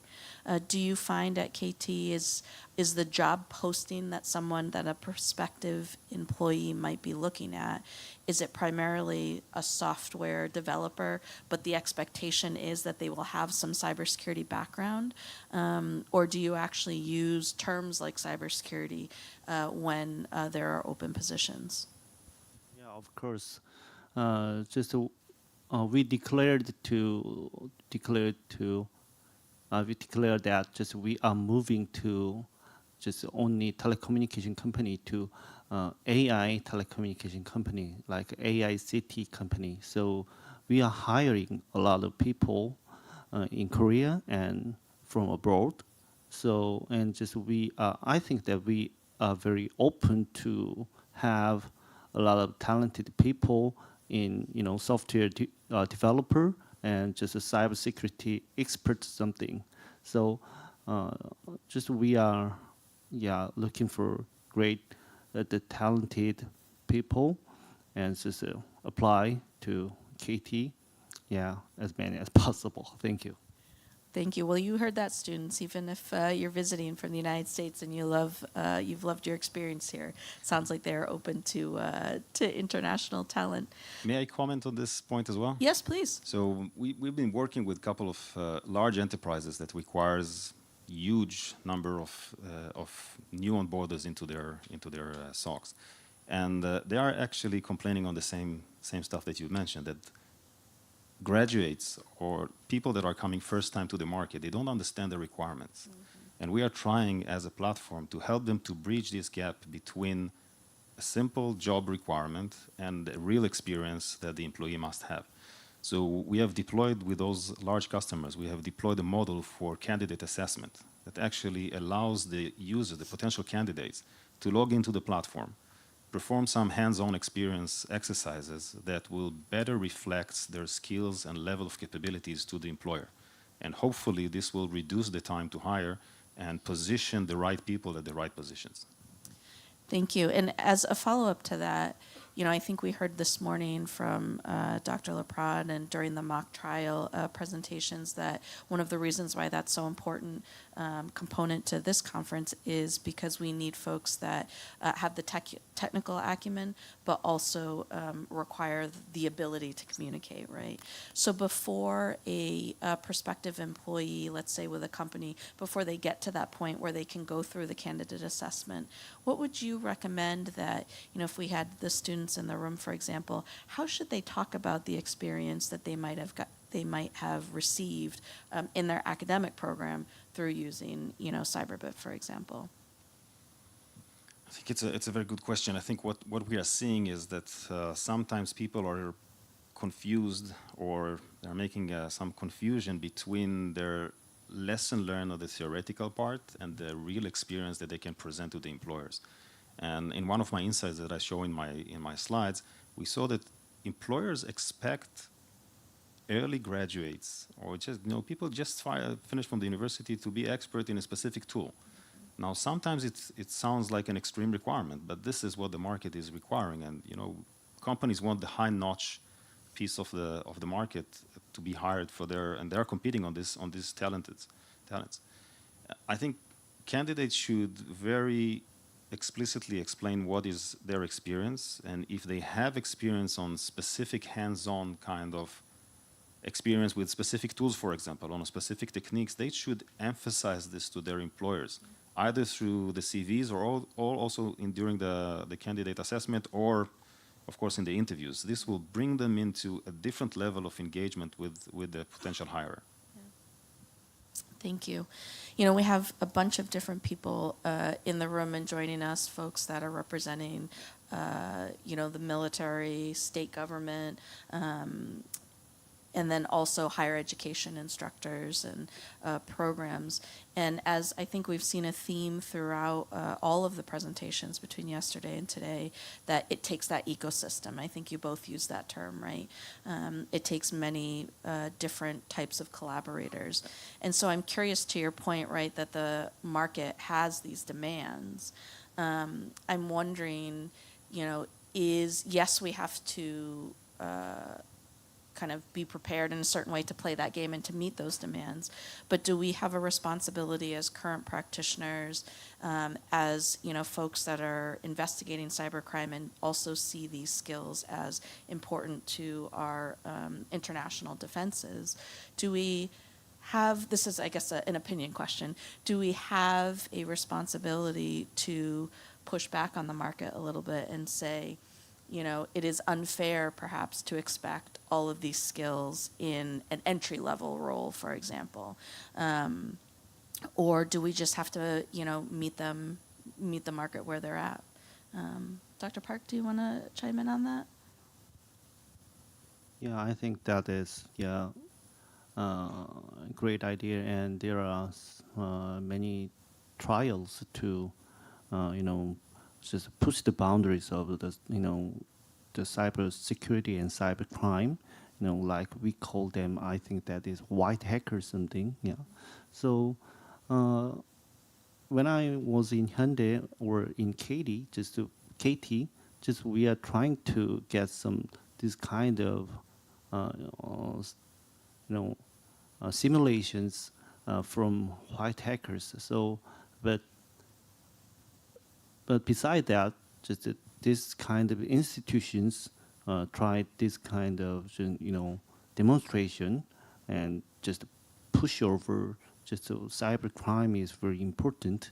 Then that will expedite, you know, this market size growth, I think. Thank you. Thank you, Neri.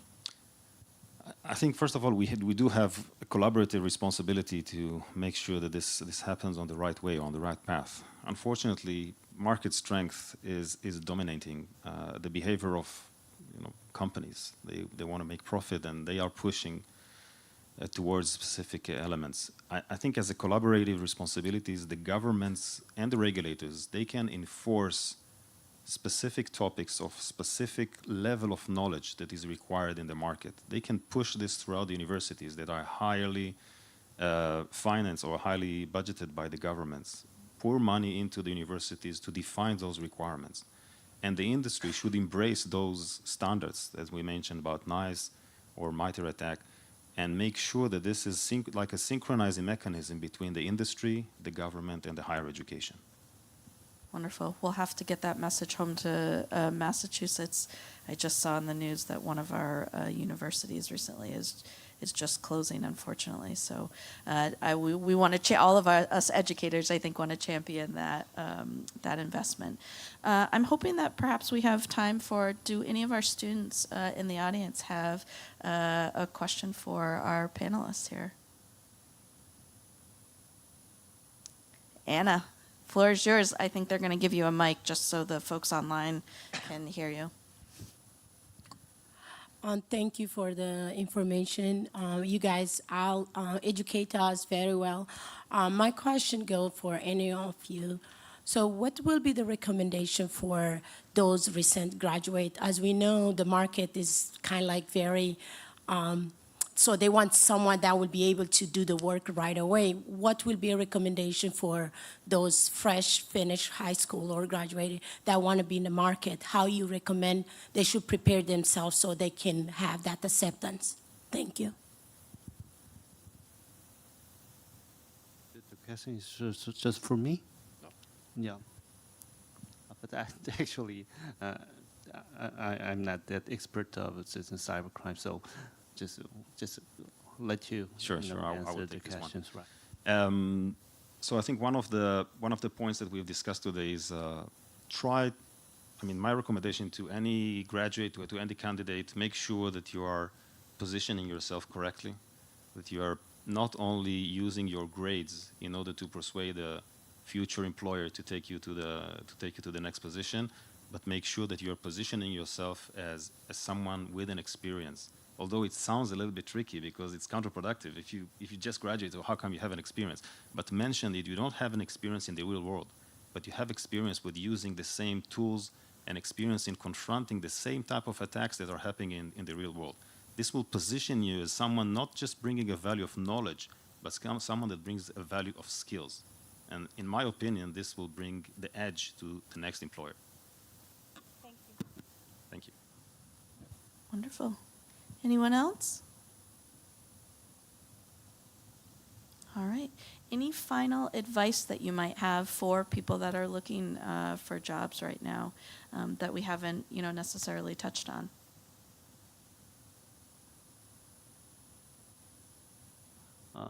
When I was a student, I just majored two things. Just first one is computer science, and second was just marketing. And just I'm living based on just two skills altogether. Just to do my job, I have to just computer science knowledge is very important to make business by myself and to do my business, just business administration. My second major is very important as well. But the point is, just whatever you study, but so for example, cybersecurity or computer science or something like that, just everything is very important, and there is nothing useless. So, and study and just be proud, have some proud of your major, and just apply it as many as possible and believe your capabilities. Thank you. Thank you, Dr. Park. Neri? I would say that another tip, which I'm not sure that it's related specifically to cybersecurity, but it's a general comment. Yeah. I think that people that are finishing universities and joining their first job, you should pick a company that you feel passionate about the type of value that they provide to the market, and not only pick a company by the size or the pride this company can bring, because the first couple of years is going to be very difficult. So if you are passionate about this specific role or this specific technology or any topic that the company is developing and providing, this will enhance your performance for sure and keep you in this company until the level that you can make your next jump. That's wonderful advice, and I think a perfect place to end. So thank you very much, Mr. Parker, Mr. Zinn. Thank you very much. Appreciate your time.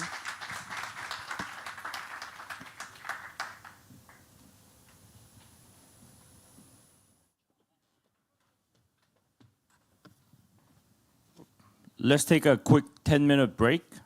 So right now is 3:55. Do come back at 4:05, please. Thank you.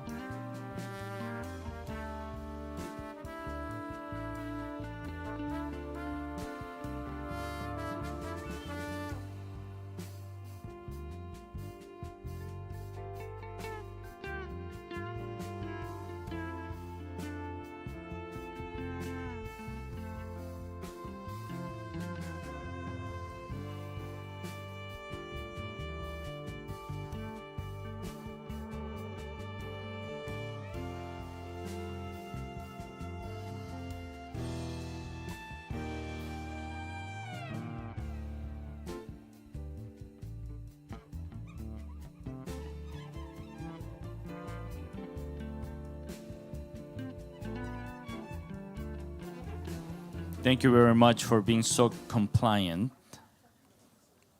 We will now have the award ceremony portion of the conference, and I would like to introduce to you Dr. Michael Jenkins.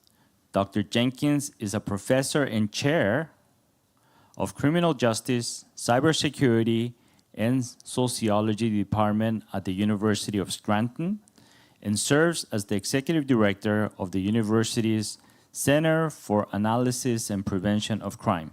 He earned his PhD from Rutgers School of Criminal Justice, working under famed broken window theorist George Kelling. Please welcome Dr. Michael Jenkins.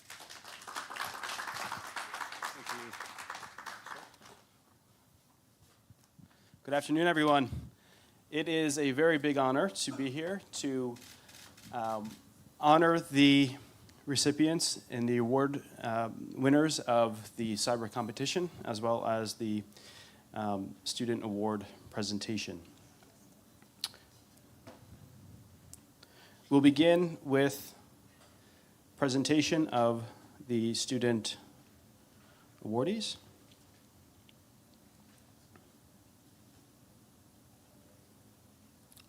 We have two student paper awardees. The first is Sunaika Shetty from Boston University, and the second is Yashna Praveen, also from Boston University.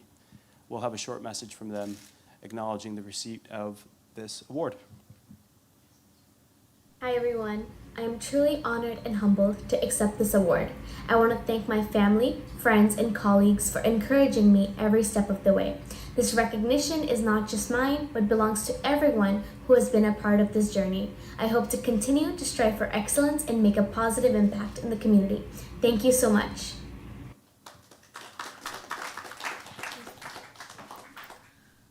At the outset, I want to express my deepest gratitude to the organizers of the WIHEC conference and the evaluators of the student paper competition for recognizing my work. I wouldn't be here today without the unwavering support of my mentor and friends and colleagues, and I'm really grateful for that.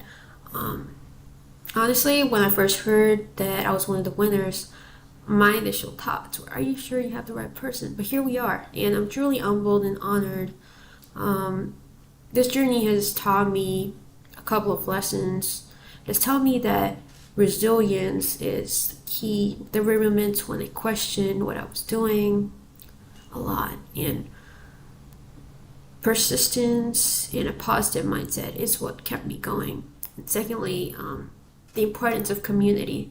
Having a supportive and knowledgeable people around me helped me make a difference. So yeah, I'm very grateful for that. Okay, cool.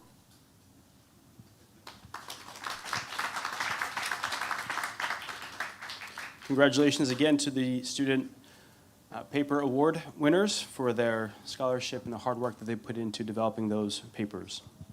While I have the honor of announcing the winners of our cyber competition, the winners themselves will have the honor of receiving their award from Dr. Ha.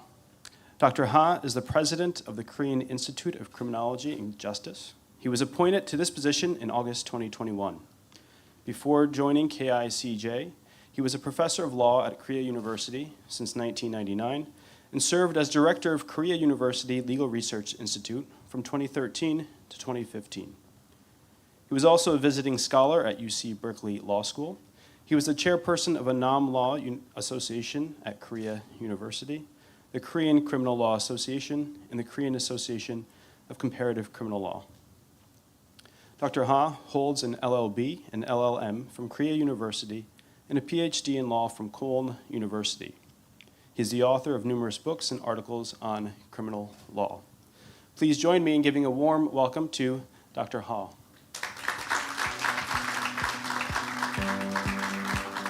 Thank you, sir.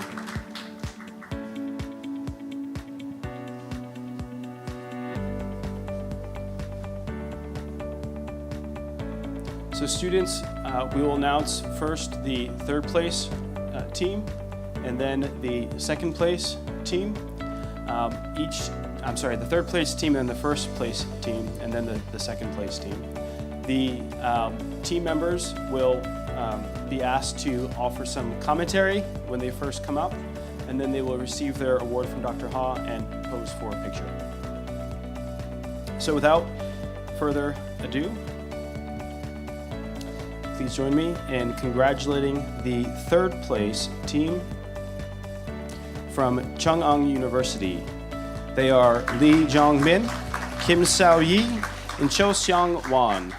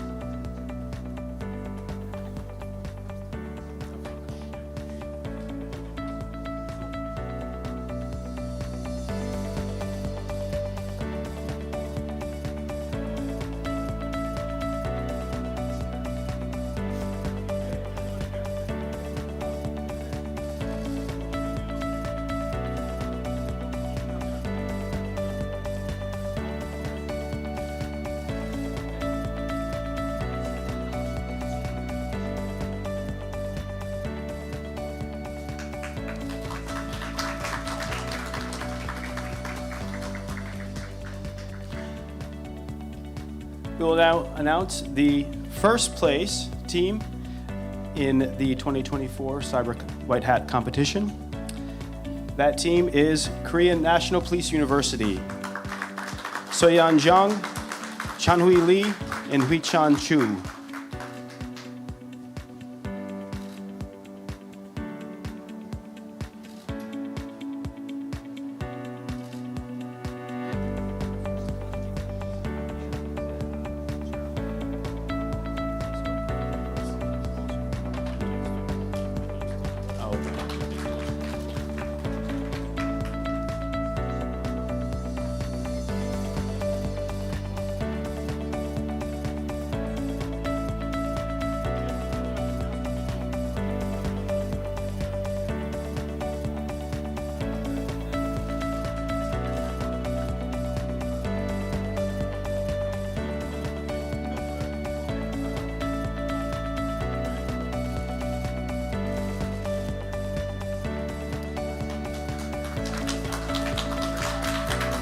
I believe we'll also have, will we have some comments from the first place team? No, okay. And finally, we have our, we have our second place team from Team Hungary. Mario Mile, Rebecca Toth, and Yanis Zoltan.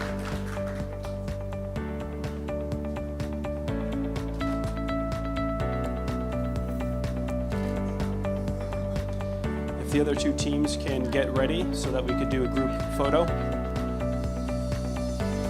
Other two teams that won awards, K and PU.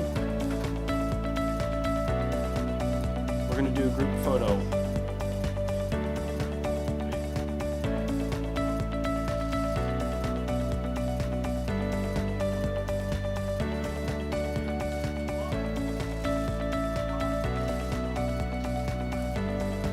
We'll now do a group photo with all three award-winning teams with Dr. Ha.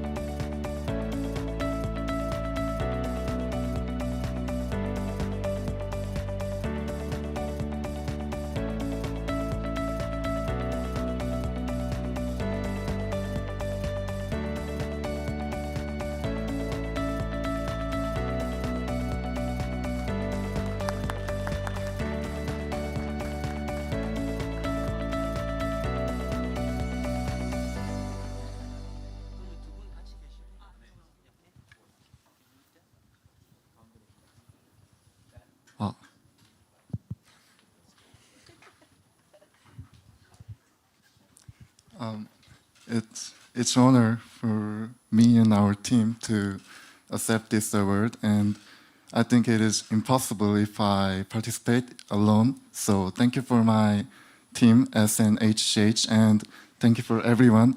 So thank you.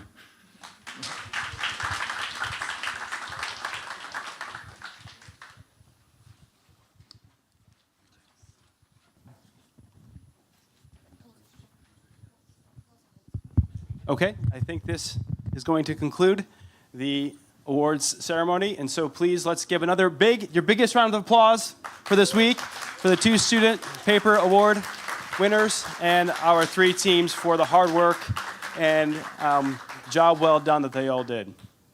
Thank you very much. We'll now turn to the closing ceremony. Our esteemed MC for the week. Thank you very much, Dr. Jenkins. Actually, I would like to bring up Dr. Ha to the stage. I believe you have some remarks that you want to make at this time, right? Thank you.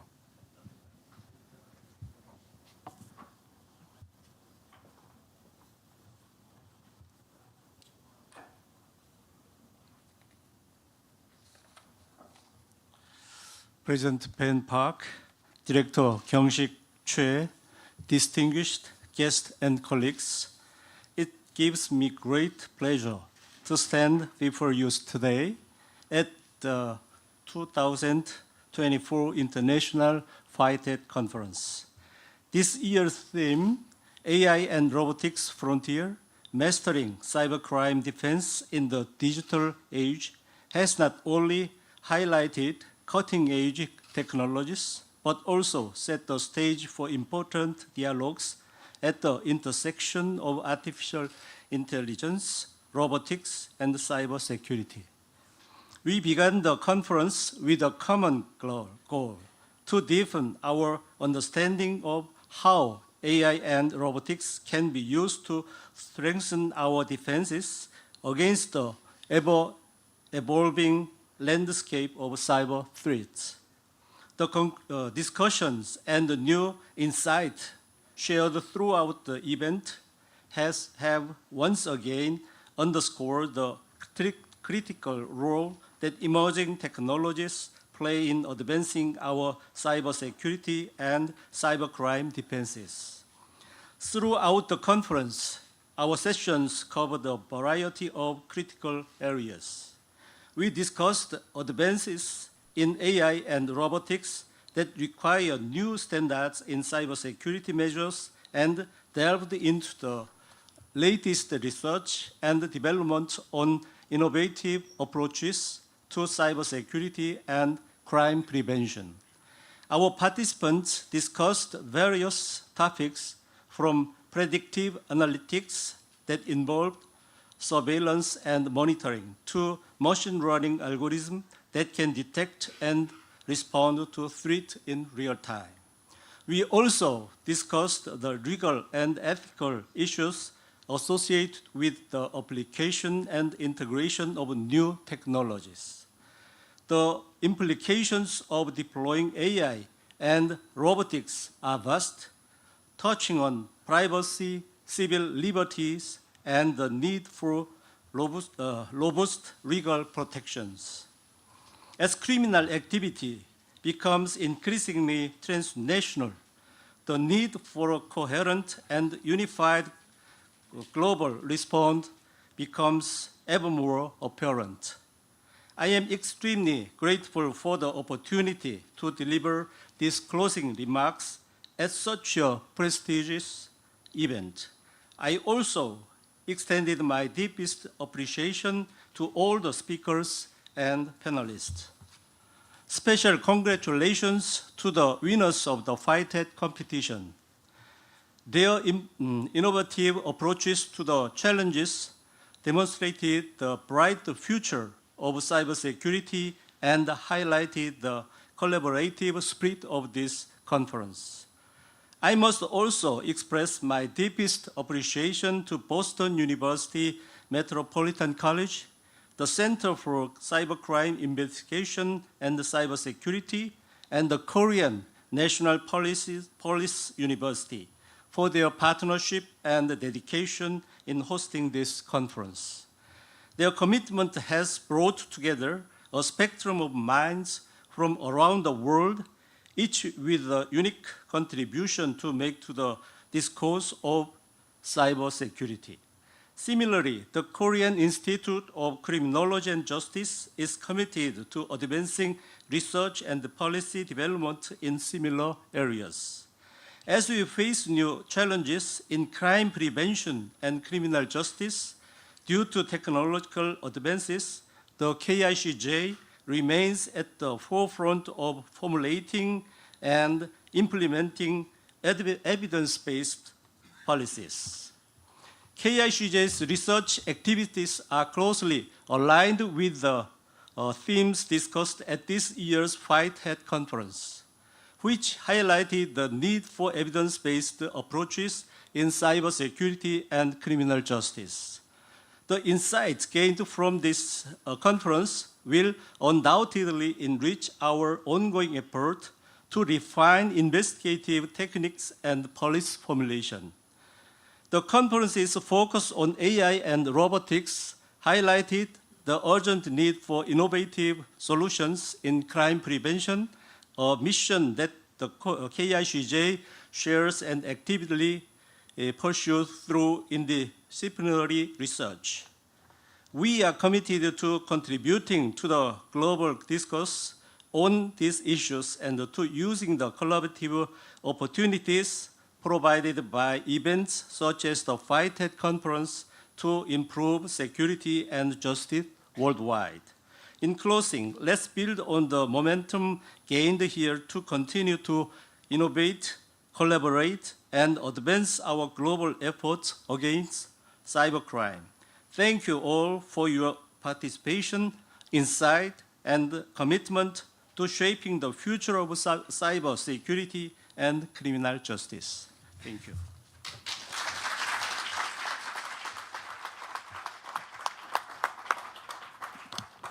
Thank you, Dr. Ha. This is unscripted, but I think it is just the right thing to do. So I would like to bring up Dr. Choi to the stage. Probably you have nothing prepared, but I'm putting you on the spot to deliver your final remarks. What a surprise. Yeah, first of all, thank you so much, everybody. I think this is not just one person can do this, right? As you can see, we've been working so hard. It's a 1 year preparation, and you could see kind of all the people, the staff back there. KMPU, we hosted kind of challenge there. We moved to kind of with the bus and to get here, everything, right? And so a lot of support from the government. So cybercrime, I think this is like one nation's problem, right? And it's everybody's problem. And we have to do kind of global network, work together. Absolutely, that's very, very important. I have so many people to thank, and definitely special thanks to my boss and Dr. Lou Chikushep from Boston University. He's been very, very supportive of like what we are doing. This is, fifth WIDEC conference, right? And I also want a special thanks to, where's Dr. Beck? Where are you?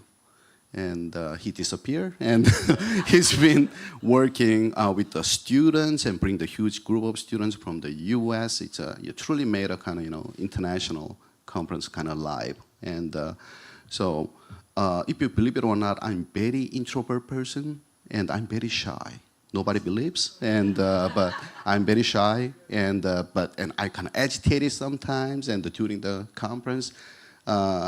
Although I'm such a cool guy, right? And so people don't know, my students know that. And but maybe new students, you don't know. I'm very, very nervous, even now. Yeah, thank you so much for working with us. I think it's a great honor and privilege to be part of this meaningful event. Here's a secret. I know I'm closely working with German police now, German state police. He said, I cannot make an announcement because it's not official yet, but I believe this is 90% confident. So next venue will be Germany. So we will be working white hat in the German, so I don't want to specify the state, but I mean German state police headquarters. So I'm looking forward to working with you. Again, thank you so much for working with us. Appreciate it.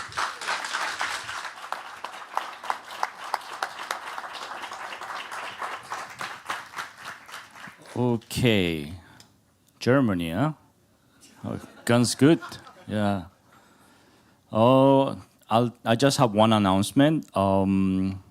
So there's going to be a tour of a digital forensic firm, JMD Soft, and followed by dinner. So anybody who's interested in going, meet us at the bus stop where where the bus was by 5:30. 5:30. Mike, 5:30. Mike, 5:30. Okay. We're friends. That's why I can joke. Well, it's been actually an absolute pleasure to serve as Master of Ceremony. I apologize if my jokes were off color or inappropriate at some times, but I was really trying not to interject my jokes. I'm used to hosting or emceeing golf tournaments. It's the first time that I actually had to MC these type of events, but it's been a blast. It's been a learning experience. It's been eye-opening in many, many aspects because this is the subject of the future. In my opinion, this is something that most individuals have absolutely no idea is going on, and you are the future that is going to stop, the bad characters from taking over. Reflecting on our time together, I believe I speak for everyone when I say we had an exceptional opportunity to delve into the latest issues in cybersecurity. This year's theme, focusing on the evolution of illicit cryptocurrency, has provided us with the critical insight into one of the most pressing challenges in the field. While most, it's the same, okay? While most of the world live in an oblivious to the danger of cybercrime, it is up to you, the next generation of scholars and professionals, to defend the world from the dangers of the bad characters of the cyber world. Thanks to all the hosts, moderators, guest speakers, judges, team competitors, and attendees for making this year's conference a resounding success. I bid you farewell and much success on all your endeavor, and we'll see you back in 2025, maybe Germany. Now, just to conclude, and once again, no Korean event is official until you have a group photo. Although we took one at the beginning, it is tradition to take one at the end. So I'm going to ask all the participants once again to come forward so we can take a group photo.